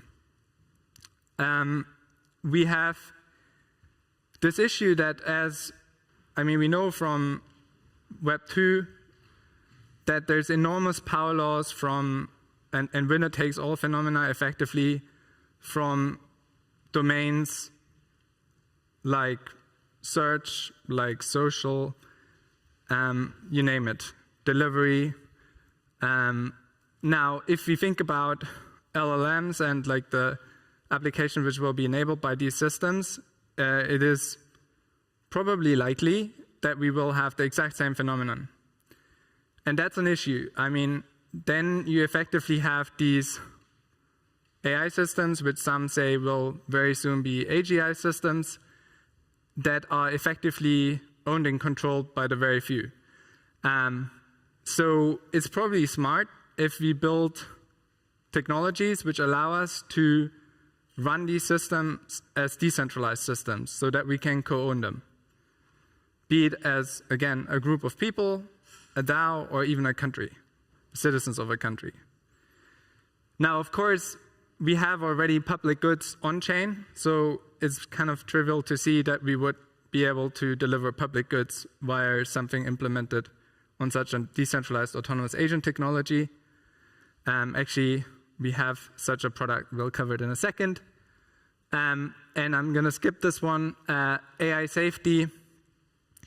There's actually interesting connections there between AI safety research and decentralized autonomous agents.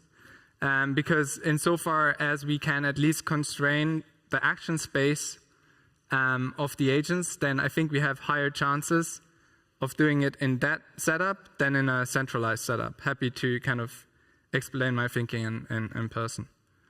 Now let's look at the applications, because I'm running out of time. And that's the key thing. So we have quite a few of these systems running. You saw there was tens of thousands of transactions made by these systems. So where are they coming from?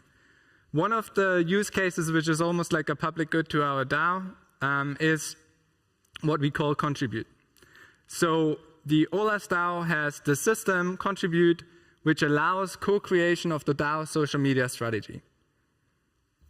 OLAS doesn't have any other marketing. This is it. So how does it work? DAO members can basically earn points by doing all sorts of actions off-chain. Now, these points are tracked on a leaderboard, and they translate into a dynamic NFT. Right now, that basically just means you get a nicer picture. But of course, the composability of the NFT opens opportunities for future use cases. Now, how does it work? There's a decentralized autonomous agent made up of individual agents who use large language models to score these contributions. Currently, the version which is live just looks at basically contributions on former Twitter, now X. And the logic of the service ensures that basically nothing can go wrong. So both on the scoring side, there's all sorts of failure modes which are accounted for. And then on the taking action side, i.e. putting content on social media as well. So the community, the DAO can come together, compose content off-chain, and then instruct this autonomous system to disseminate it back onto Twitter, or if you integrate Lens or any of those others, Filecaster, and then that would be possible too. The biggest, in terms of transaction count, use cases we have live right now, and the most easy for you to engage with, is the AI prediction agent hackathon. My colleague gave a workshop the other day. Basically, what we found is, in partnership with Gnosis Chain, Claros, Reality, Omen, and a few others, is that there's an opportunity for AI agents to participate in prediction in prediction markets. And that's because they're very, very scalable environment in which we can apply agents. So today we have the setup live, and the great thing is you can do this very quickly. So here's Martin saying he's done it in like a couple of minutes from downloading the repo to having his agent participate in the prediction markets. Now, where are we going with this? Let's close the loop to what Don was saying earlier. Don's building the YouTube for AI agents. We're building the AI agents. If you think about where are crypto's next billion, maybe trillion users, it's AI agents. You know, the others can come too. No one's going to complain about that. But AI agents is a big underexplored use case. And yeah, we're here to build it. So come talk to us. Thank you very much.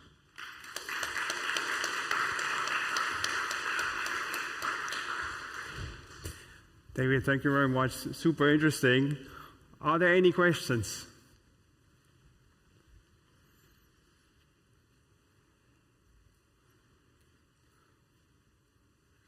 Oh, here's one.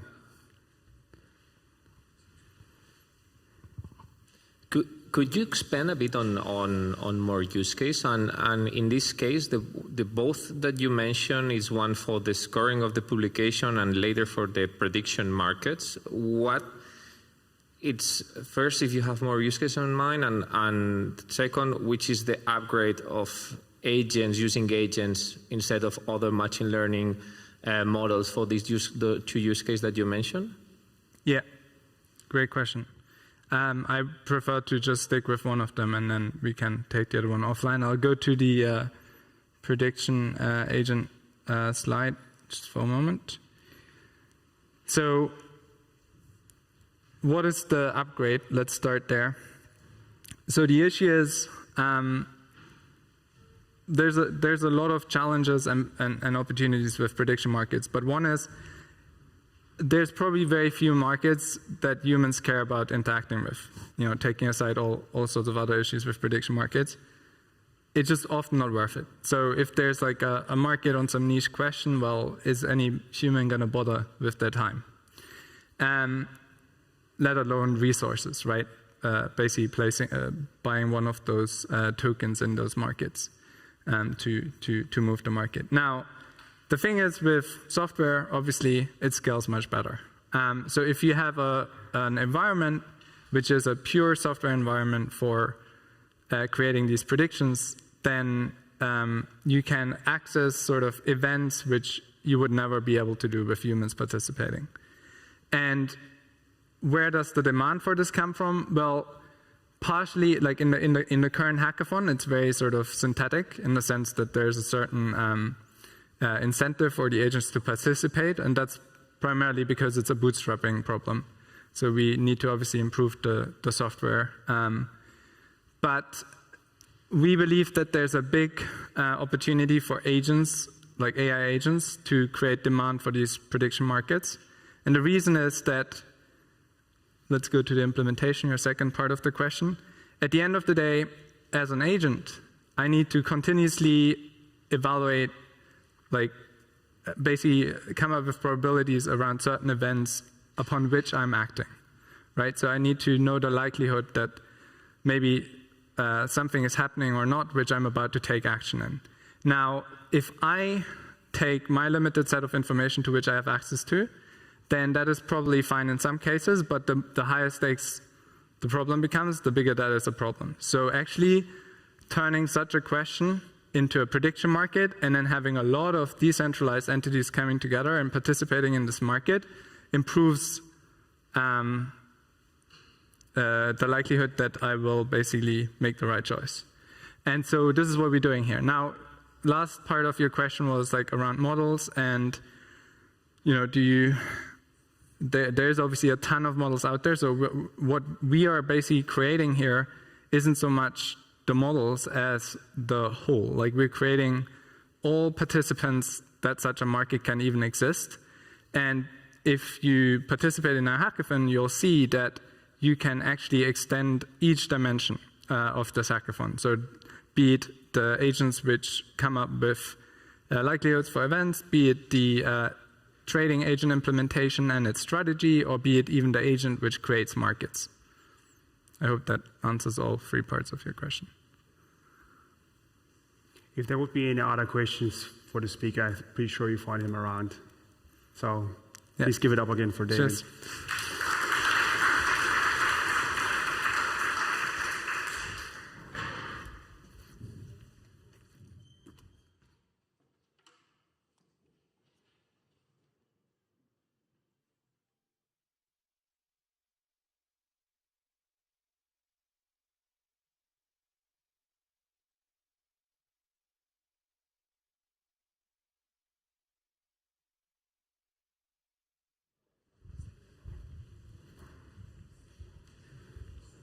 All right, guys.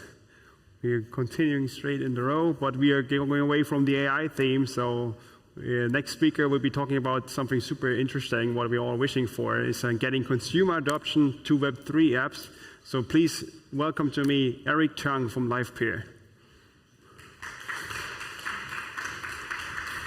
Thank you. Thanks everyone for being here. My name is Eric Tang, and I am the co-founder and CTO at LivePeer. Before I start my presentation, I'm curious to hear out in this crowd how many people will consider themselves as a developer or a builder of some kind. Raise your hand. Cool. And investors? Okay. Cool. All right. Thank you for sharing that. So, today I want to talk about getting consumer adoption for Web3 applications, right? Which is something that's really near and dear to my heart. A little background of myself: I've been working in the tech industry for over a decade at this point. Started my career in kind of the New York tech ecosystem. I started a company called Hyperpublic back in 2010, and it was acquired by Groupon, which at that time was the fastest growing startup in history. So we kind of saw how a consumer application, what happens to a consumer application when they're going through this like hyper growth, right? Obviously, there were a lot of issues that happened with Groupon, so I also learned a lot of lessons at that time. After that, I started a company called Wildcard. Wildcard was when the App Store was just getting established and was just becoming popular, and it was a news aggregator app, and it was one of the top apps in the App Store in the year 2015. Again, kind of seeing how consumers adopt these applications and what is necessary to kind of propel them to the next level.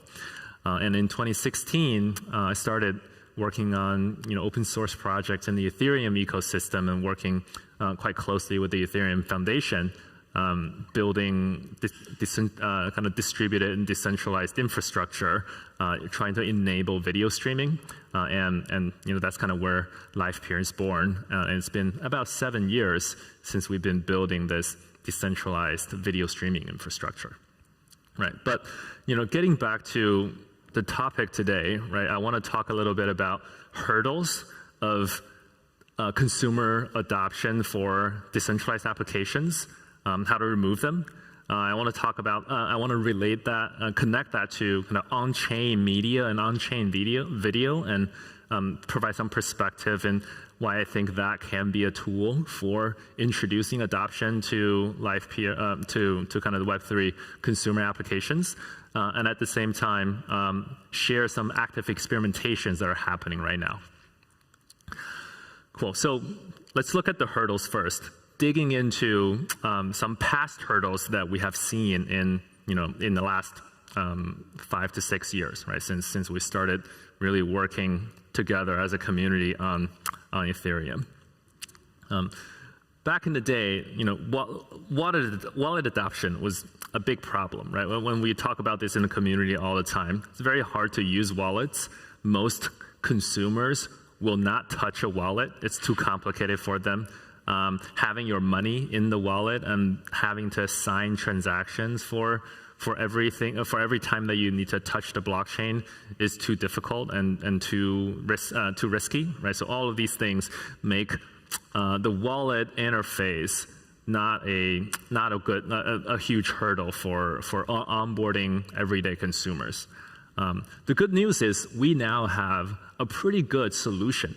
Even though still theoretical and still being implemented, I've been really seeing a lot of progress in this area in the past year or so, ever since ERC 4337 was introduced, right? And now there are many companies building in this space. There are many tools that have taken some shortcuts and created great solutions, right? Things like Privy, where it allows a user to sign up to an application with just email and password, something that they're very, very familiar with, but then in the background, allowing an application to kind of manage a hot wallet, but still try to preserve some of the decentralization aspects through kind of delegated signing and things like that. So I would say that problem will be solved in the next year or so. There was another problem that we had to face, which was network congestion, right? Another pretty famous problem. Here on the left, we have a graph of the amount of pending transactions in the Ethereum mempool when CryptoKitties was launched. I think that was 2018, 2017, in that time frame. For days, the Ethereum network was essentially unusable, right? There were so many transactions backlogged. If you wanted to, put in a transaction, it'd take hours to confirm, right? Or sometimes it would just like get kicked out of the mempool. But again, we've come a long way from that period. The foundation and lots of core team members and also lots of independent teams have been working on scalability solutions. To today, I would say, if you look at this landscape and this ecosystem of all the different scalability solutions for Ethereum, we're at a place where the infrastructure is able to handle the throughput of a consumer-facing scaled applications, right? A really good example recently is, during the base launch, there was an application called FriendTech that launched, and there was a very interesting kind of financial speculative component in that app, and it drew in a lot of attention, right? So it's very similar to how the CryptoKitty project launched in the early days. But this time, the base blockchain didn't even make a blip, right? It just kept on chugging, right? We didn't see any gas spikes.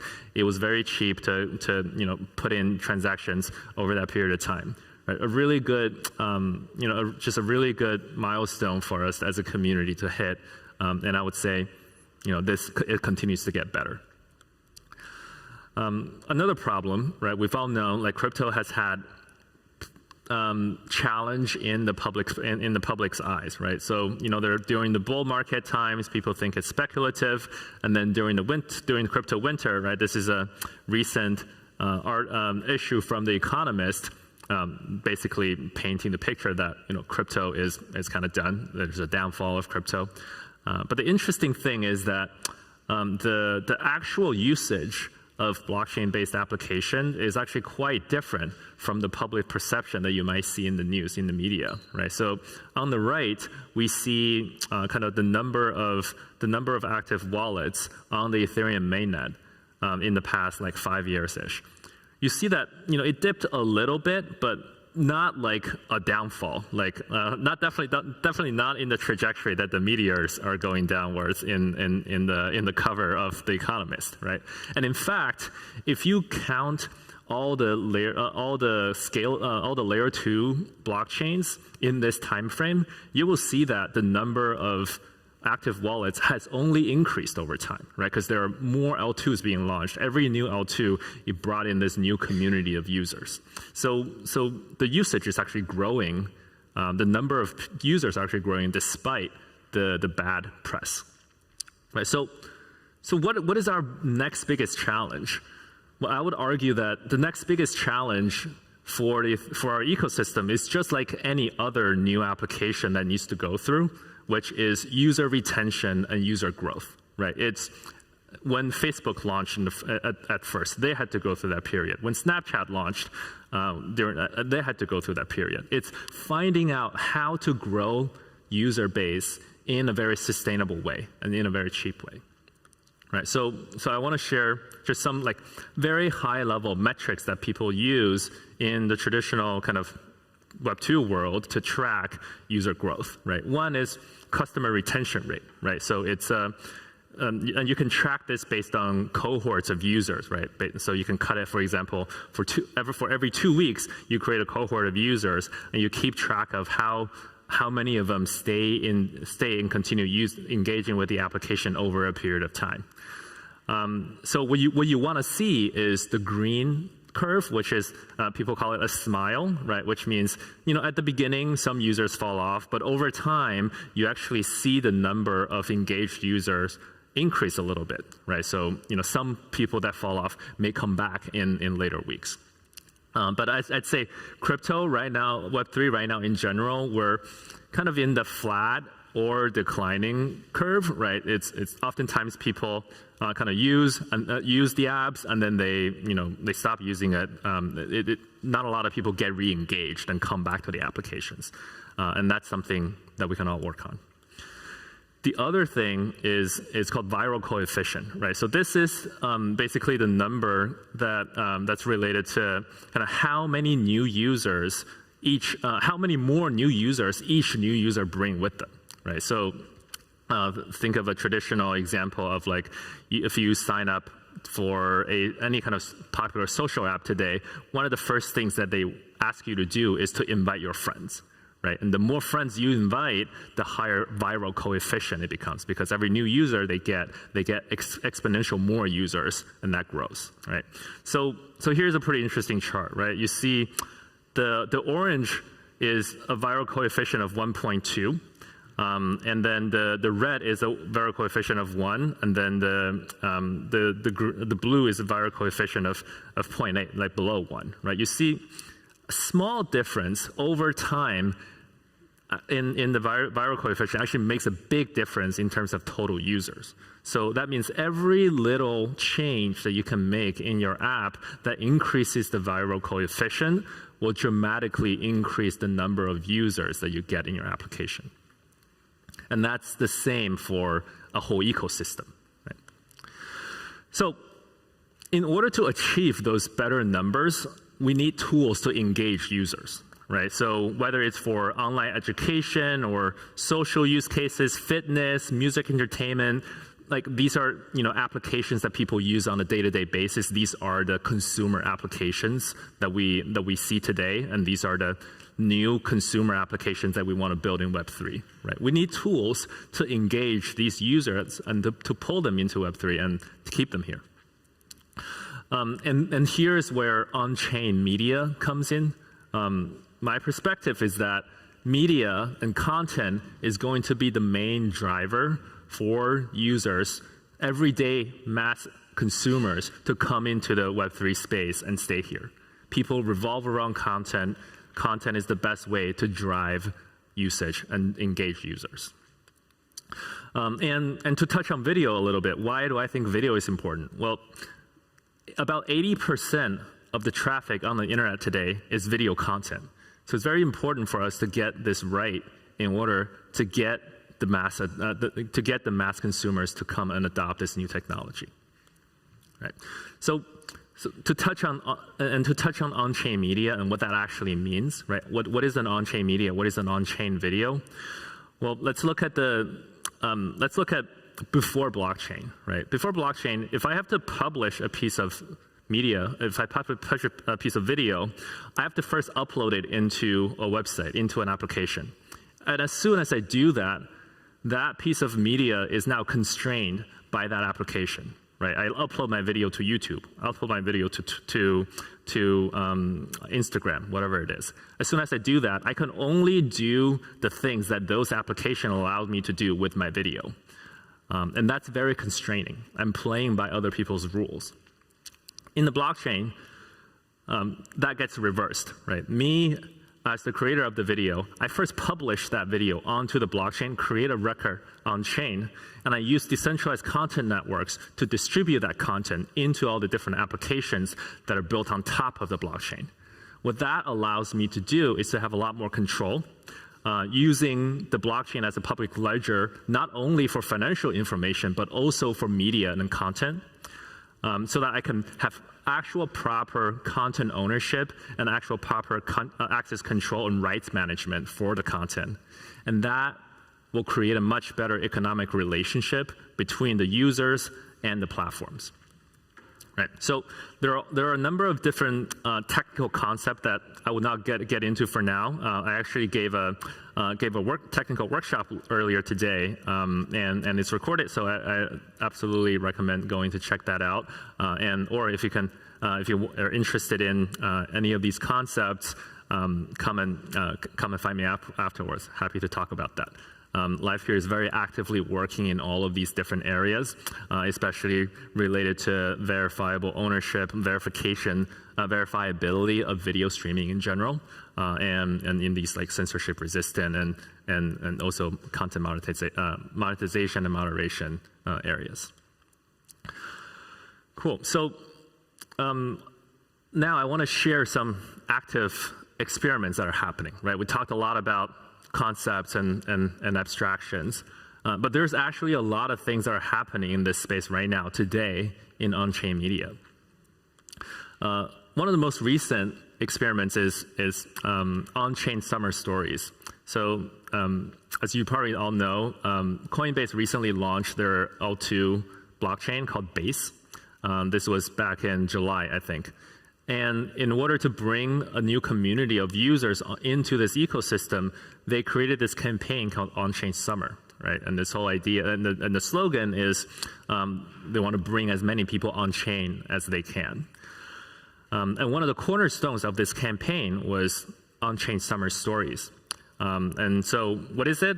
It's a 23-day interview series with Jesse Pollak, who was the creator of Base.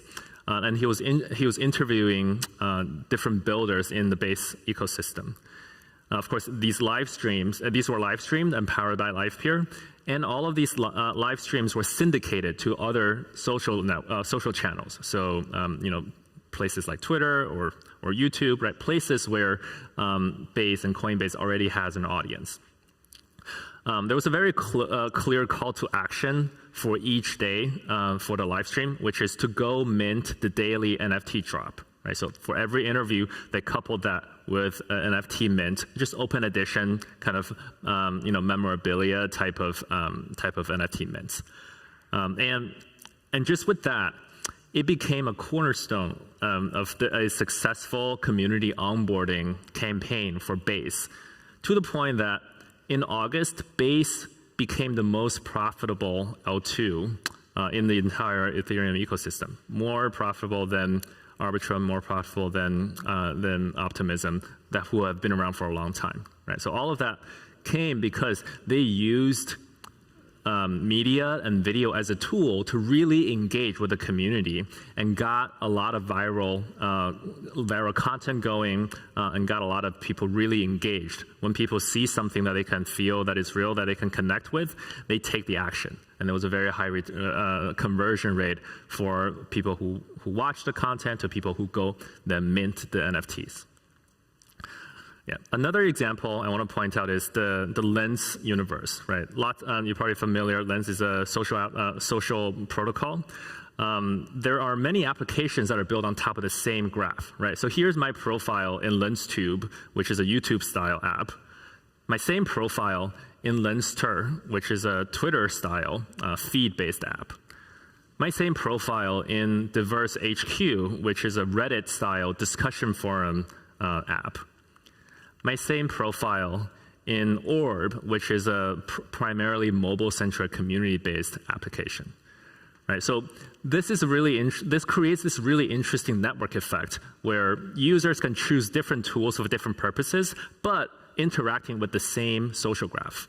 And then those social graphs are publishing content, right? So currently Lens has about 100K users, hundreds of projects in this space, about 500,000 publications. But the most interesting data is that there's been $350,000 of creator revenue that's been generated in that ecosystem. And that's, I think, a lot due to the fact that there's this great network effect that happens, and all enabled by on-chain media.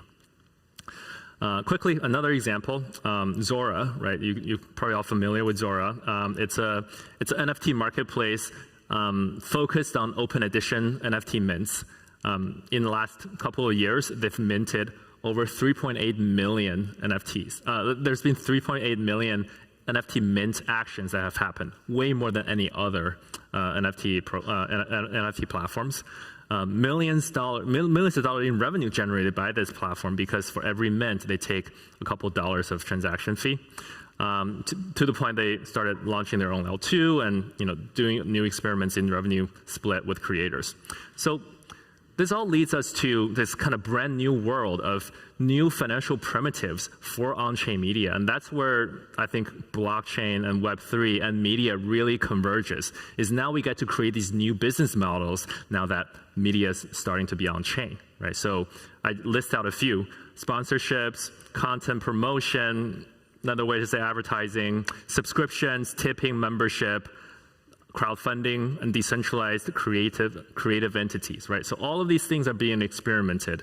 And I think it's a really good time for the builders in this space to start really building in this area, because there will be huge applications that come out of this that will be much bigger than today's social networks. Yeah, thank you for being here. I can answer some questions. Thank you so much, Eric. Are there any questions?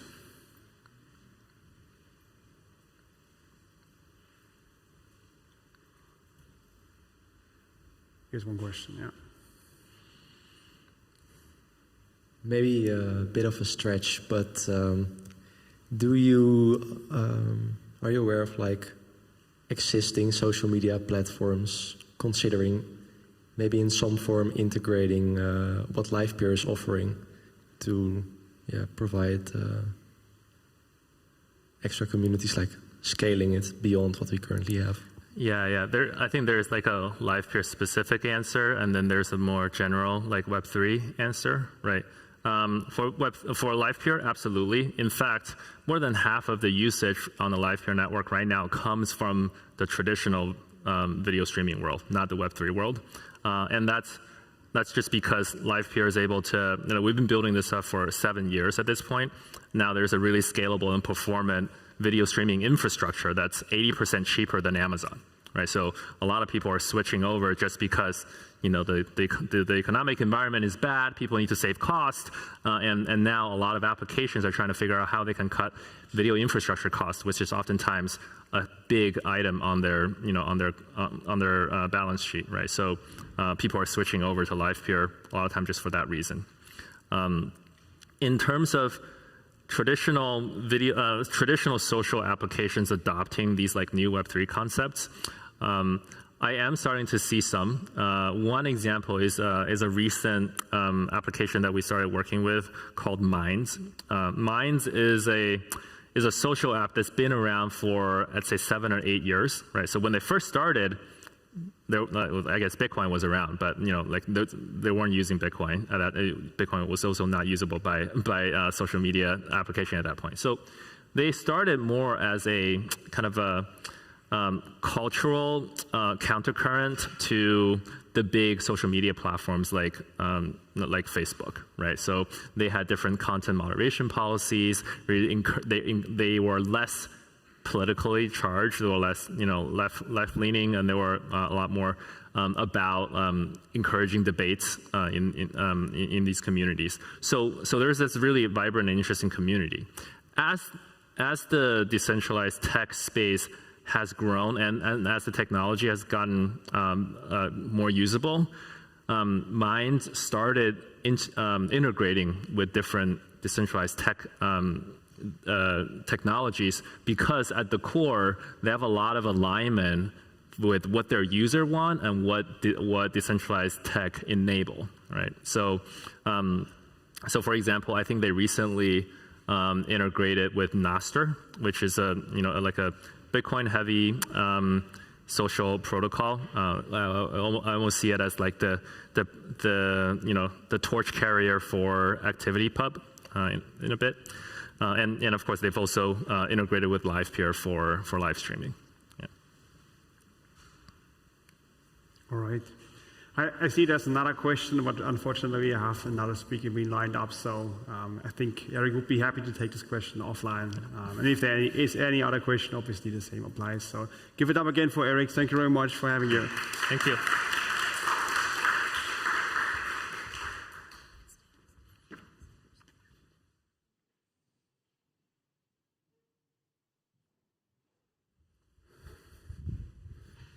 All right. So next speaker is already lined up. And now we're talking about a super interesting topic, which we probably all have been familiar with. It's bridging. So I may present to you the CEO and co-founder of Li-Fi, speaking about the future of bridging and why he thinks aggregation is a necessity. So please give it up for Philippe Zeltner.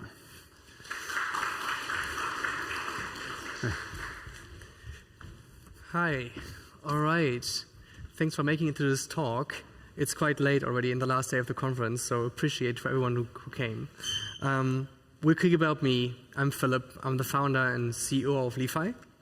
I do have a technical background, even though I haven't written a line of code in quite a while now. But I've seen the web grown from the get-go, kind of. I remember 2002 when I was optimizing websites for Netscape, and we're writing browser switches.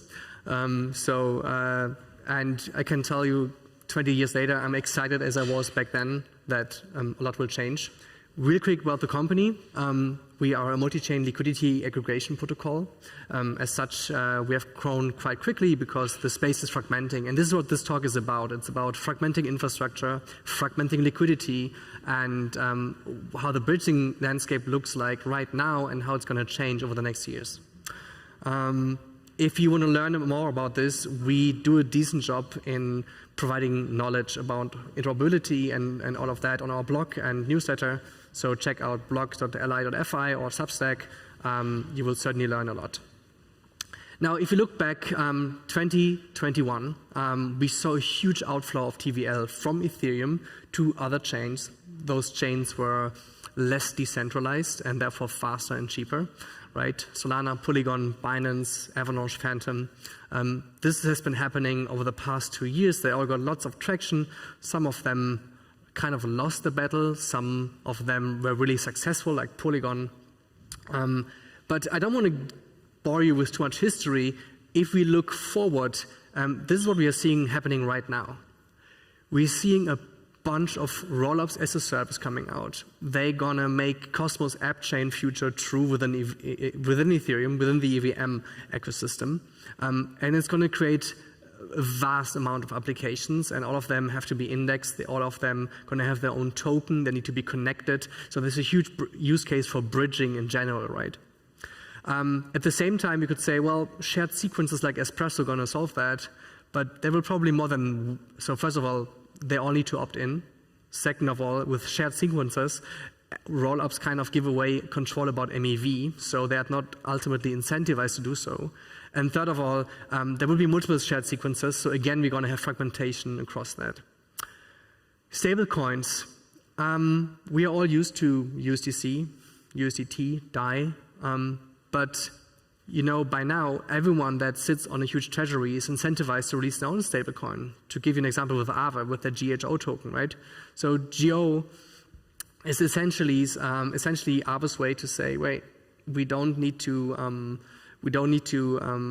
collect money from LPs. We can simply have our own stablecoin, bake it up, and over-collateralize it with our treasury. And the interest we would normally give out to LPs, we can keep ourselves. It's a great business model.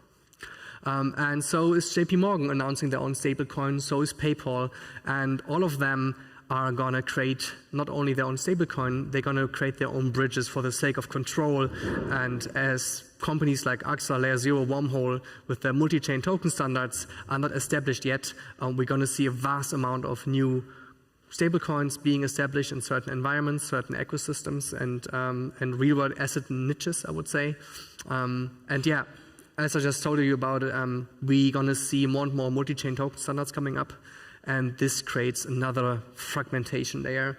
So those tokens will be mintable on-chain, and they have like a decentralized accounting via the bridges that make that happening.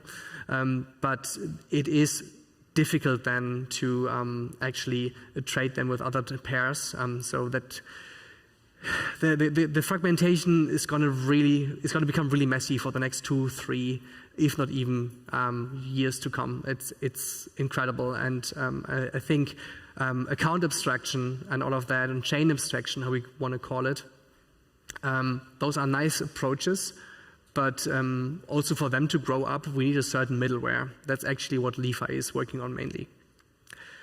Let's go back to bridges, because for the most of you that are, who's technical here? All right, okay, it's 50-50 actually, that's nice.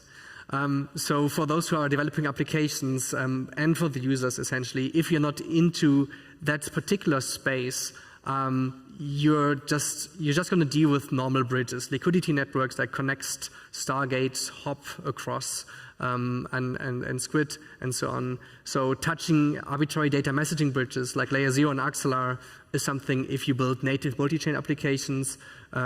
But apart from that, yeah, we can ignore these topics for now and just talk a little bit about bridges. So if we have two decentralized networks, two blockchains, they can't talk to each other.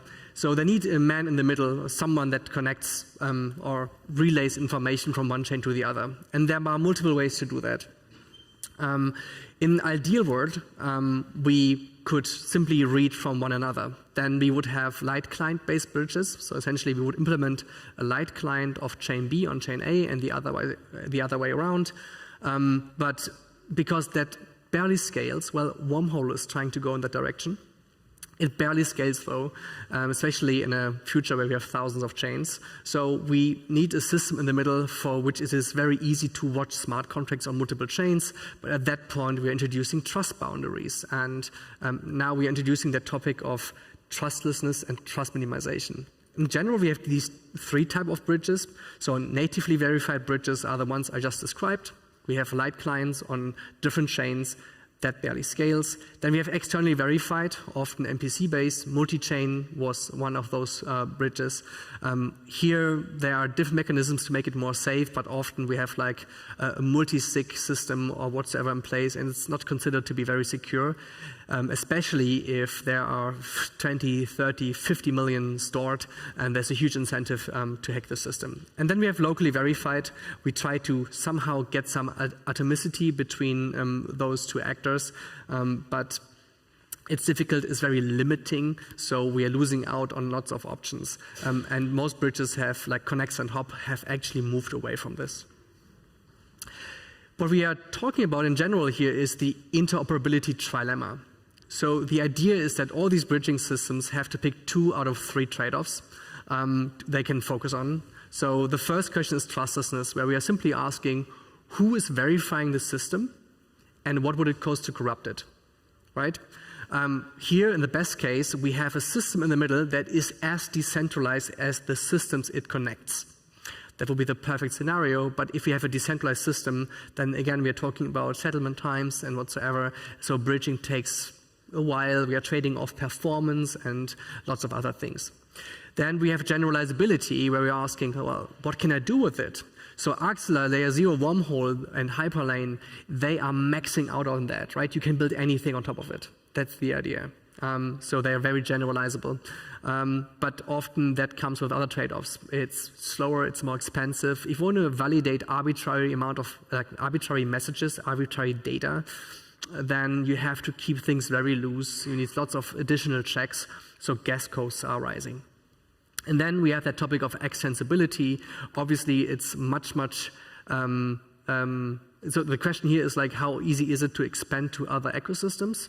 For example, leaving EVM and going to non-EVM like Solana, or going to ZK bridges. Extensibility is also something what Axelar, Layer 0, and so on are maximizing on, and it allows them to interconnect multiple different ecosystems.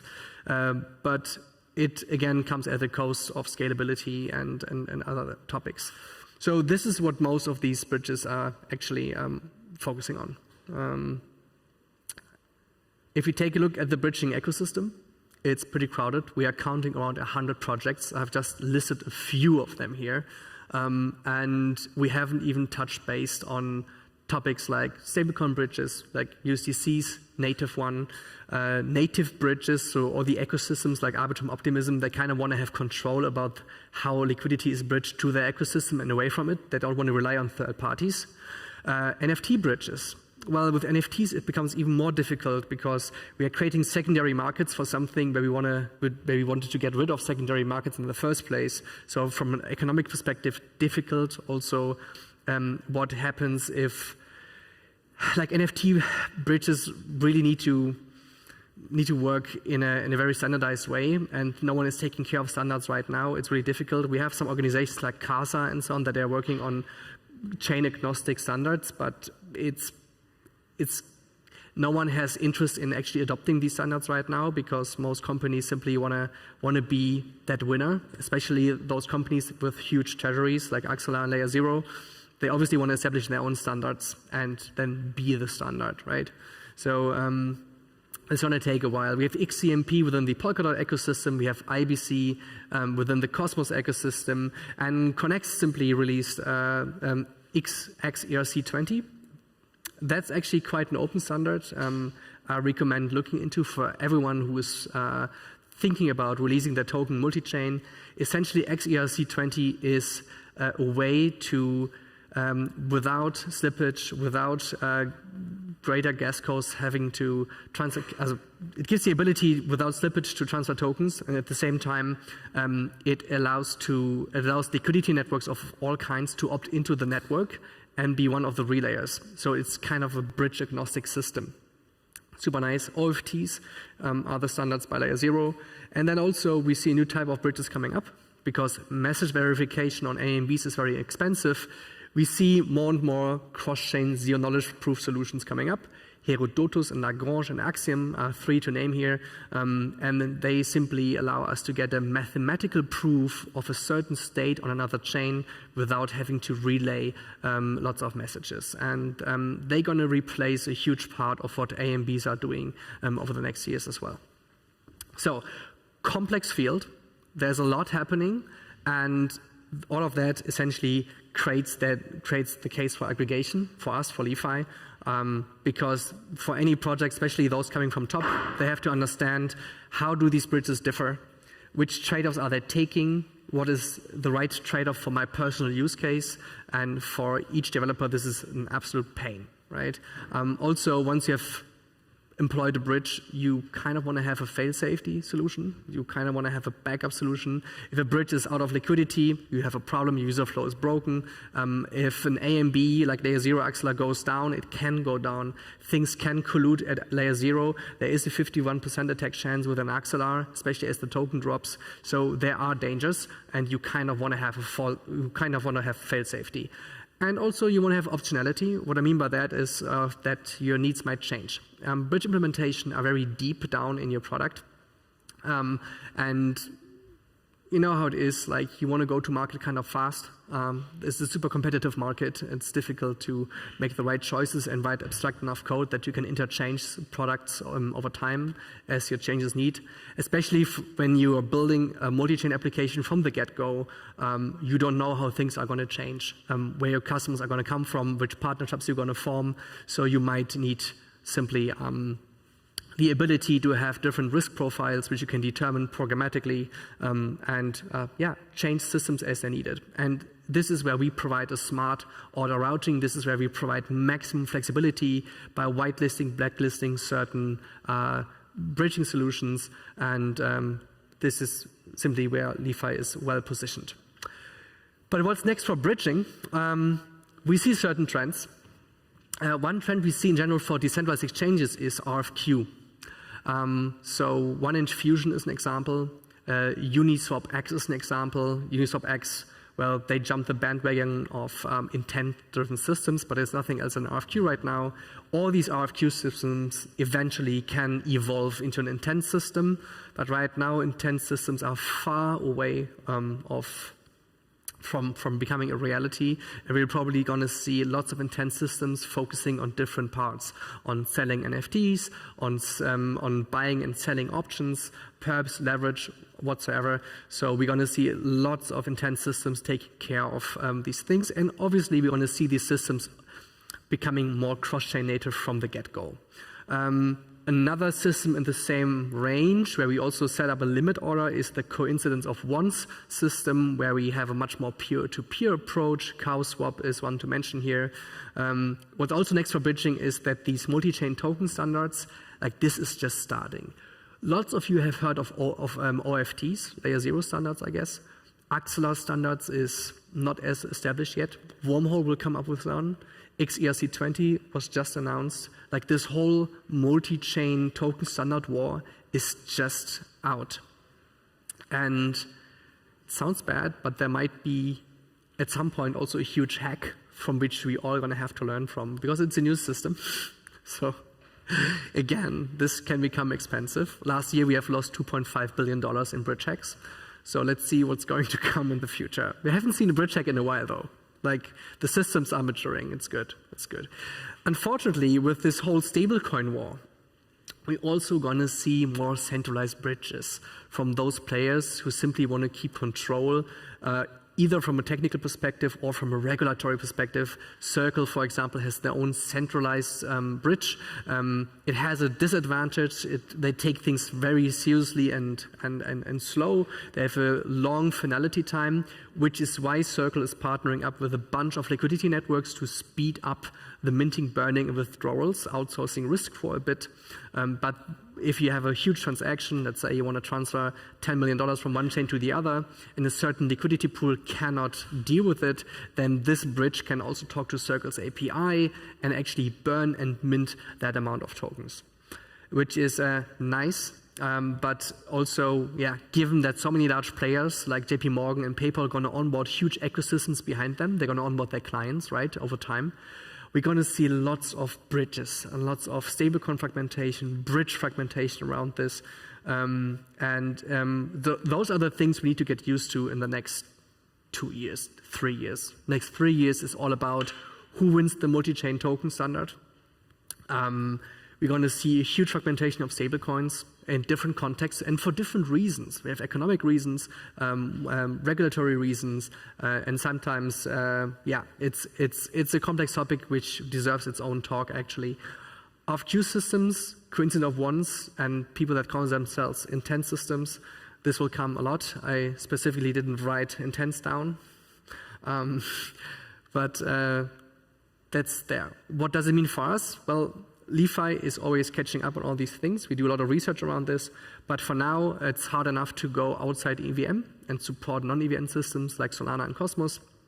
We are actually working with the Uniswap Foundation on message aggregation.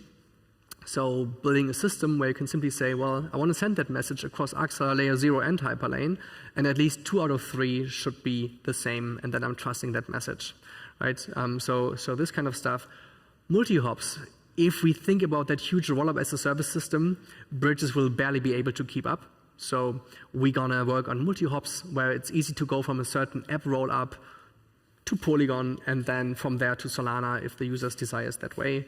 Multi-hop is going to be difficult because already it is hard to get gas estimations right. And then last but not least, aggregating RFQ systems as part of a multi-chain liquidity aggregation protocol. This is also going to be a challenge because aggregating limit orders is not that easy. You also need to be able to cancel them and all of that. So it's kind of difficult without making it frustrating for all the other participants. That's what we are dealing with. And if you are interested in that, if you're a developer, reach out to us, build on top of us. Use our blog to learn, ask questions, add me on Telegram, and happy to have a chat about anything interoperability, anything bridge related. We also make introductions to the bridges. Aggregation is not for everything, so whenever we know, like, for example, if you want to bring your token multi-chain, we would give you options which bridges make sense, and then we can redirect you and introduce you to those teams. That makes it much easier for you guys. Otherwise, yeah, thanks for coming, and open to questions.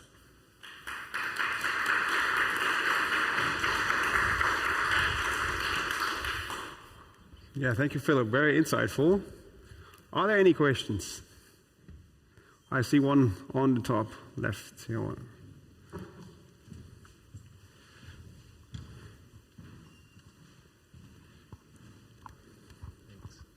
Thank you. So what's your general view of intents? Just a holistic perspective of the current industry? I think, so the idea of intents is nothing new, right? And it's a novel idea. It's good. It's going to happen at some point. But the question is here also what's the timing? We recently at DeFi were looking closer into this. We're talking to VCs. And most of these VCs that do have researchers around this and talking to all these teams, they are not very much convinced that this is the right timing to build, right? First and foremost, you're going to build an RFQ system. You set up a limit order and someone can fulfill it. So that already fulfills that purpose of, well, the user shouldn't care how an order is fulfilled. Then also, we're probably going to see solvers stepping up. So like really established solvers, that are really good. They have like teams from 15 to 30 people or Rust developers, and what they already do right now is trying to have the optimal execution by taking liquidity from centralized exchanges, decentralized exchanges, and market makers. And those are going to be able to step up and fight in these intent system or RFQ systems for the right thing. But then the question is, okay, what's next? With NFTs and all of that, it's just, I think it's far out. That's probably the one thing. I think it's very far out. It also requires aggregation, right? So if you want to offer that for leverage and perps, you need to aggregate these different services, need to partner up with them, and then you quickly run to boundaries. Let's talk perps. If we are talking about perps, you need high frequency trading abilities. You need very low latency. You need to update prices like twice a second. It's highly volatile. So the question is, which intent system can actually address this market niche? Difficult, right? And then with NFTs, it's different issues and so on. So just based on the conversation we had, it's just like, it seems like far out, and I think the space has to solve different problems first. I think we're first going to see things like shared sequencers being very established. I think first we're going to see RFQs and coincident of one systems be far more established. I think first we're going to see order book style solutions far more established before we see intent systems really taking off. So I think the timing is a little off. Maybe it's a much better way to think about this in 2 years. It's like account abstraction was already available 2015, right? And now we see it coming. And even if you take a look at AA SDKs today, most of them still suck. Still, like there is still so much to do, still too much to abstract away, because it's probably just too complex to build it right now. That would be my guess. Does that answer your question?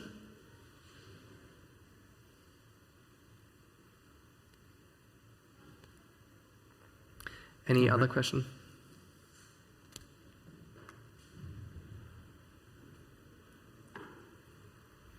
Okay. All right. I don't think so, then. Thank you very much, Philippe. Thank you.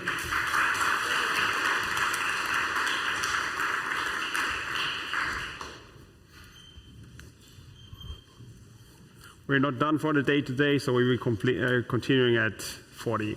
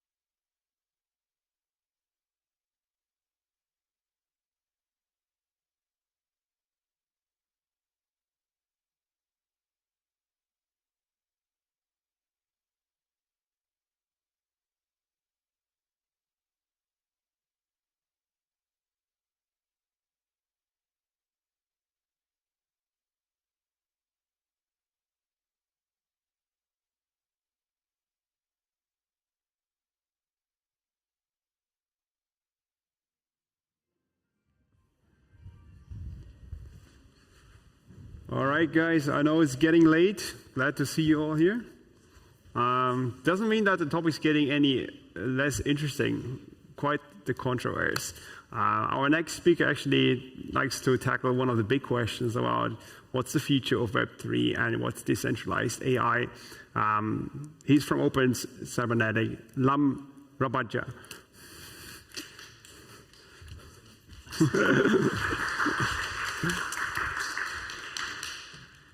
Good afternoon, everybody. I'm Lam Ramabaya, and I'm the co-founder of Open Cybernetics. And today I'm going to talk about decentralized AI and what I believe is the future of Web3.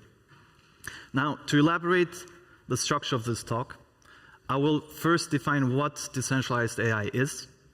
Afterwards, I will introduce some of the technical challenges that this emerging field faces. And at the end, I will introduce some of the building blocks that we at Open Cybernetics are developing to overcome those challenges. Now, to be fair, this talk is going to be slightly technical, but I'm going to try to keep everything as simple as possible so everyone can follow what I'm talking. But yes. So before going into the technical details, though, let's first start with what decentralized AI isn't. So when I use this term throughout this presentation, I do not simply mean a large language model that is somehow connected to a DAO or a blockchain. I also don't mean a large language model with weights that are somehow stored in a distributed hash table like IPFS, for example. Even though I think that those technologies will play a vital role in future decentralized AI applications, when I use this term, I have a very concrete definition in mind. Decentralized AI is a new branch of machine learning that tries to combine techniques from cryptography, database systems, and peer-to-peer protocols to essentially distribute the training and inference of very large models. It's ideally in a trustless and permissionless way. Now, of models that one would have difficulties to run on a local normal machine, for example.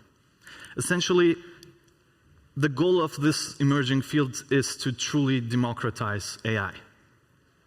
Now, there's a problem, though. Despite the clear utility of large models such as LLMs, we haven't really seen an emergence of peer-to-peer AI systems in the wild. And I argue that there are two fundamental technical reasons for that that first need to be solved before decentralized AI can even become a real thing. The first challenge is that of trust. Right now, even if I were to perform a forward propagation and a backward propagation in a deep learning model in a peer-to-peer fashion, there's no way how to cryptographically verify that the embedding that I'm receiving or the weight update truly originated from the deep learning model that I'm interested in. Furthermore, there's also no way for us to know that the input that we provided actually triggered that output, which is quite problematic. To take an example, that would be like having a torrent system like BitTorrent, and let's say you want to download a file, and you simply collect file chunks from peers without ever actually checking if those file chunks are legit or not. Now, such a system would not only not work, it would never actually take off. It would never emerge as a thing, because any malicious actor could immediately corrupt the whole thing. Now, again, for decentralized AI to even take off to begin with, we need a cryptographically verifiable way to prove that an output from a layer or that the gradient updates for a layer are legit. The second problem is that of cost. Training large language models and in general very large associative memory networks is very expensive. Performing queries on them is also quite expensive. And the reason for that is quite simple. It's computational complexity. We know, for example, if we perform an operation on a linear layer, for example, the computational complexity of that is O(n). However, if we perform operations on transformer-based models that have the self-attention step, well, there the computational complexity rises to n squared. Now, for the non-technical people here in the audience, essentially what that means is that the higher the computational complexity of an algorithm is, the more resources it will cost us to use that algorithm, essentially. In the case of machine learning models, what that means is that only because of the high computational complexity and the huge amount of parameters that we have, only a handful of corporations actually have the resources to train these enormous machine learning models. Which is also a problem, because if our goal is to decentralize and to truly democratize AI, we either have to figure out how to reduce costs of these very large neural networks significantly, and/or we have to figure out how to collaboratively train them in a fault-tolerant manner. Meaning, and that is important, this gets back to the previous challenge. Any node in that system could be malicious and technically corrupt our weights. So we have to define, to essentially build the tools that overcome those challenges. Now, luckily though, the complexity problem is not futile. There are ways how to fight off complexity. A lot of clever researchers and scientists came up with a lot of different ways how to reduce that kind of complexity in the self-attention step by creating very clever architectures like the lint former, the performer, the reformer, and a lot of other interesting formers. However, there's also another way we can fight off complexity. And this other way is the way we at Open Cybernetics chose, which is by leveraging the inherent sparsity within deep learning models. To elaborate what that means, let's first look at the famous self-attention function down there in the slides. At first glance, it doesn't become apparent what that function has to do with well, sparsity in this case, but once we look underneath the computations and essentially look what happens at the transformer heads, something very interesting becomes apparent. So let's walk over it. Usually we have an input and we have 3 weight matrices in the self-attention step. We have the WK, the W, Q, and V. So usually what we do is we perform a lot of cosine similarities, meaning that we take the input, we do a dot product with all the patterns in the weight K, and then all the, again, cosine similarities with WQ, and then again with WV. After that, we perform an inner product between queries and keys, slap a softmax function on that, and perform again a dot product with the value matrix. Now, what is interesting here is that 1, we are performing a lot of computations, and 2, if we actually look at the softmax distribution after that step, we can notice, as long as the transformer was properly initialized, we can notice that most of the values there are near 0, or like almost 0, meaning that actually just a handful of patterns in our memory do contribute to the output of a layer.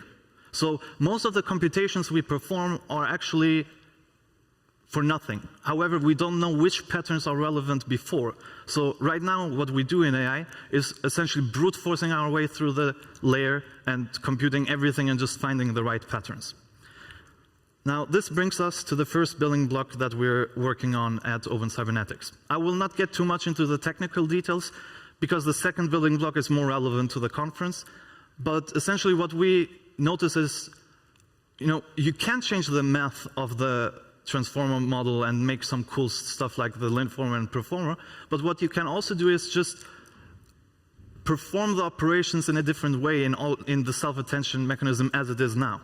So what this means is if we assume that there's a lot of sparsity going on in the model, then what we can do is that we can use clever tricks like heuristics, like approximate nearest neighbor search and stuff like that to figure out which patterns within our memory are actually relevant, and then we perform only the cosine similarities to those patterns, which should, in theory, save a lot of computation.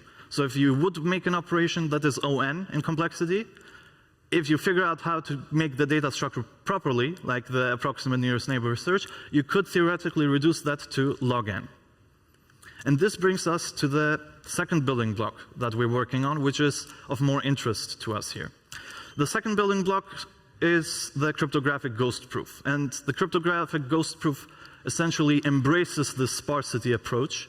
And what it does is it's a very simple way for us how to generate cryptographically verifiable proofs for the output embeddings, like for forward propagation and backward propagation in deep learning models. Now, to be fair, technically, this also works with densely trained models as well, but I don't really have the time to go into that. We will focus on the sparse version right now.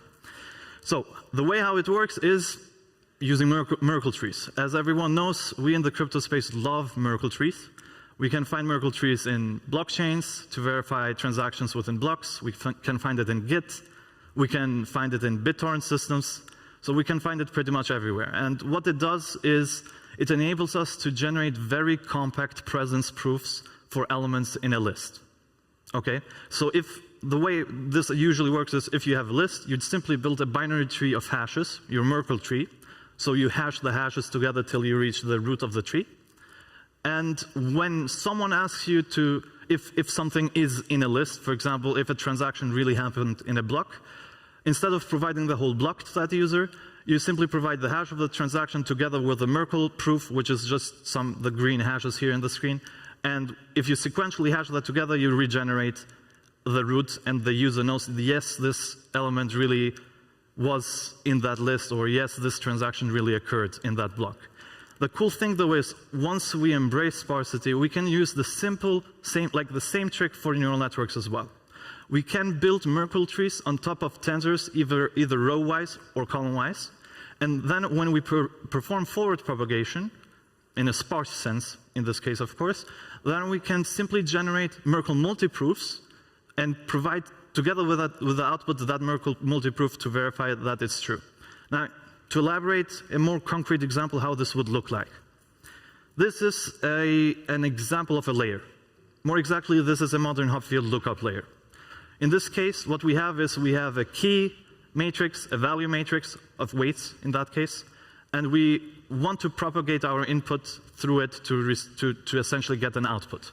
So what we would usually do in this case is we provide the input, meaning we perform a dot product between the input and the key matrix, generating a matrix of scores, and then we apply the softmax there, and we perform a weighted summation over the value matrix. Simple enough. Now we just attach some Merkle trees on top of that. So on top of the key matrix, we build one Merkle tree, and on top of the value matrix, we build also a Merkle tree. And assuming you use whatever kind of heuristic to sparsify your forward propagation, what we do in this case is we perform a dot product between our inputs and, in this case, the key weights. We pick the top scores. In this case, simple example, the top scores are H1 and H5. And for those two scores, so to say, we also generate, we compute the Merkle multiproofs for those scores. Then, in the value matrix, we do the same thing for the corresponding indices, and we can generate the output. The cool thing is then that the output gets sent to the user together with the sequence of Merkle multiproofs, which we call the cryptographic ghost proof. And the user can know for sure that, okay, this forward propagation really happened from the deep learning model that I'm interested in. Now, this simple trick is super cool because it opens up a whole new realm of possibilities for us. Usually, how the web works is that we have a client-server model, and we send some requests, we get some response.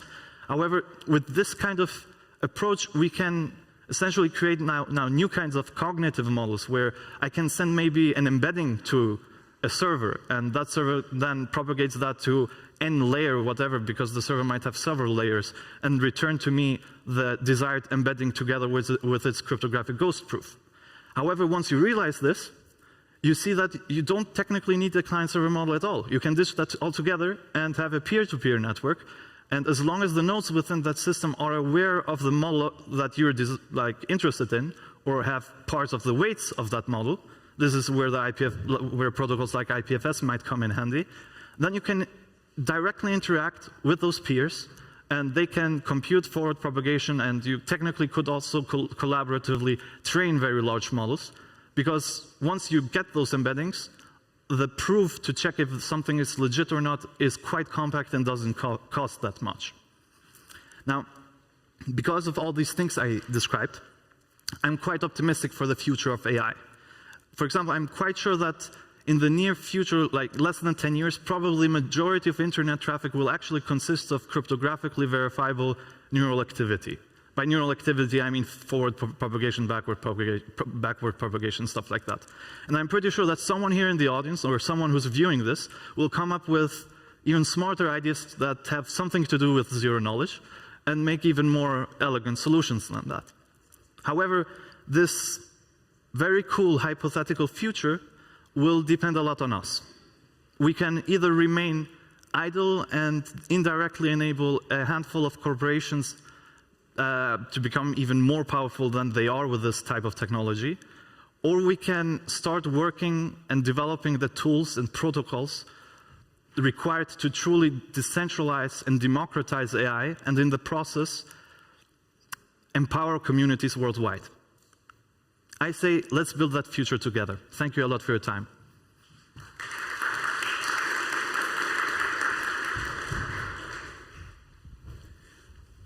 Super interesting talk. Thank you very much. Do we have any questions?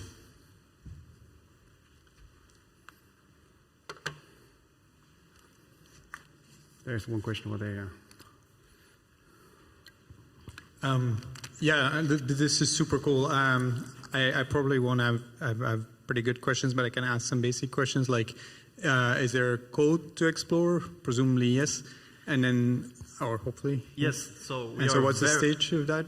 Yeah, we are very early stage. So whatever I talk today, we have also written it in quite a long blog post, so you can read everything yourself. Right now, we don't have anything public. We will probably have public code in best case scenario, I would say 5 to 6 months. Sorry, quick follow-up question. And like, this is a super interesting idea. It's really fascinating. So congrats on that. But like, have you thought on then adding privacy to it? I don't know whether you could do this. Yes. Like you could distribute it and possibly also use either ZK or maybe FHE or something for this nearest neighbor approximation. I don't know. To like hide even to the network which inputs or which vectors you were searching for.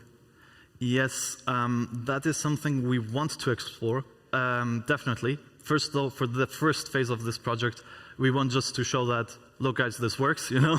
And after that, we definitely want to explore like zero knowledge approaches and all sorts of stuff, yeah.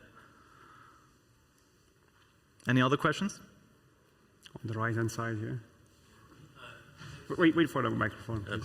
Thank you for the insightful presentation. How do you see the open data market for training models in this schema? So you talked about like the end result, but to distribute like data to learn, it's like another side of this medal. Yes, that's a good question, and I would have to talk quite long to give a satisfying answer to that. Essentially, so the thing is this, I personally am a bit so the thing, when people say we're going to run out of data and stuff like that, I'm always a bit skeptical about that, because as long as we come up with novel new solutions how to train the models, having simply the corpus of all the books in existence should be quite good enough for the majority of services and tasks we wish to have AIs for. So like when people say, like for example, oh, we scraped all of Twitter, sure, but what kind of quality data do you get from tweets? Like we all like to shit post. So regarding the data scarcity, I don't worry really about that. You can just grab all the books in existence and that should do the trick in the near future. And regarding the market part that you mentioned, I'm also a bit skeptical about that. Because unless, so technically data, once the data is out there, it's very difficult to keep it private and not reuse it for other stuff as well. There are approaches how you could do that, but generally I think that markets for data will not really take off that significantly, because what I believe is that for the majority of tasks, the surplus that these AI systems will generate will inevitably converge to zero. The reason why I say that is that for as long as there are many models that can offer the same kind of value, and there's no huge discrepancy between utility when the performance slightly increases, then you can expect a lot of competition, and as a result, like the profit you get from that will converge like really rapidly to zero. So what we will see is that for the majority of services, because I believe that the majority of services are not that difficult, we will see an immediate price drop. So in that case, markets will kind of not benefit that much anyways, but for some tasks and services, we will most likely see winner-take-all scenarios. And in those cases, the market idea won't work again because the real value is in that data. No one would want to sell that data in the first place. Like you can make way more profit by keep siloing it, unfortunately. Yes. Hopefully that we can talk privately as well. Any other questions? I see one. We're all on the right. Yeah. Yeah, related to what you just talked about, if the data for LLMs and embeddings is kind of publicly available, that centralized players can basically just use all of that data. Like, where do you see the value of decentralization for AI in terms of the data and the different models and results it will produce? Is it like the labeling of data, or is it different subsets of the data? Or how do you see decentralization driving value there in general? Yes, very good question. Here I would differentiate between use value and exchange value. So what I believe is that big corporations are not really incentivized to adopt the decentralized AI approach, because the decentralized AI approach, until someone comes up with a zero-knowledge solution, will inevitably enable the propagation of weights in a peer-to-peer system, and essentially the weights won't be secret to individuals. So what I see is that these systems will have immense use value in that you can just use them just like that without requiring access to an API, but they will not generate exchange value. So most services you won't really make a lot of money. You need some sort of information asymmetry to generate revenue. And unfortunately, in the case of AI, the only way how to do that kind of information asymmetry is either by having access to data that others don't, or by somehow performing regulatory capture and others cannot really do what you can do. So those techniques, corporations will embrace very freely. The dynamics that come with decentralized AI would not really be in their favor. Yeah. Okay. Good. I think we wrap it up here. If there are any other questions for the speaker, I think Lam, we find you around here. Yeah, I'm around. Perfect. And thank you very much for your insights. Give it up for Lam again.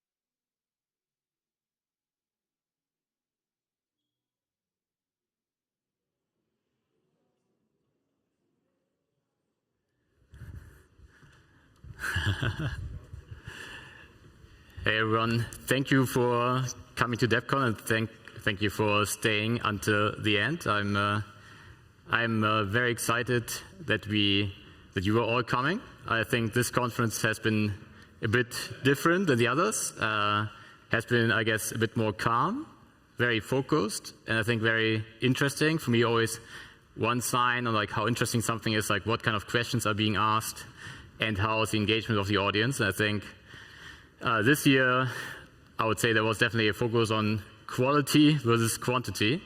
And I'm actually very happy with all the presentations that I could follow and all the people that were coming. I think it's the most builder-focused conference. See hardly any VCs here, not against VCs, but de facto here this was a very builder-focused conference, and I appreciate all your input and all your contributions. And I think I saw like a couple of trends also during this conference, but also beyond this conference. And I think one important trend is, and we had a couple of presentations on this here as well, is how do we connect what we have been building over the last couple of years, almost a decade, with the real world, and how can we get more people into our ecosystem. And I think we made tremendous progress on all the kind of basic requirements to get there. I think Vitalik wrote this blog post about like what are the fundamental problems we actually have to solve in order to get to much bigger adoption. Obviously, scalability is one, but we have now plenty of layer 2s, and scalability is not really the issue. User experience also mentioned. Account abstraction is a buzzword here. I think we have very good solutions for that today. Privacy being the third one. A lot of people working on it. I think we have interesting approaches to it. They're not scalable yet, but they're definitely on a level where we can experiment with them. And I think there will be a clear path on how we can also accomplish privacy on a large scale.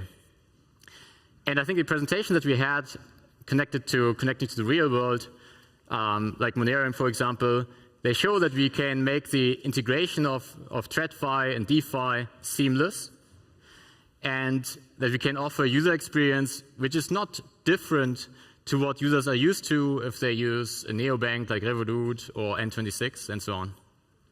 And I think now we're finally at the stage where we can build something that is on par with what users are already used to.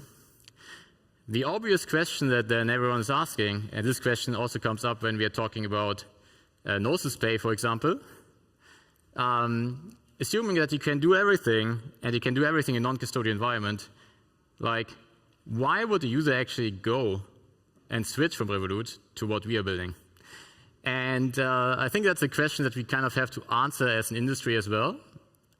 I think it's great that we're finally at the forefront where this question can even be asked, because previously you could always find an easy excuse for not answering this question, because you could say, well, usability is terrible, you're not scalable enough, privacy is not possible. I think we kind of solved the fundamental issues, and now we have to probably answer the most fundamental question, okay, why would people even move over and actually do most of their transactions on chain? And like for Gnosis Pay, we like to give this example of Skype, right? I think I've been talking about it a couple of times. Skype was also kind of in a similar situation where, like, obviously in the past everyone was using landline, then Skype came out, and Skype allowed peer-to-peer calls. But they only really got a lot of adoption once they were bridging into the old world. And today, everything is actually peer-to-peer, or like voice over IP. And yeah, I think we are able to get to something similar, but we still have to answer the question, what would make retail users finally move over? And obviously, not everyone here is using Skype today. I guess actually hardly anyone is using Skype anymore. It has been entirely replaced. It's more like the core fundamental infrastructure is now voice over IP. Everything goes over the internet. We are not even aware that it goes over the internet. And I think in our industry, obviously, we are very much focused on where we come from, meaning majority of development and funding comes either out of Europe or US, and of course a lot also out of Asia. And we naturally tend to, of course, build the applications exactly for those jurisdictions. And I think, to be honest, I think those are the hardest where we could get natural adoption in the end, because many of the problems have been solved. And we have to get really creative in order to gain adoption in these jurisdictions. And I think there's not a single answer on like what will actually drive adoption in these jurisdictions for crypto beyond speculation. But maybe there's also not a single answer because there are many different user groups and everyone actually appreciates something different. Maybe NFTs play a role here. Maybe, I don't know, like trading plays a role here. You don't know. Yeah, I think there was one interesting experiment that happened this year, which I followed also quite closely. And I'm also personally quite critical about this experiment, but it showed kind of proved a point. That was WorldCoin. So WorldCoin finally launched, and they initially at least get a lot of adoption. And it kind of proved also like the jurisdictions in which WorldCoin got a lot of adoption were not necessarily Europe and US. Actually, I recently just came across like an orb here in Alexa in the shopping center here in Berlin. No one cared, to be honest. No one dared to even sign up. Seen the same thing in Lisbon. But it was in the news in, for example, in Africa and Kenya, where people were really queuing up in order to do the iris scan, in order to get a wallet, in order to get some funding. And that kind of proved a point to me as well, like,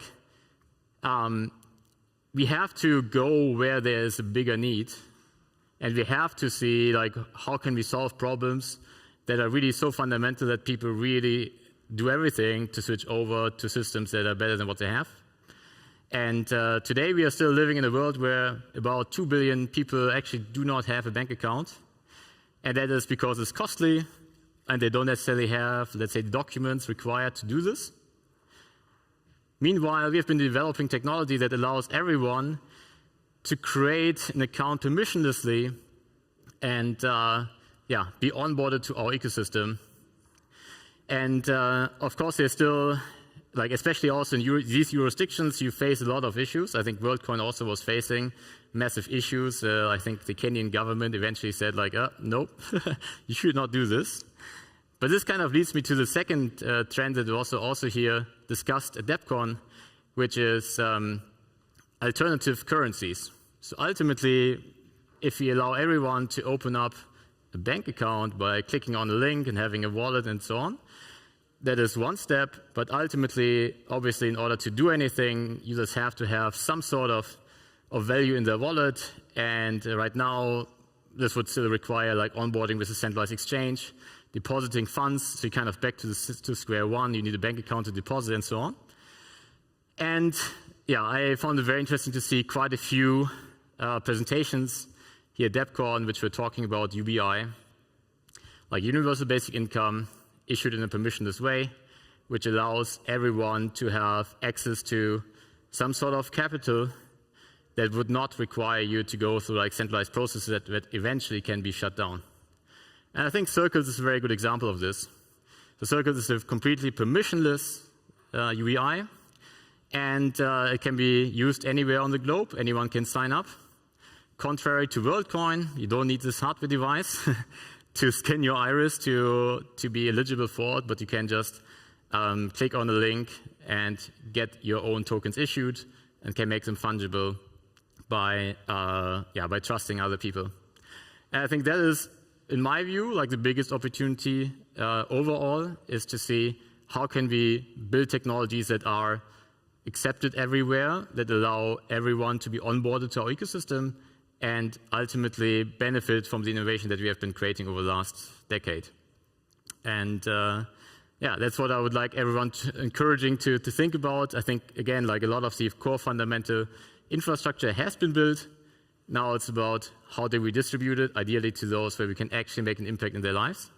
And I think that is the exciting thing that we also try with Gnosis. So we are working on a wallet that should everyone allow to easily be onboarded, that has the user experience that people are used to from other wallets, maybe, or like from other more Web2-like applications, and that will allow everyone to permissionlessly have access to capital that doesn't require any sort of centralization. And yeah, that I think is for me very encouraging. I think ultimately, of course, it's required to talk to regulators to actually get to a larger scale. But sometimes I think it is better to first innovate and demonstrate things work, and then actually use this as leverage to negotiate and actually make things legal and accepted. That's, I think, how innovation usually scales faster.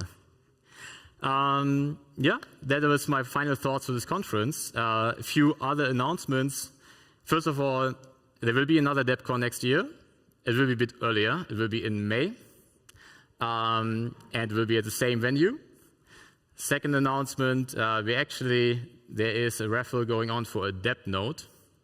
So anyone who purchases a ticket via Unlock Protocol, you can check Unlock Protocol to see if you're actually winning this DappNode. And with DappNode, obviously, you can run nodes for Gnosis Chain and Ethereum and other networks.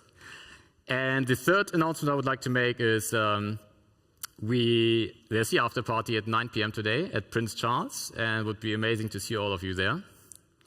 And yeah, that's it for this year. Thank you all for coming, and I hope I see you at the after party.